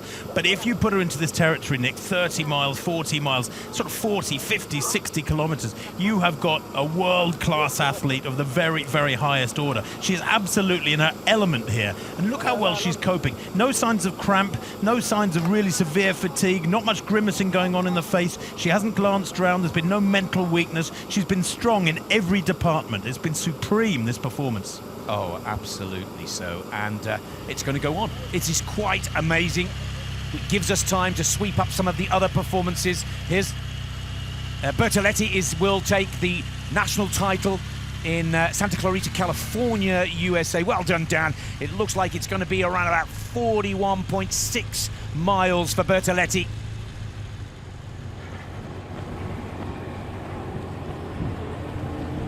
Trujillo in Stavanger is just about to be caught. The Peruvian runner has taken the title in Norway. He's a long way from home and he's enjoyed every moment of this run.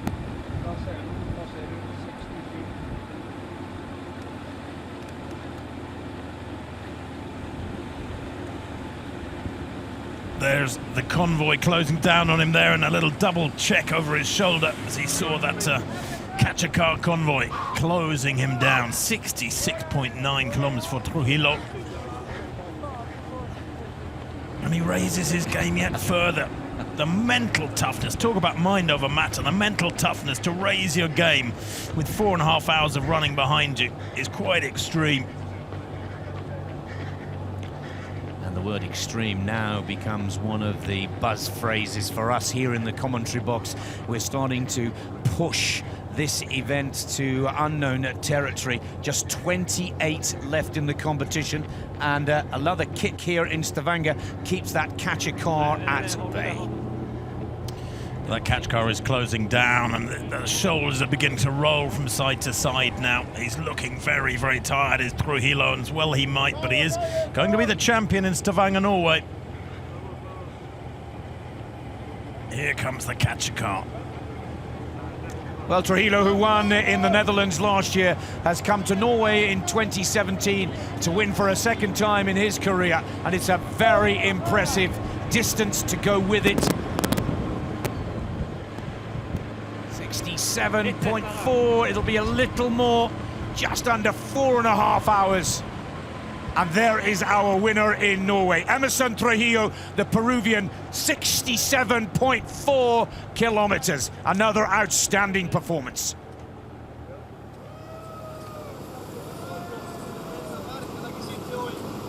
She's still going, Tim. Dominika Stelmach from Poland.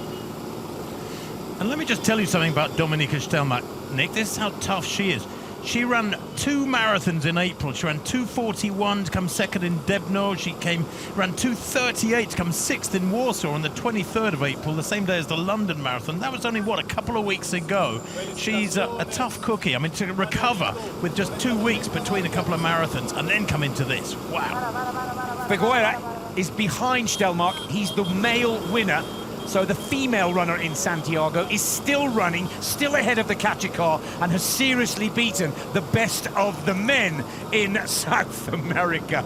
Really tremendous. You talk about marathon times. This lady is starting to make her name as an ultra-distance runner, and something very special indeed. Let's quickly nip to Switzerland, Alton, as we're about to reel in the fastest man there, down to 23 runners across the globe. Well, he's raised his game too, hasn't he, in Switzerland? And he's moving incredibly well in this slight downhill section. Silver Pruvost, 41.9 miles for him, and the catch-a-car just about to rake him up, so to speak. He's smiling, there's a grimace there. Which is it? Maybe 50-50. And he's moving perhaps the most fluidly of all of them we've seen so far. The stride length and the power there, quite fabulous. I mean, that's really, really impressive. But he's done. And here comes the moment, and a new women's world record.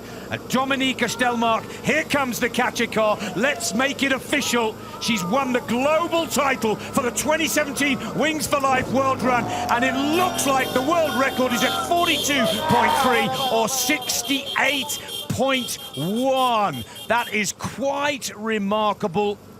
Oh, over 2.5 kilometers clear of the record from last year. And an emphatic victory for Dominika Stelmark of Poland, capturing the global and national titles in Santiago, Chile. How was your race? It was really nice. Really nice smile there. This rain was really great. So I am very happy. I ran almost the same pace all the time. So yes, I did it, and Yes, I ran till the end. How do you feel about Chile? About running here? I love Chile. I spent 1 week in Atacama, in San Pedro. Yes, it's beautiful. Where do you come from? Poland. Poland, great. Polonia. What can you tell us about your experience? How was the race, the beginning, the development and the finish now? It was very good. So the route was perfect. The weather, yes, it was perfect. It is perfect. So I don't know what else to say. Oh. Maybe ¿alguien sabe si es campeona mundial? Campeona mundial en mujeres. Yes, you are the winning of the female. Well, let's take a look at some of the social media pictures of the day and some of the action, with just about everybody having a fantastic time, including Dominika Stelmark, who's taken 2.5 kilometers, or added 2.5 kilometers to the world record today.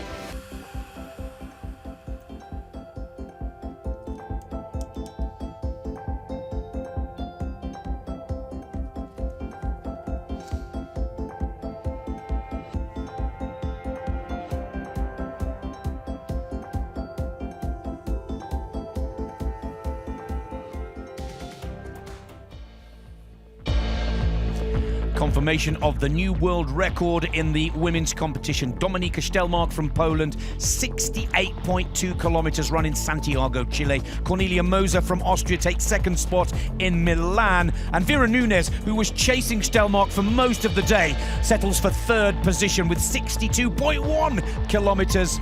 Nurgalieva takes fourth spot, and her twin sister Elena Nurgalieva takes fifth position. Both the Russian twins running down under in Melbourne, Australia. But the women's competition is all about Dominika Stelmark smashing the world record by 2.5 kilometers and raising the bar once again in the women's competition. As Tim, we now turn our attentions to the global winner in the men's race. We do indeed. There's Hellemans there, with one of the last 12 in the event, ushering the catcher car through. But he is the champion, I think, 42.5 mines for Sebastian Hellmann.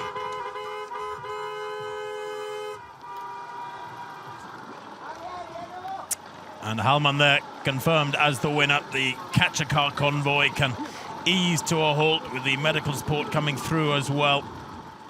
Just a quick thank you to all the officials and helpers who have made today such a fabulous success with the women's competition concluded, Nikkei. Shilusheki has won the British title in Cambridge. Shilusheki, another Polish runner, running 42.7 miles in just under 4.5 hours. David Coulthard and Mike Chen will be the first to congratulate the Polish winner, claiming the British title. And in Santa Clarita, Dan Bertoletti is the champion. He very, very sedate in his pace after 42.8 miles for him. Bertoletti, his day is done. And the convoy can come to a halt. Nice cloudy day, though, in Santa Clarita, when you think how hot it could be in California at just about any time of year. He's been a lucky fellow, along with those other Californian participants. Thank you, his shoes here as well. Yeah. Teddy Besançon, French runner, 43.1. He's a long way from home, isn't he? But boy, oh boy, has he made his mark down in Melbourne, Australia. He's about to be caught by the catcher car. Last man standing, as they say. He's at 43.1 miles. Only 12 running across the world now. But he's got a good tempo, Nick. He's got one of the quickest tempos of anybody we've seen so far, which I suppose makes sense because we're getting down to the real cream of the crop now, almost down to the top 10. Well, there's Anson. Let's go over to Russia. Konstantin set a very fast pace in the early stages. Perhaps he's paying for it right now. But Shishov Konstantin, over 68 kilometers. He will be very happy with this performance. And quite possibly a new Russian record. Still holding them off, isn't he? He's holding them off, but barely, Nick. He's running on very, very sore legs there. Look at the grimace. Looks like he's tiptoeing along almost. He's got so much work under his belt. Over 4.5 hours on the clock now. And in Melbourne, Australia, the Frenchman is nearly done. What an effort from him. The entire run in pitch dark. That makes the mental pressure doubly tough because there's no distraction, nothing to take you away from the pain of what you're going through the second half. And it does hurt, believe me, an ultra run like this. Latter stages be very, very tough going. As Anson, 43.6 miles, Australia's champion.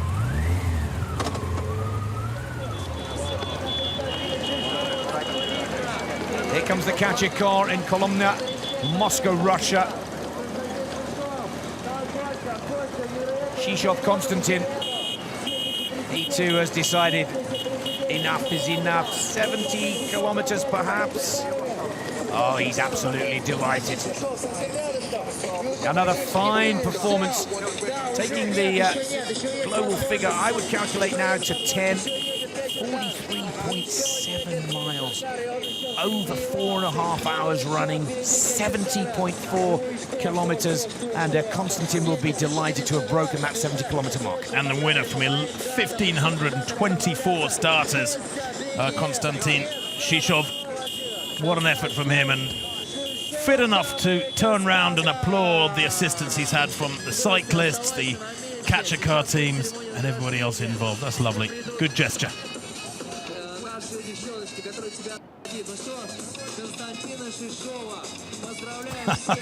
now the legs begin to look a little wobbly, as well they might.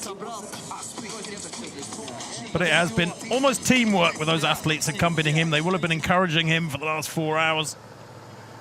The cyclists. Two left in the Netherlands. This is Philip Eichner, Austrian athlete. Here's the catcher car. You can just see it at the far end of the straight here. This is, of course, Breda in Holland. And again, Eichner's had a fantastic day out there. Well, he's inside the top 10. That is some satisfaction in itself. Arne Andersen still leading the overall global race in terms of distance covered to this point. But Nick, there could be almost another hour of running to come yet. As we said earlier, Calcaterra ran for 5.5 hours to set that new record at 88.44. It looks to me that they've been a little quicker and covered more distance in a shorter period of time in this 2017 running of the Wings for Life at World Run.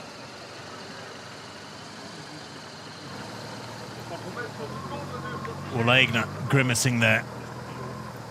So many of these athletes are deeply focused. They're almost lost in their own little cocoon of aggression and toughness to keep the pace going, and it's only when the catcher car really looms up on them that the humanity comes to the surface and the grimace appears, and they try and cover those last few 100 meters to stay ahead of the vehicle. Look at that racing in the game. Getting ahead of some of the camera bikes. What an effort. Well, Philip Eigner. One last kick from the Austrian athlete. He's taken it to 71.1 kilometers. Maybe there's a little left in the tank here. And it's all over. He's won in Bratislava, and today he's won in Breda, Holland.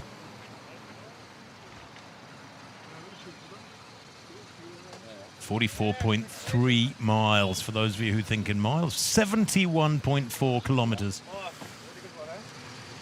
Taking the global figure down to 8, perhaps now 7.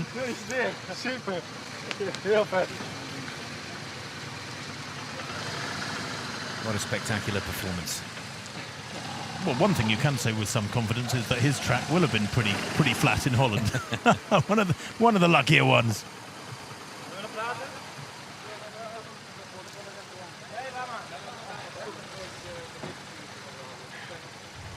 And he will be able to enjoy the most wonderful saunas for the next few days. Over to Milan. It's good to see Neuenschwander still out there running, Tim. At one point, I thought he was out of contention. He's not leading, but he's certainly ahead of the catcher car. Well, we said that last year, Calcaterra lasted for 5.5 hours, 5 hours, 30 minutes and 48 seconds to be exact. So they have got perhaps another 45 minutes or so of running to go. Who knows? But Neuenschwander still looking smooth, maintaining a good tempo there.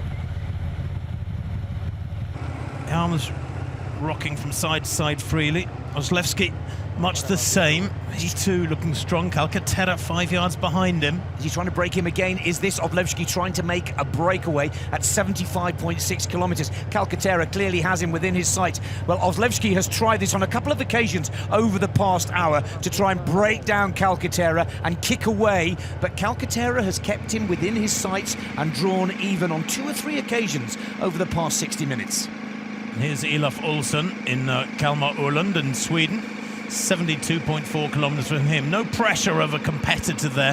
What I'm impressed about from Calcaterra, though, but in the pictures we just saw from Milan, is that he's not responding to that attack up front from Olszewski. He's actually maintaining his own tempo, so he's letting Olszewski use a lot of energy in putting in those attacks and just trying to maintain a steady tempo for himself. And this is impressive too. Grimace there on the face of this young man. But he has the competition won. He's the last man left in. Where's that catcher car? Is it in sight even behind him? I don't think it is, Tim, to be honest. And Olsen could be one of the big surprises and upsets of the men's global title. He's already wrapped up the Swedish title. He knows that some of the world's best are over in Italy. And he looks very comfortable as we get a lovely close-up from the camera on the motorbikes. Still looking to the right of our screens to catch a glimpse of that car. Well, there is the none to be capture had. car is at 72 kilometres. He is predicted as running 75, so I think he's 2 or 3 kilometres ahead of the catcher car still.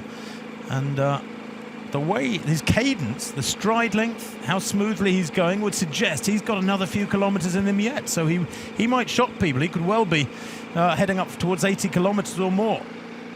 Certainly seems to have a lot left in the tank here, Olsen.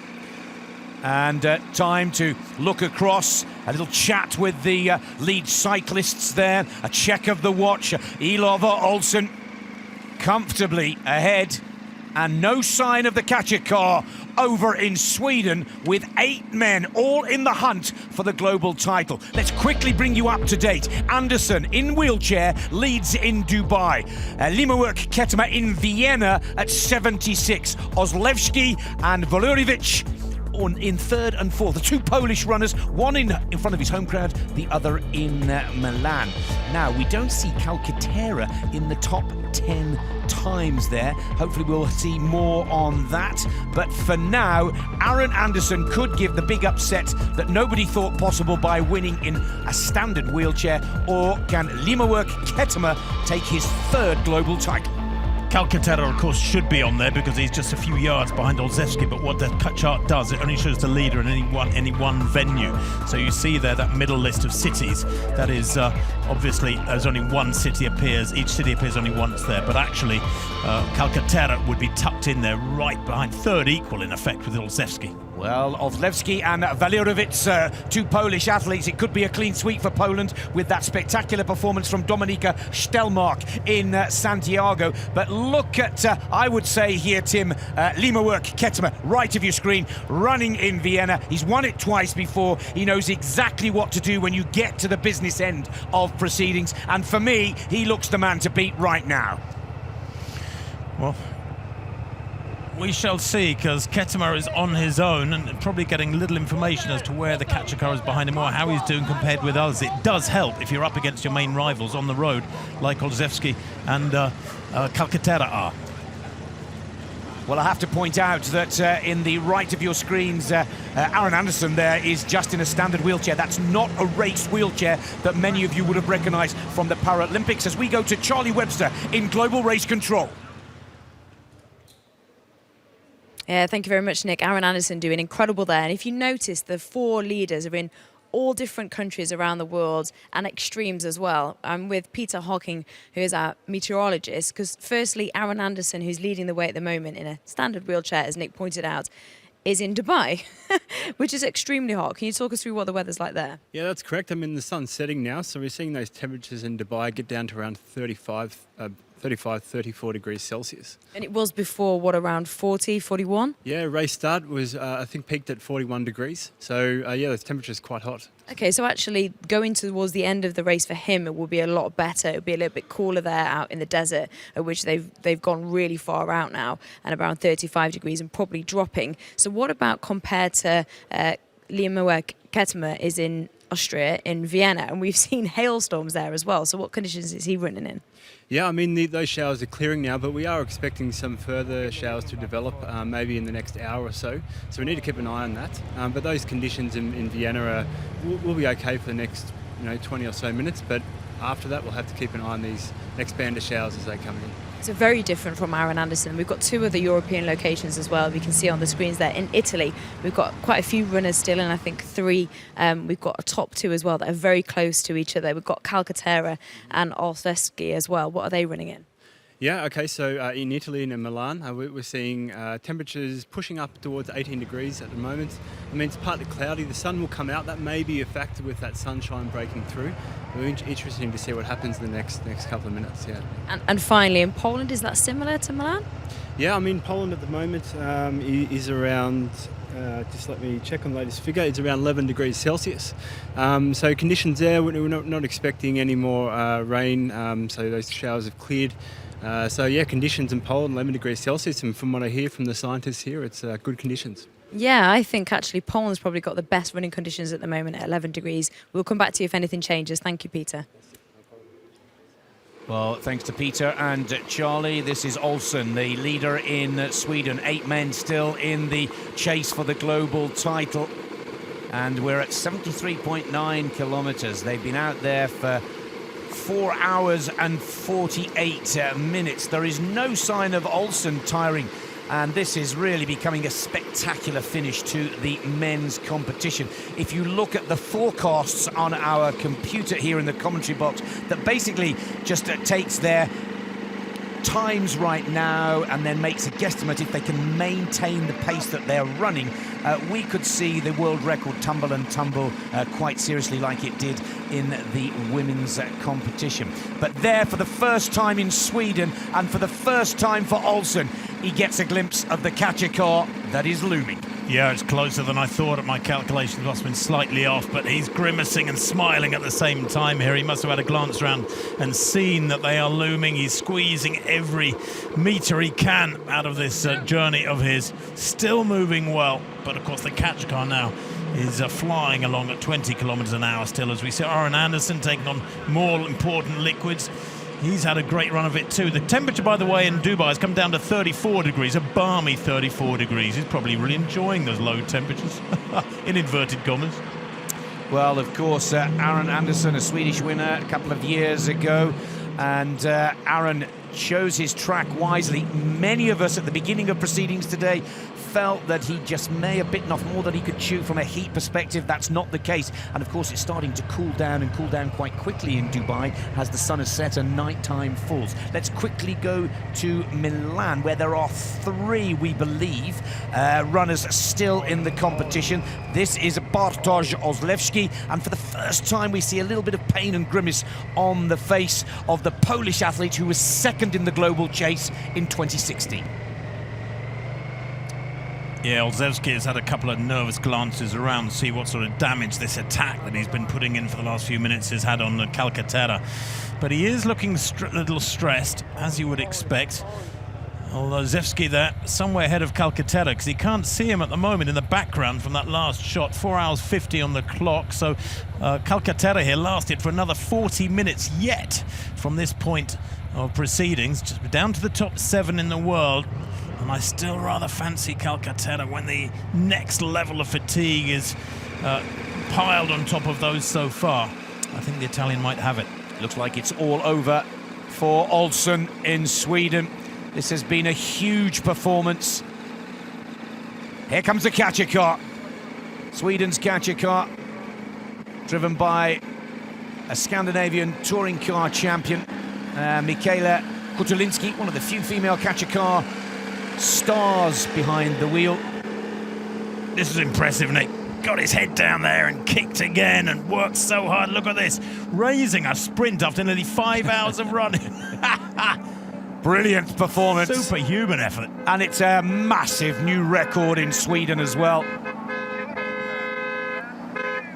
10 kilometres, Olof Olsson, a Swedish runner on home turf, has set a new record to take the Swedish title, 74.6 kilometres.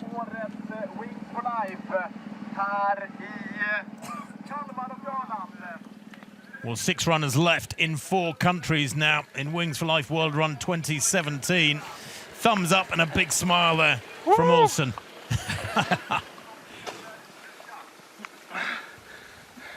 And to finish with a surge like that for a couple of 100 yards.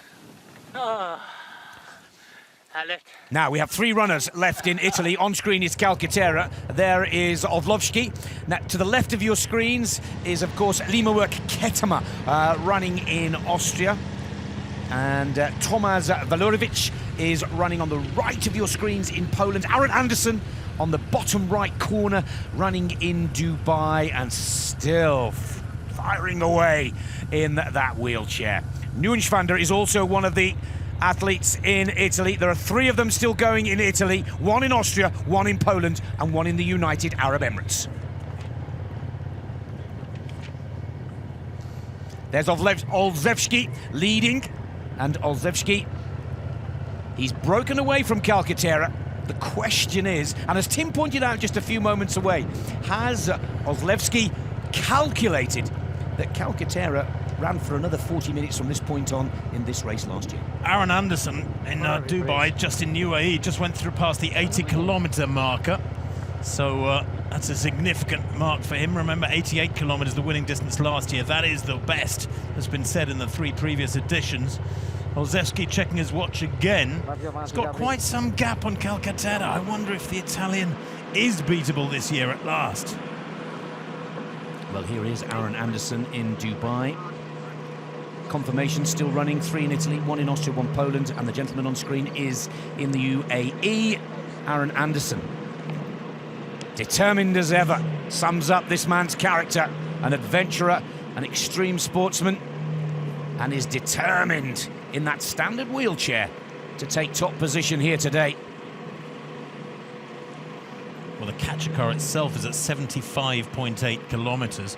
That shows quite clearly he's got well over a 4-kilometre cushion, has Aaron Anderson.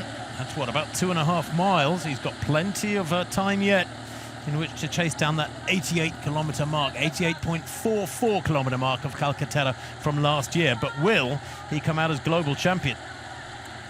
Well, as Limawerk Ketema continues to push the boundaries in Vienna, let's quickly go back to Global Race Control. Hear more from Charlie Webster, who's... Let's quickly check that we're not going to bring proceedings to a close in Poland. Still comfortably ahead of the catcher car.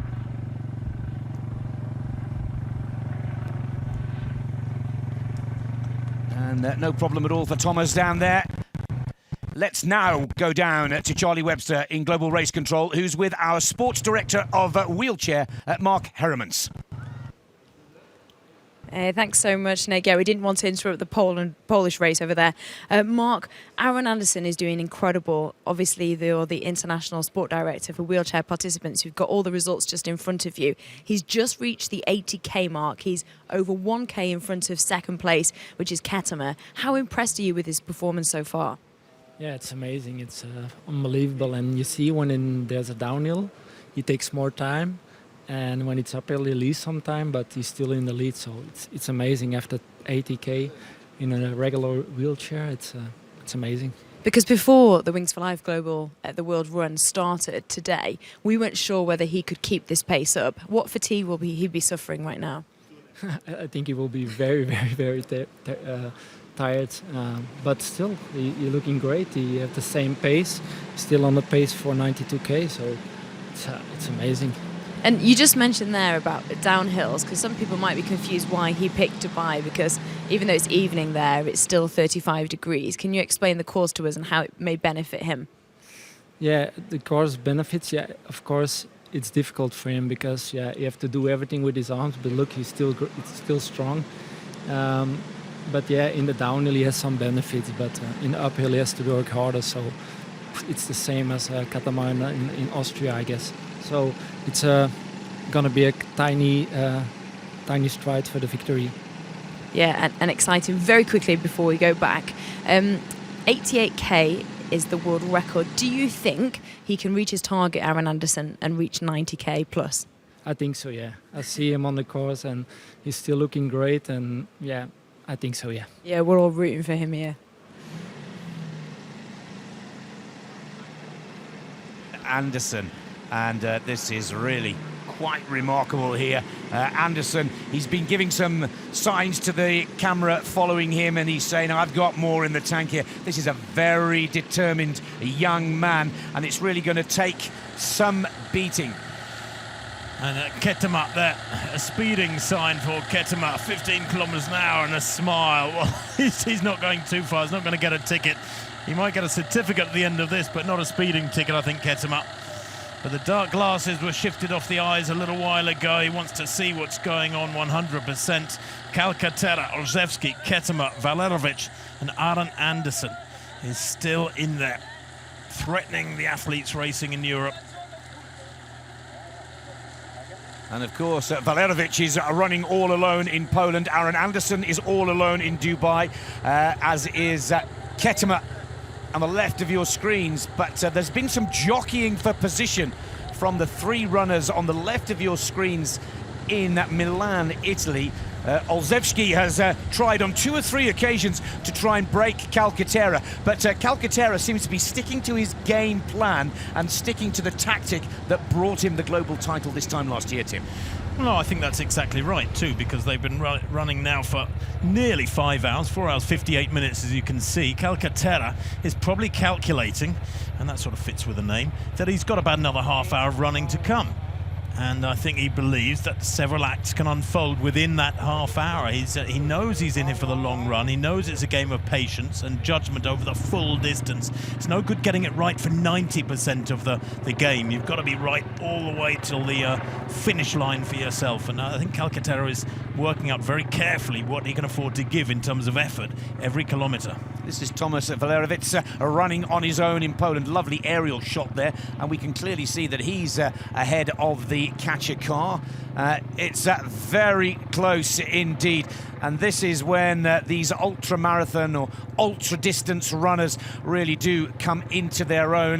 Olszewski, he's tried on a number of occasions to break Calcaterra down, and that's the only thing that could potentially go against him as we get down to the real business end of this race. Calcaterra's got some work to do. He's quite some way behind. Neuschwander is also in there as well, of course, in that Italy, the event which started in Milan, went through downtown Milan. Neuschwander is not a spent force as yet, although he's a little way behind Calcaterra and Olszewski here. And you can see back down the road, Nick, behind Olszewski here, it is quite a gap to Calcaterra. And he opened that up very quickly. Calcaterra clearly went through a difficult period. Maybe he had to take a toilet break or something like that, but he went through a really difficult patch where he lost maybe 200 or 300 yards, 200 or 300 meters on the pole. Well, there is no question that this will be a thrilling finale to the Wings for Life World Run as Calcaterra on the left of your screens tries to pick up the pace and get back to the leading pole.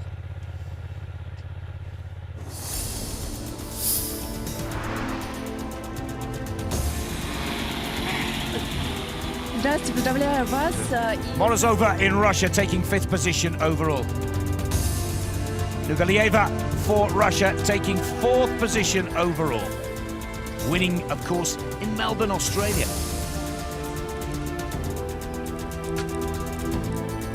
Vera Nunes in Chile, Santiago, 3rd overall. Cornelia Moser winning in Italy and taking 2nd position overall.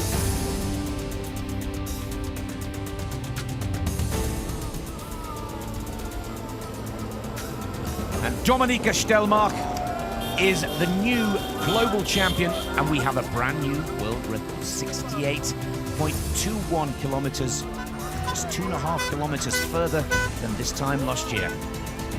Barroza, the national champion in Brazil. Martinez wins in Valencia, Spain.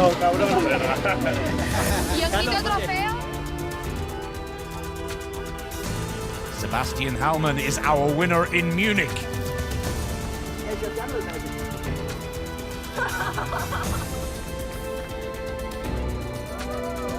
Shilusheki is the winner in Cambridge, Great Britain. Congratulations from David Coulthard. Besançon is the Australian winner.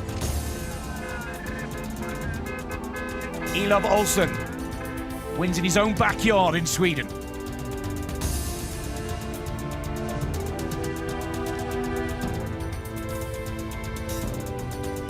Olszewski and Calcaterra still running in Milan. Ketema is in 2nd position, still looking strong in Vienna. And Aaron Anderson is leading in the UAE. These are the live pictures from the 4 countries, still with runners looking for this global title. It could hardly be more keenly poised, could it? Ketema, the top left of picture, is actually sandwiched in between Olszewski, bottom left, and Calcaterra, who are at the same venue, of course, down in Italy. But Ketema is battling the pair of them. Whether he's aware of it or not, I do not know. I wish he were in the same venue in some ways, but it's the unique element of this event that they can be in different venues, thousands of miles apart, thousands of kilometers apart, but actually competing against each other. Aaron Anderson here has been a revelation. I'm absolutely astonished. We heard Mark Hermans talking about how well he's going here, and he thinks he will broach the 88-kilometre record set by Calcaterra last year, Nick. But I'm astonished at how well he's gone, and the fact that he survived the heat of the day in Dubai. And how much is left in the tank is now the million-dollar question down in Dubai. Yes, night is falling. Yes, it's getting a little cooler, but it's still 30 degrees Celsius plus. We seem to have forgotten about Flo Nieuwsvander, but he's still in the competition, still ahead of the catcher car, Tim. Neuschwander having a nervous little glance over his shoulder there. I think it's more of the road up ahead that he should be concerned about, to see if he can close down on Calcaterra. You have to keep plugging away, Nick. It's one of the elements of distance running that is so hard mentally, because you do not know what's happening to those ahead of you. In races like this where you can't see the opposition further up the road, you've got to assume and hope in a way that they will go through a bad patch, that they go through a really difficult period of a few minutes where you can gain ground of them. And if you get sight of them and you've got a target, that makes a huge difference psychologically. The problem for these athletes would be Calcaterra here in 2nd place behind Olszewski, is that if he can't get a glance of the pole every so often, he hasn't got that sort of carrot being dangled in the distance. Now let's take a close look at Limurg Ketema, 2014-2015 global champion, running in Vienna, Austria. He too looks to be in a good rhythm, looks to be comfortable. But that stride has gone a little bit, Nick, I have to say. I know we're looking at him from behind here, it's an awkward angle, but there's no knee lift. That's a shortened stride length from Ketema, I'm sure. He's working here now. He's just negotiated a slight uphill. We can see the road drops away ahead of him, downwards slightly, so perhaps he'll pick it up again, but I think he's having a tough patch. Velorovic is the last runner in Poznan in Poland. And we've got a wonderful helicopter shot there that shows us that Thomas is well clear of the catcher car.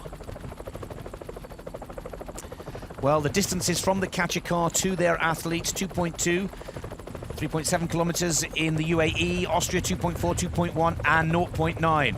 So the gentleman on screen could, and if those figures are correct, should be the next runner to be caught. But significantly, Nick, what has really shocked me there is how far ahead Aron Andersen is from the athletes, the leading athlete in Austria, Olszewski. There's a massive gap between the two. If they were in the same race, well, he's like 1.3 kilometers, something like that, further up the road. I mean, he's in a different quality of race altogether.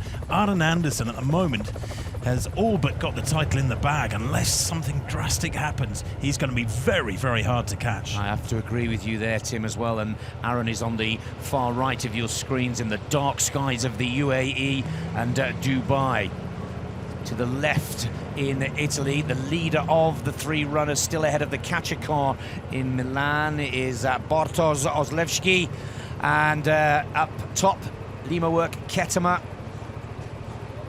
I'm not sure Tomasz Valerovic is long for the competition. We should get an aerial shot, top right corner of the catcher car, bearing down on Thomas in Poznan. Bottom left of screen, though, you can see Calcaterra on this long, long bridge, and you can see a little group of cars somewhere up the road. I think the gap is only about 200 metres now between Calcaterra and Olszewski, and I think maybe the Italian veteran is closing down on the pole slightly.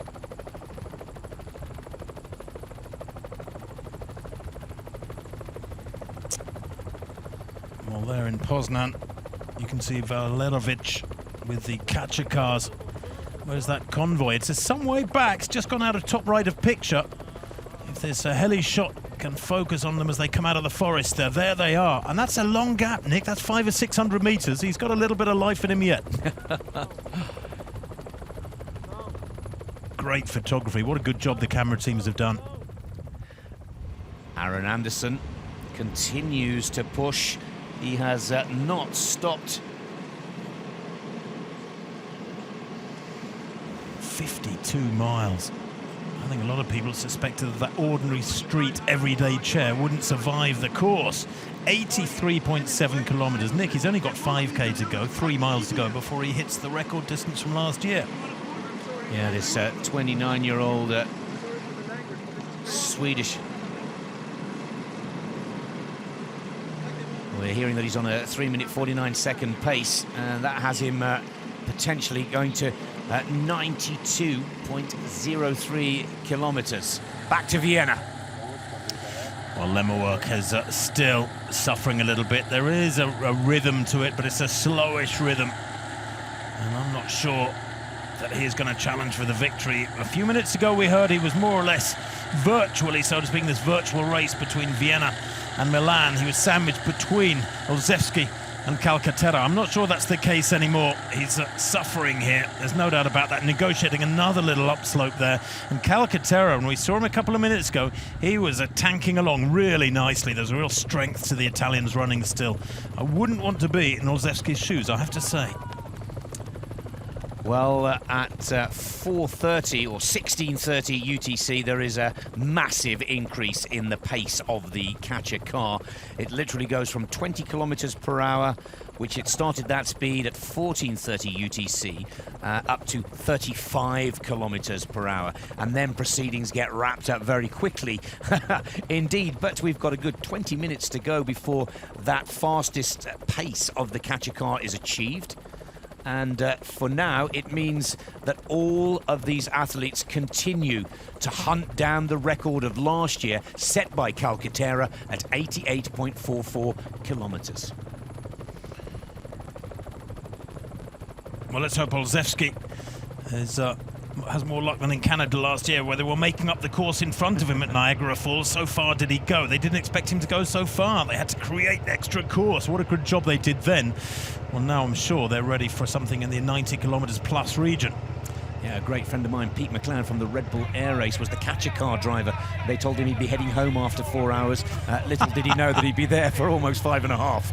But here is Calcaterra on screen, sticking to his plan, methodical work, and really not that perturbed. It certainly doesn't look that way from our perspective over the current leader in Milan, and of course that is Bartosz Olszewski. Now let's go back to Global Race Control and hear more from Charlie Webster and Mark Herremans. Thank you, Nick. Here in Global Race Control, we're coming to the very end of the race now. Tensions are really building. Both Colin Jackson and Mark Herremans really concentrating on the top four now. We've just been looking at Aaron Anderson. He's coming up to 85k now. But Mark, what is really important to point out is this performance is exceptional because he's not in a sports performance wheelchair. He's in a normal, regular wheelchair. What's the differences? Yeah, in this wheelchair, it's really, really, really hard. It's unbelievable, actually, because in a sports wheelchair, it's normal. But in a regular wheelchair, I think nobody on this planet did it before, so this is unbelievable. It must be the furthest I think anybody's gone in a wheelchair full stop, never mind in a normal wheelchair. Can you talk us through some of the differences? Because I know when we watch the Paralympics and in sports performance wheelchairs, there's a position where you can lean forward, but can you talk us through some of the rules? Yeah, sports wheelchair has 3 wheels, 1 little wheel in the front and 3 on the side.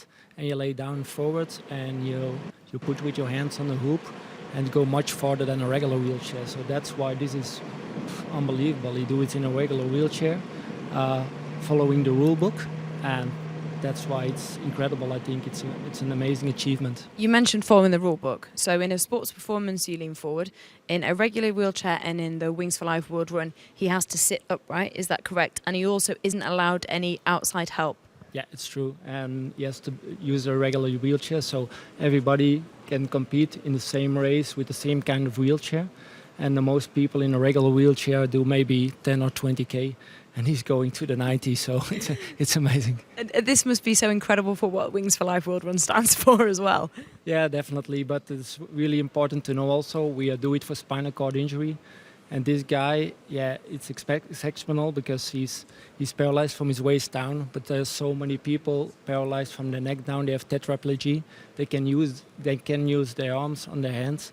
And for him, yeah, he's able to race. And so many people on the planet in a wheelchair are not able to race because they can use their hands and their arms.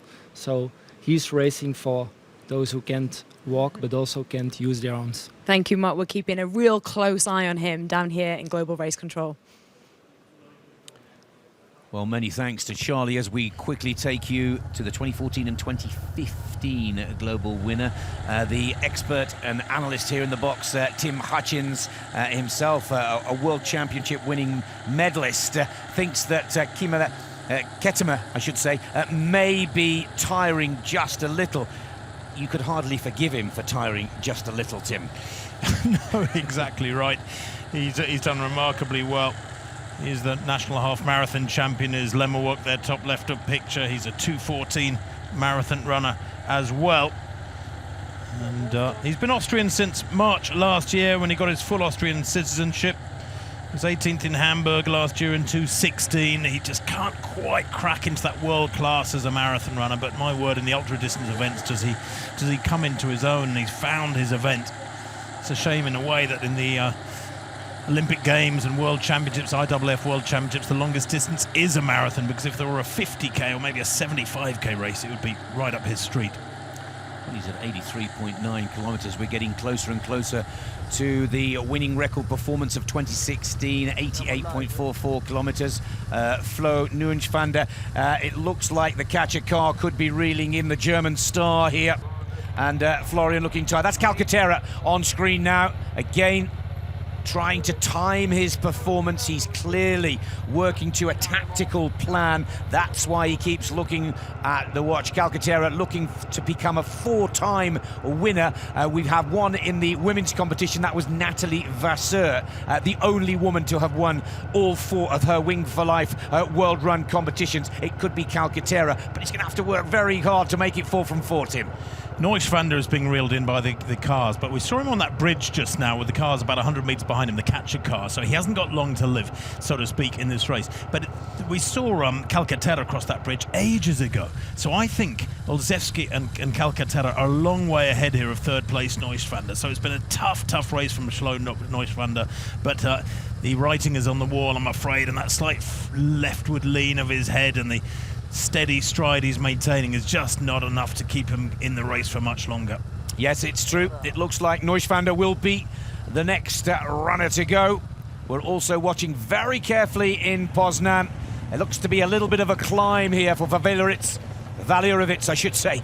And Thomas, well, he's forecast on the computer here in the combox to do 85.45. And to be honest, Tim, you can have a little bit of lady luck with the layout of the racetrack, particularly when we start getting to these huge distances. No, that's exactly right. That's why there's so much strategy involved in getting the venue right for your next race, because do you go where there's not going to be any other runners, but actually it's a tough course maybe, so you can come out as national champion but with very little chance of being high up in the overall global rankings. If it's a hilly course, then that is the case. You certainly won't produce a special distance compared with athletes of this caliber. Well, we've heard from Marcus Herriman, our sports director for the wheelchair athletes today, that this is truly an amazing feat. This is a standard wheelchair, not the type of race machines that we've often grown used to seeing in Paralympic competition. Back to Milan. And this will be the best performance yet by Neuschwander, even though he's about to be come under the control of the catcher car and his day will be done. It's been a brilliant, brilliant effort, Nick, and obviously would have won just about every other country's contest. Yeah, this is a massive personal best, and Neuschwander is down and out. Catcher car has to continue rolling on, but Flo Neuschwander, a PB for the German performer, and you can ask no more than that. No, that's exactly right. Olszewski here with that steady stride of his. Very low arm carriage from him. A slow, purposeful stride.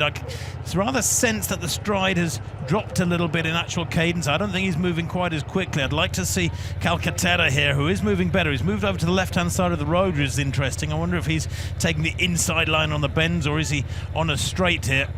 But the head is rocking from side to side. Even the great Italian, legendary Italian as he is now, is beginning to hurt. There's no doubt about that. But he has got that target. And it does help, of course, to have a target in your sights, to have somebody 100, 200 yards up the road. There's that sort of psychological elastic band between you and he, the man up ahead. And he's trying desperately to hold that elastic band together. I think we need to keep our eyes peeled to the top right of our screen.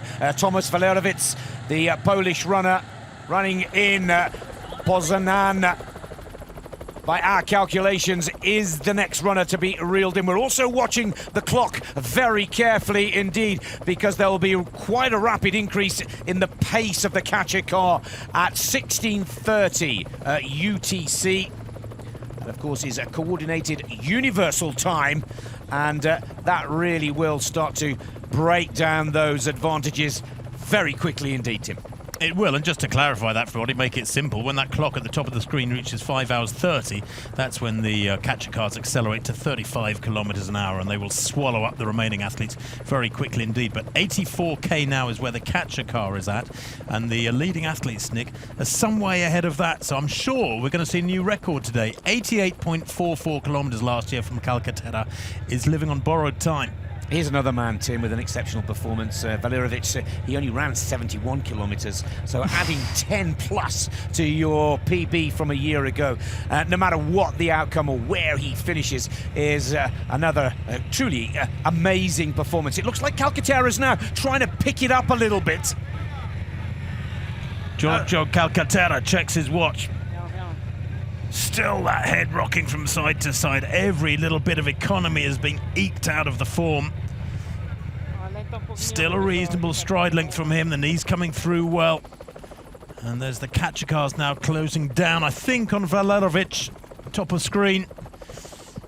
5 hours 19 on the clock. The catcher cars have done well north of 52 miles, 84 kilometers. But he's only got a minute or so to go. Calcaterra won the race, 5 hours 30 spot 46 a year ago. He ran 88.44. That was the greatest distance we've recorded to date. Those records are tumbling. They've tumbled in the women's global competition, and they are now about to tumble in the men's. But can anybody stop Aaron Anderson in that standard non-race wheelchair down in Dubai? Well, Ketema still moving well. We know, of course, that Olszewski and Calcaterra involved in a tough battle together. And Arnon Anderson here has got plenty of company.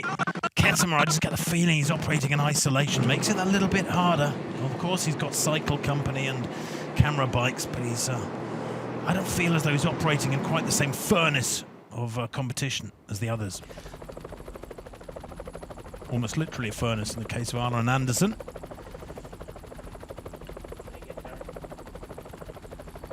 Well, there's the catcher car top of screen, closing down on Valerovic, and as Nick pointed out so rightly just now, 71 kilometers last year has become quite remarkable, some 82 kilometers this year. From the catcher car, that cap is certainly not 500 meters, 0.3 of a kilometer, it's about 60 meters, 50 meters, 40 meters. And Tomasz Valerovic is nearly done. What we can confirm is that 2.1 kilometres advantage over the catcher car is Aaron Anderson's in his daily wheelchair. And so far, so good for Aaron Anderson. This could be the big upset and quite a revelation if the young Swedish athlete could take the global title here. But as Tim has just pointed out, Tomasz Valerovic, a massive personal best for the Polish performer. He smashed the Polish record, his own record, but he smashed it by over 10 kilometers plus. He's got one last little dig and it is all over for Tomasz Valerovic. Another remarkable performance. Look at that punch to the air, look at that celebration. 84.9 kilometers is another remarkable and outstanding performance for Valerovic. You know what is very, very tough, of course, as Valerovic wins in Poznan, is, of course, that Calcaterra, were he to finish second, and Neuschwander, who finished third in Milan, are not even the national champions. Now, in theory, do they not get the trip for next year after 5.5 hours of hard graft? That would be cruel. Well, Aaron Anderson. 11 kilometres is the confirmation of the new Polish record. That's what Valerovic has bettered it by. But this is Aaron Anderson in, we need to call it a daily wheelchair. Daily use. It's just a standard wheelchair. And this is why this performance is so remarkable.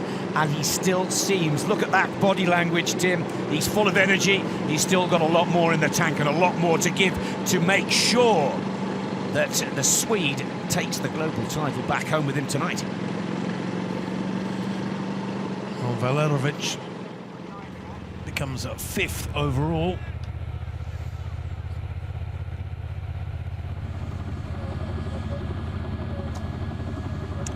Calcaterra. This is where they need to make their mark now. Now this is where the tactical play comes clear to all of the remaining athletes out there looking for this global challenge, because in a matter of minutes the race pace of the catcher car, the pace, will be 35 kilometres. That's a huge increase. It will go 15 kilometres per hour faster than it has been for the past 2 hours.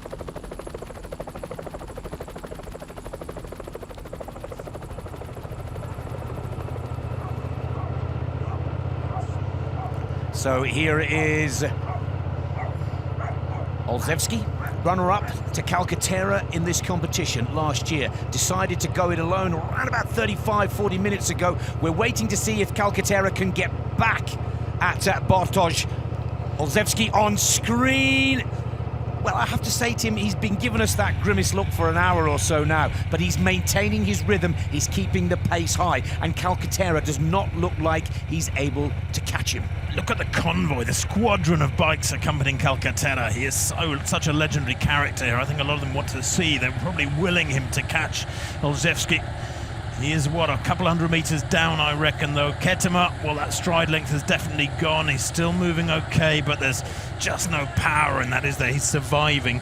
Incidentally, I'm just hearing that Aaron Anderson, at the moment, is probably the only one who will make 90 kilometers. So over this next 3 or 4 kilometers, there's going to be some real ding-dongs going on in this Wings for Life World Run of 2017. 5 hours 24, 5.5 minutes, Nick, until the catcher car roars up to 35 kilometers an hour, big acceleration. And I wonder, Tim, how many of those athletes have programmed that into their running watches to tell them that that is the time to give it the last kick? Because to me, that is the game that Calcaterra has been playing. He was happy to be off the pace in the early hours. He built it up in the mid part of the race. Has he got another little alarm that tells him, okay, Kaczykar goes quicker, so do I? But if he has, then surely you'd give himself 5 minutes or so in which to close down on Olszewski. So I wonder whether or not he is capable of closing that gap before the Kaczykar actually starts going at 35 kilometers an hour, which will see them eat up the ground between the cars and these last few runners very, very quickly indeed. So Calcaterra has got literally 2 or 3 minutes in which to make his move. Stay with us here at the Wings for Life World Run 2017. This is going to be an unbelievable finale. We'll see Milan, we will see Vienna, we will see Dubai. We're still looking for the global male champion, and it looks like each and every one of the 4 still in the race have more to give. 87 kilometers, was that the marker there that Olszewski has gone past Calcaterra now? The arms, the head rocking from side to side, still at metronomic stride. I wonder if we'll see that 87 kilometer sign go past as well, and we can calculate the gap between the two. Limawerk Ketema, all alone, but still keeps the rhythm, keeps it going. We calculate that Ketema could go to 87.17. It's just dipped a little, 87.16, as we calculate the pace of the Austrian runner. Well, they've got 3.5 minutes now before the Kaczykar puts in the big acceleration. Ketema, I haven't seen him look round yet, though. He doesn't seem to be worried about the Kaczykar. He's staying focused on the job at hand.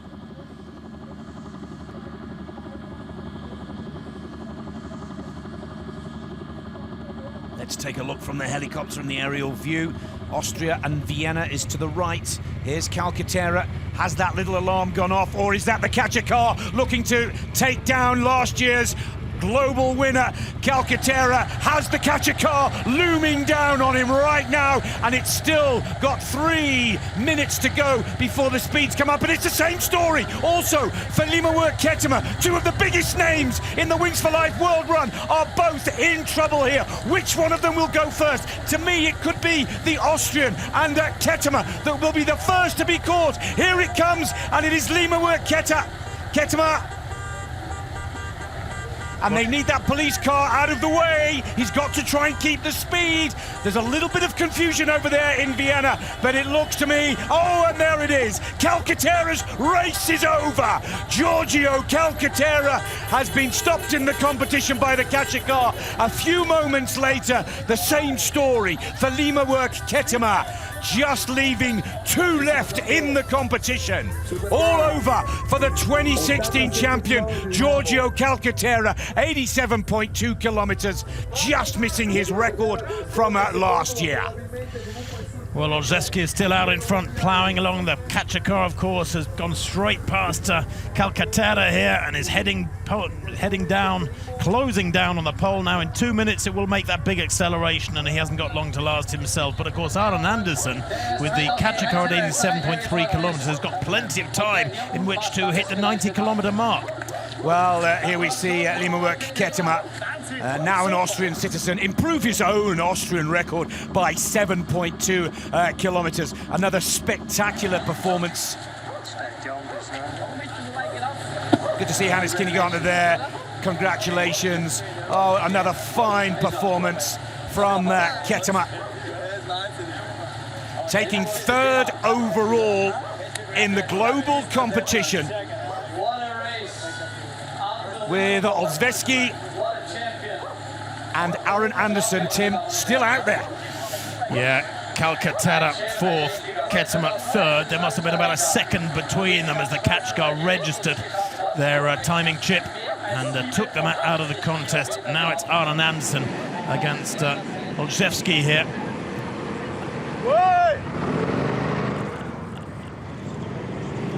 And information coming through that he's broken Calcaterra's record. He's over 89 kilometers, so the world record, there it is, confirmation, 89.8 kilometers. And Aron Andersen is now our new world record holder, and so shows no signs of slowing up here.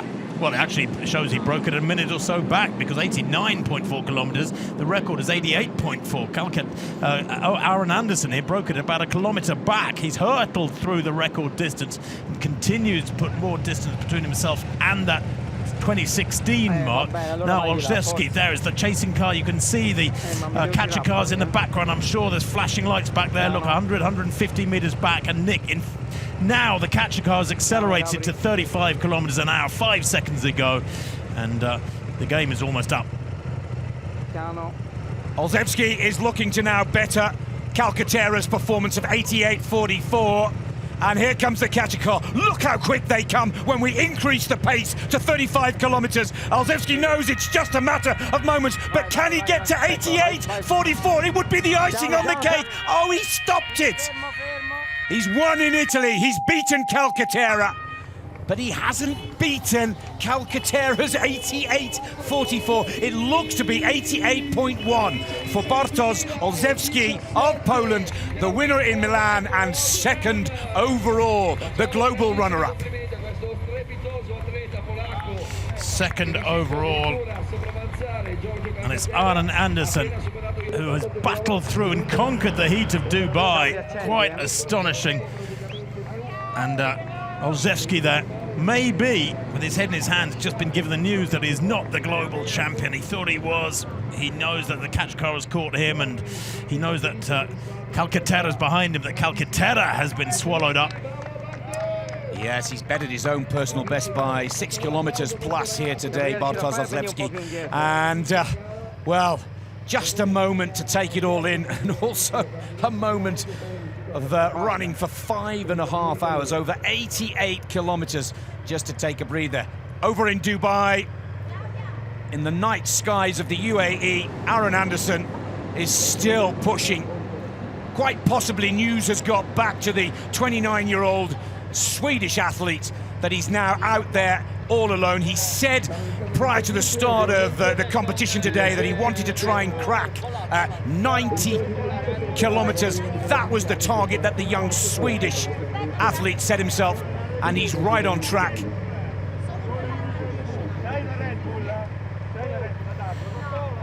Predictions say that Anderson could go as far as 92 kilometres plus in that daily wheelchair. Again, it's something that we will look at in amazement, but a deserved Italian win, a massive PB, and an amazing performance for Olszewski.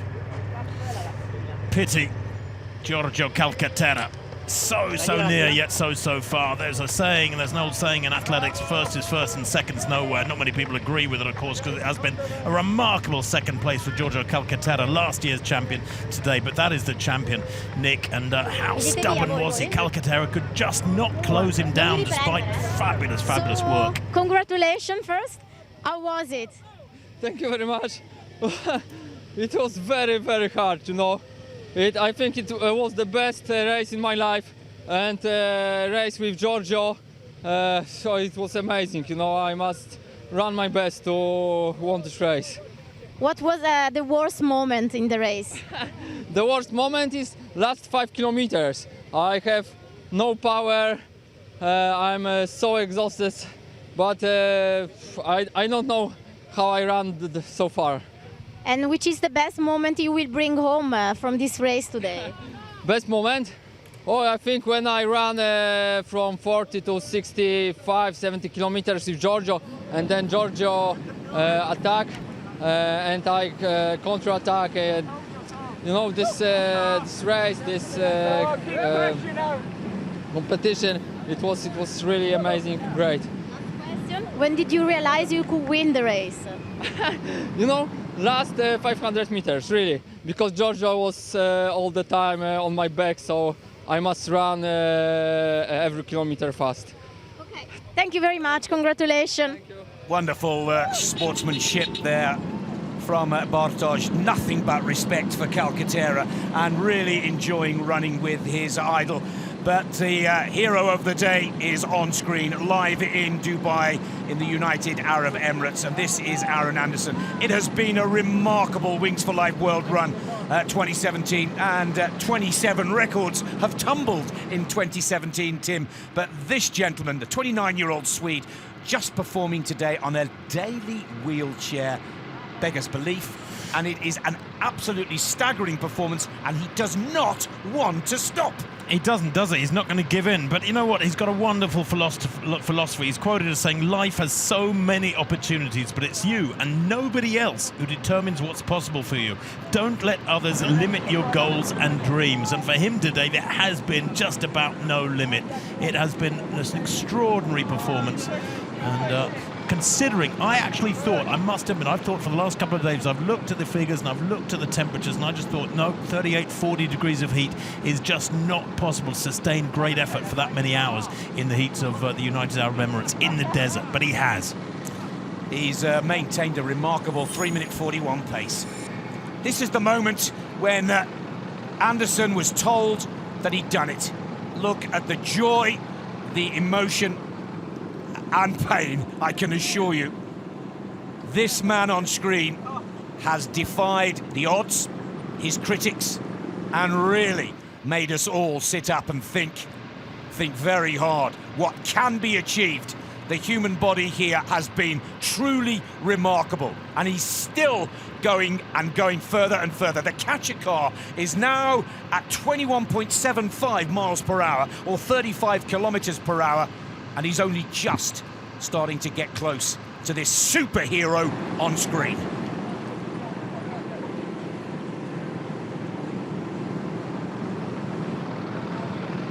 Well, he's still going strong and enjoying it now, just soaking up the glory of being confirmed global champion. I guess it matters not now where the catcher car comes through into view and takes control of his day. He's gone from bright sunshine into the darkness, but the spotlight is very much on him at this moment because he is global champion, has turned back all challenges, outlasted them, Nick, with extraordinary stamina and determination. This is a unique victory for the man in the ordinary, everyday street wheelchair over very, very strong and experienced opposition. Here it comes. For the first time in the history of the Wings for Life World Run, we have gone over 90 kilometers in distance. And here comes the catcher car driver. They must have been thinking, when is this moment going to happen? The catcher car driver is Adil Khalid, the first Arab to have sailed around the world and represent his country at the Olympics. And this is the moment when Aaron Anderson writes history and writes record books beyond belief.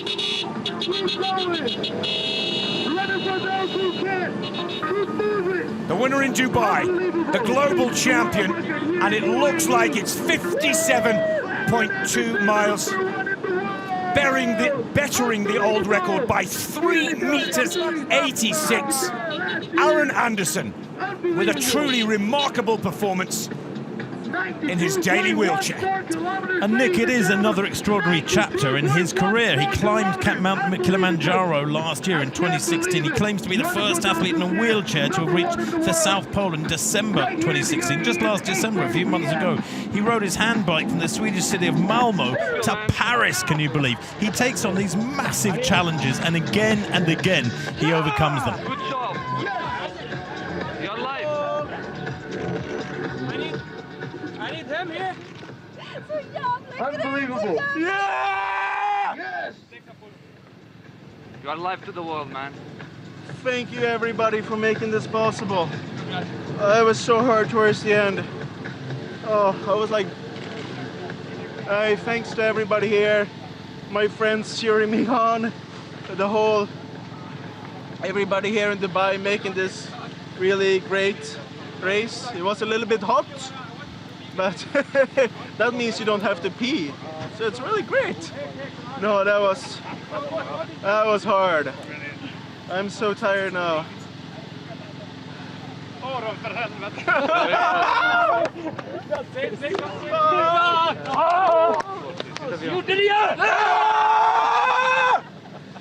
And thanks to everybody putting on this race for spinal cord injury. I had cancer when I was 7-year-old, had surgery in the back, and ended up in a wheelchair. It's tough to be in a wheelchair sometimes. It can be really hard. But thanks everybody for raising money for this, actually doing a change. I don't know if I'll be able to walk one day, but that could be pretty cool. Oh. You're amazing, man. Thanks everybody. Wow. Aaron, could we just get some words from you, please? I have a few questions. Yeah, what do you want? First of all, congratulations, world champion, Aaron. Now, how do you feel about being the new champion? Just to confirm, 92.14 is the official distance for Aaron Anderson to claim the global title for the Wings for Life World Run 2017. Absolutely remarkable, and understandably a lot of emotion from Aaron Anderson. Here's the confirmation. Anderson with that brand new record, 92.1. Olszewski, 88 kilometers second, the Polish runner in Milan. Limuerk Ketema taking third position, 87.1 kilometers. Last year's winner, Calcaterra, having to settle for fourth position. What an amazing performance from Aaron Anderson. Wings for Life World Run Global Champion 2017.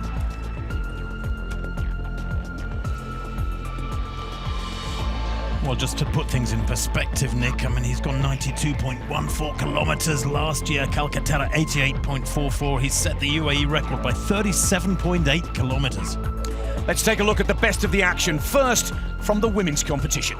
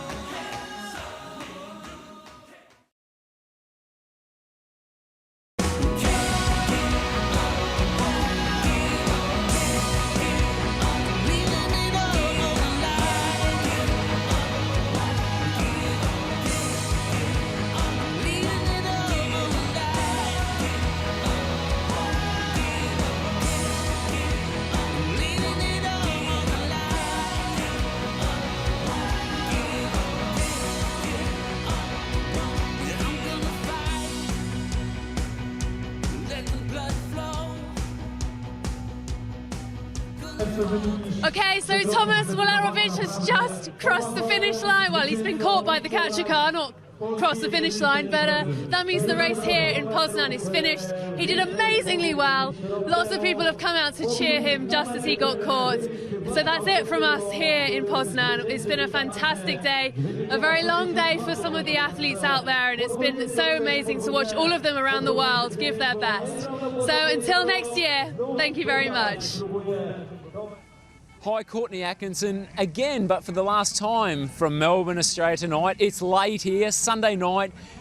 Everyone's getting ready to go to work tomorrow morning. It's only a few hours before the city comes alive again. It's been a great evening here. Yes, we've had 4 seasons in one day, but plenty of smiling faces, and more importantly, plenty of people saying they can't wait to get back next year. So that's a final sign-off from down here in Melbourne, Australia.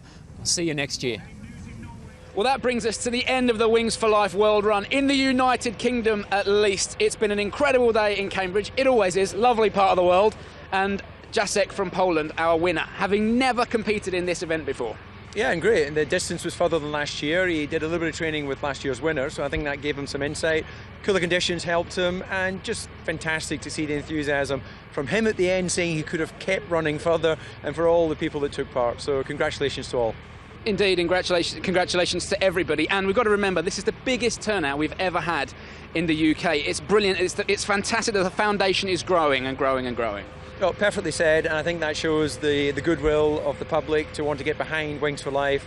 And as we speak, the race is still continuing at some other point around the world, so I'm curious to see who's going to be the overall winner. Finally, the catch-a-car experience. Was it better or worse than last year? Well, I can tell that you've been moisturising. Your hands are so much softer, so you really held me through some of those difficult moments. But yeah, it's a lovely part of the world to drive. A little bit challenging in some of the tighter parts of the road. But anyway, we've done our job. We have a winner, and congratulations to everyone who put this on. DC, it's been a pleasure. Thank you very much. That pretty much brings us to the end of our coverage from Cambridgeshire, from David Coulthard and myself. Goodbye.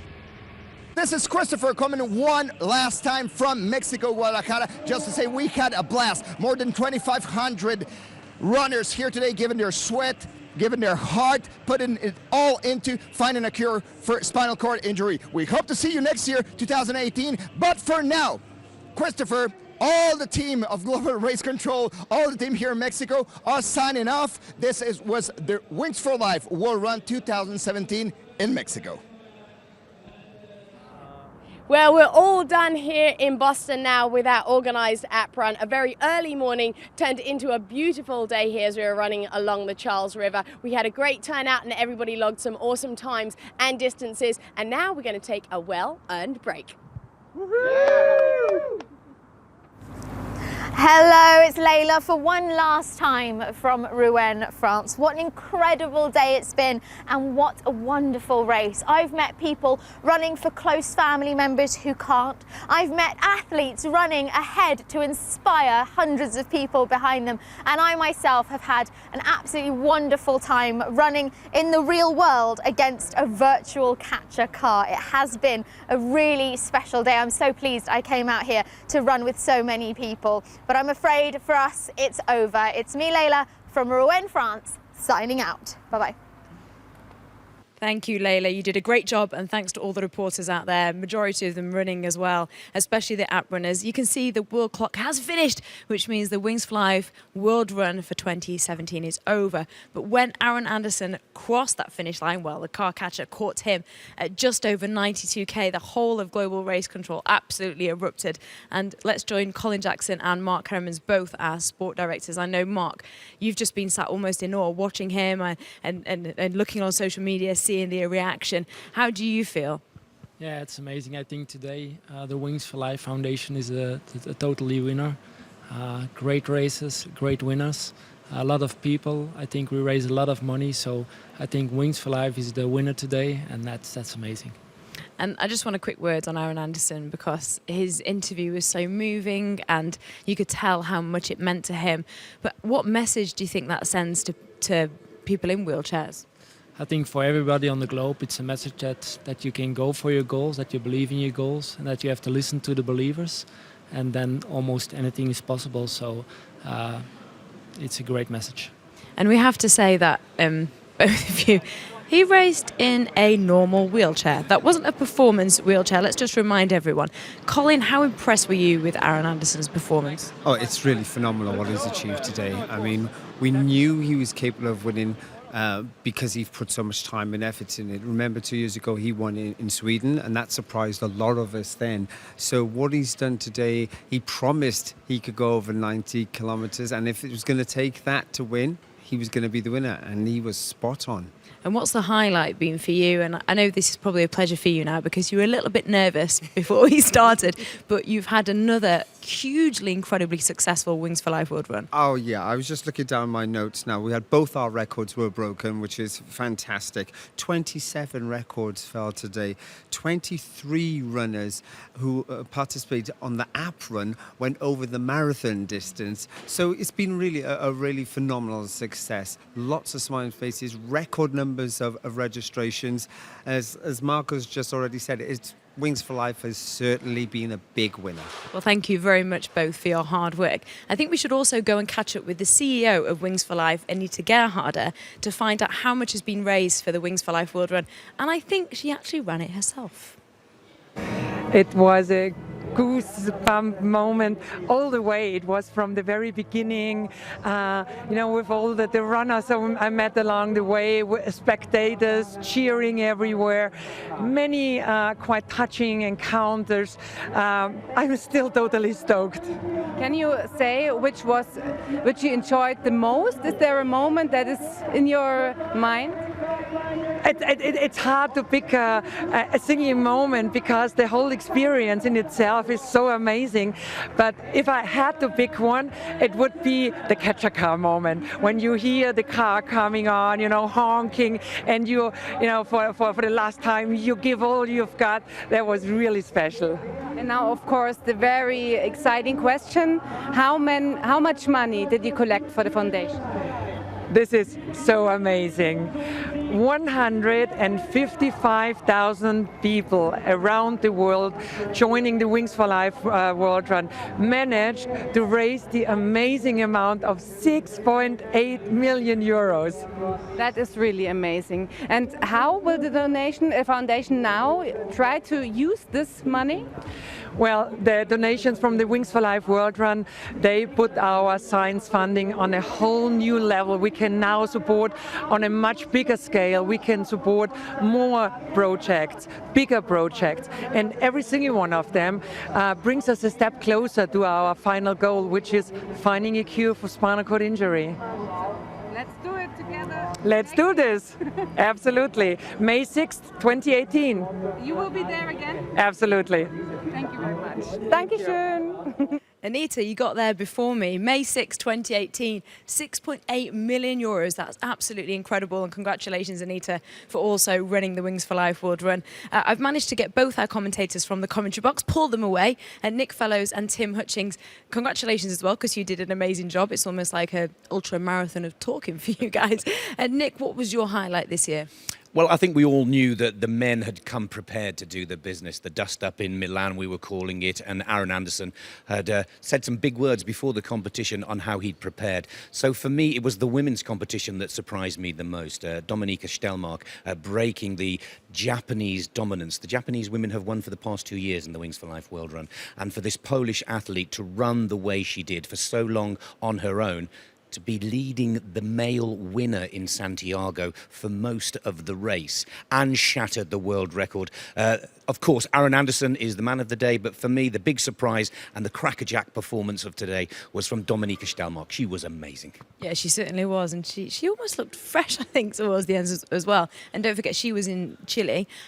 Tim, how about for you? Because I know you're a world record man, so you must have enjoyed Aaron Anderson's performance. Absolutely, and I have to admit to being very, very surprised, because I thought he'd made a tactical error choosing Dubai. I thought the heat of the desert, 38, 40 degrees centigrade, would undo him. I really did. I thought maybe the last third of his day would be very, very difficult, but he battled through that, got into the darkness when the temperature started coming down, and it certainly went way, way beyond the old record. Calcaterra finishing in 4th place overall, put up an incredible battle.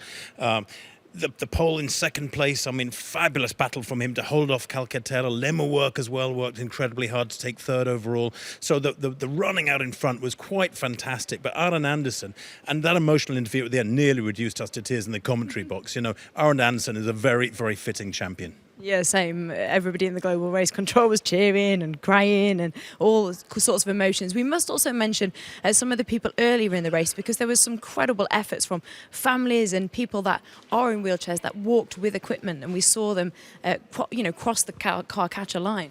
No, you're absolutely right, Charlie, and it gets very emotional and very exciting when you get to the business end of any sports competition. But we find ourselves breaking into tears when the first person gets caught by the catcher car, and they're normally people on crutches. There were some amazing pictures. So I think the whole event can really capture a very unique emotion, and it's the early stages that get me. We like the goats and the sheep as well. That was a bit of fun, and I enjoyed that bit, actually, of the show. But I think the first people to get caught by the catcher car for a moment makes you think, this is what it's all about. This is why it's so special. And then, of course, we all get down to what we do as the pros get going, and it becomes a fantastic sporting event as well. But those early stages are so unique and special. That's why it's so important, because actually anybody can absolutely do the Wings for Life World Run. So, just to finish, because I'm sure you're all talked out, Tim, for anybody out there that hasn't done it, why should you do it? Come on, join us next year.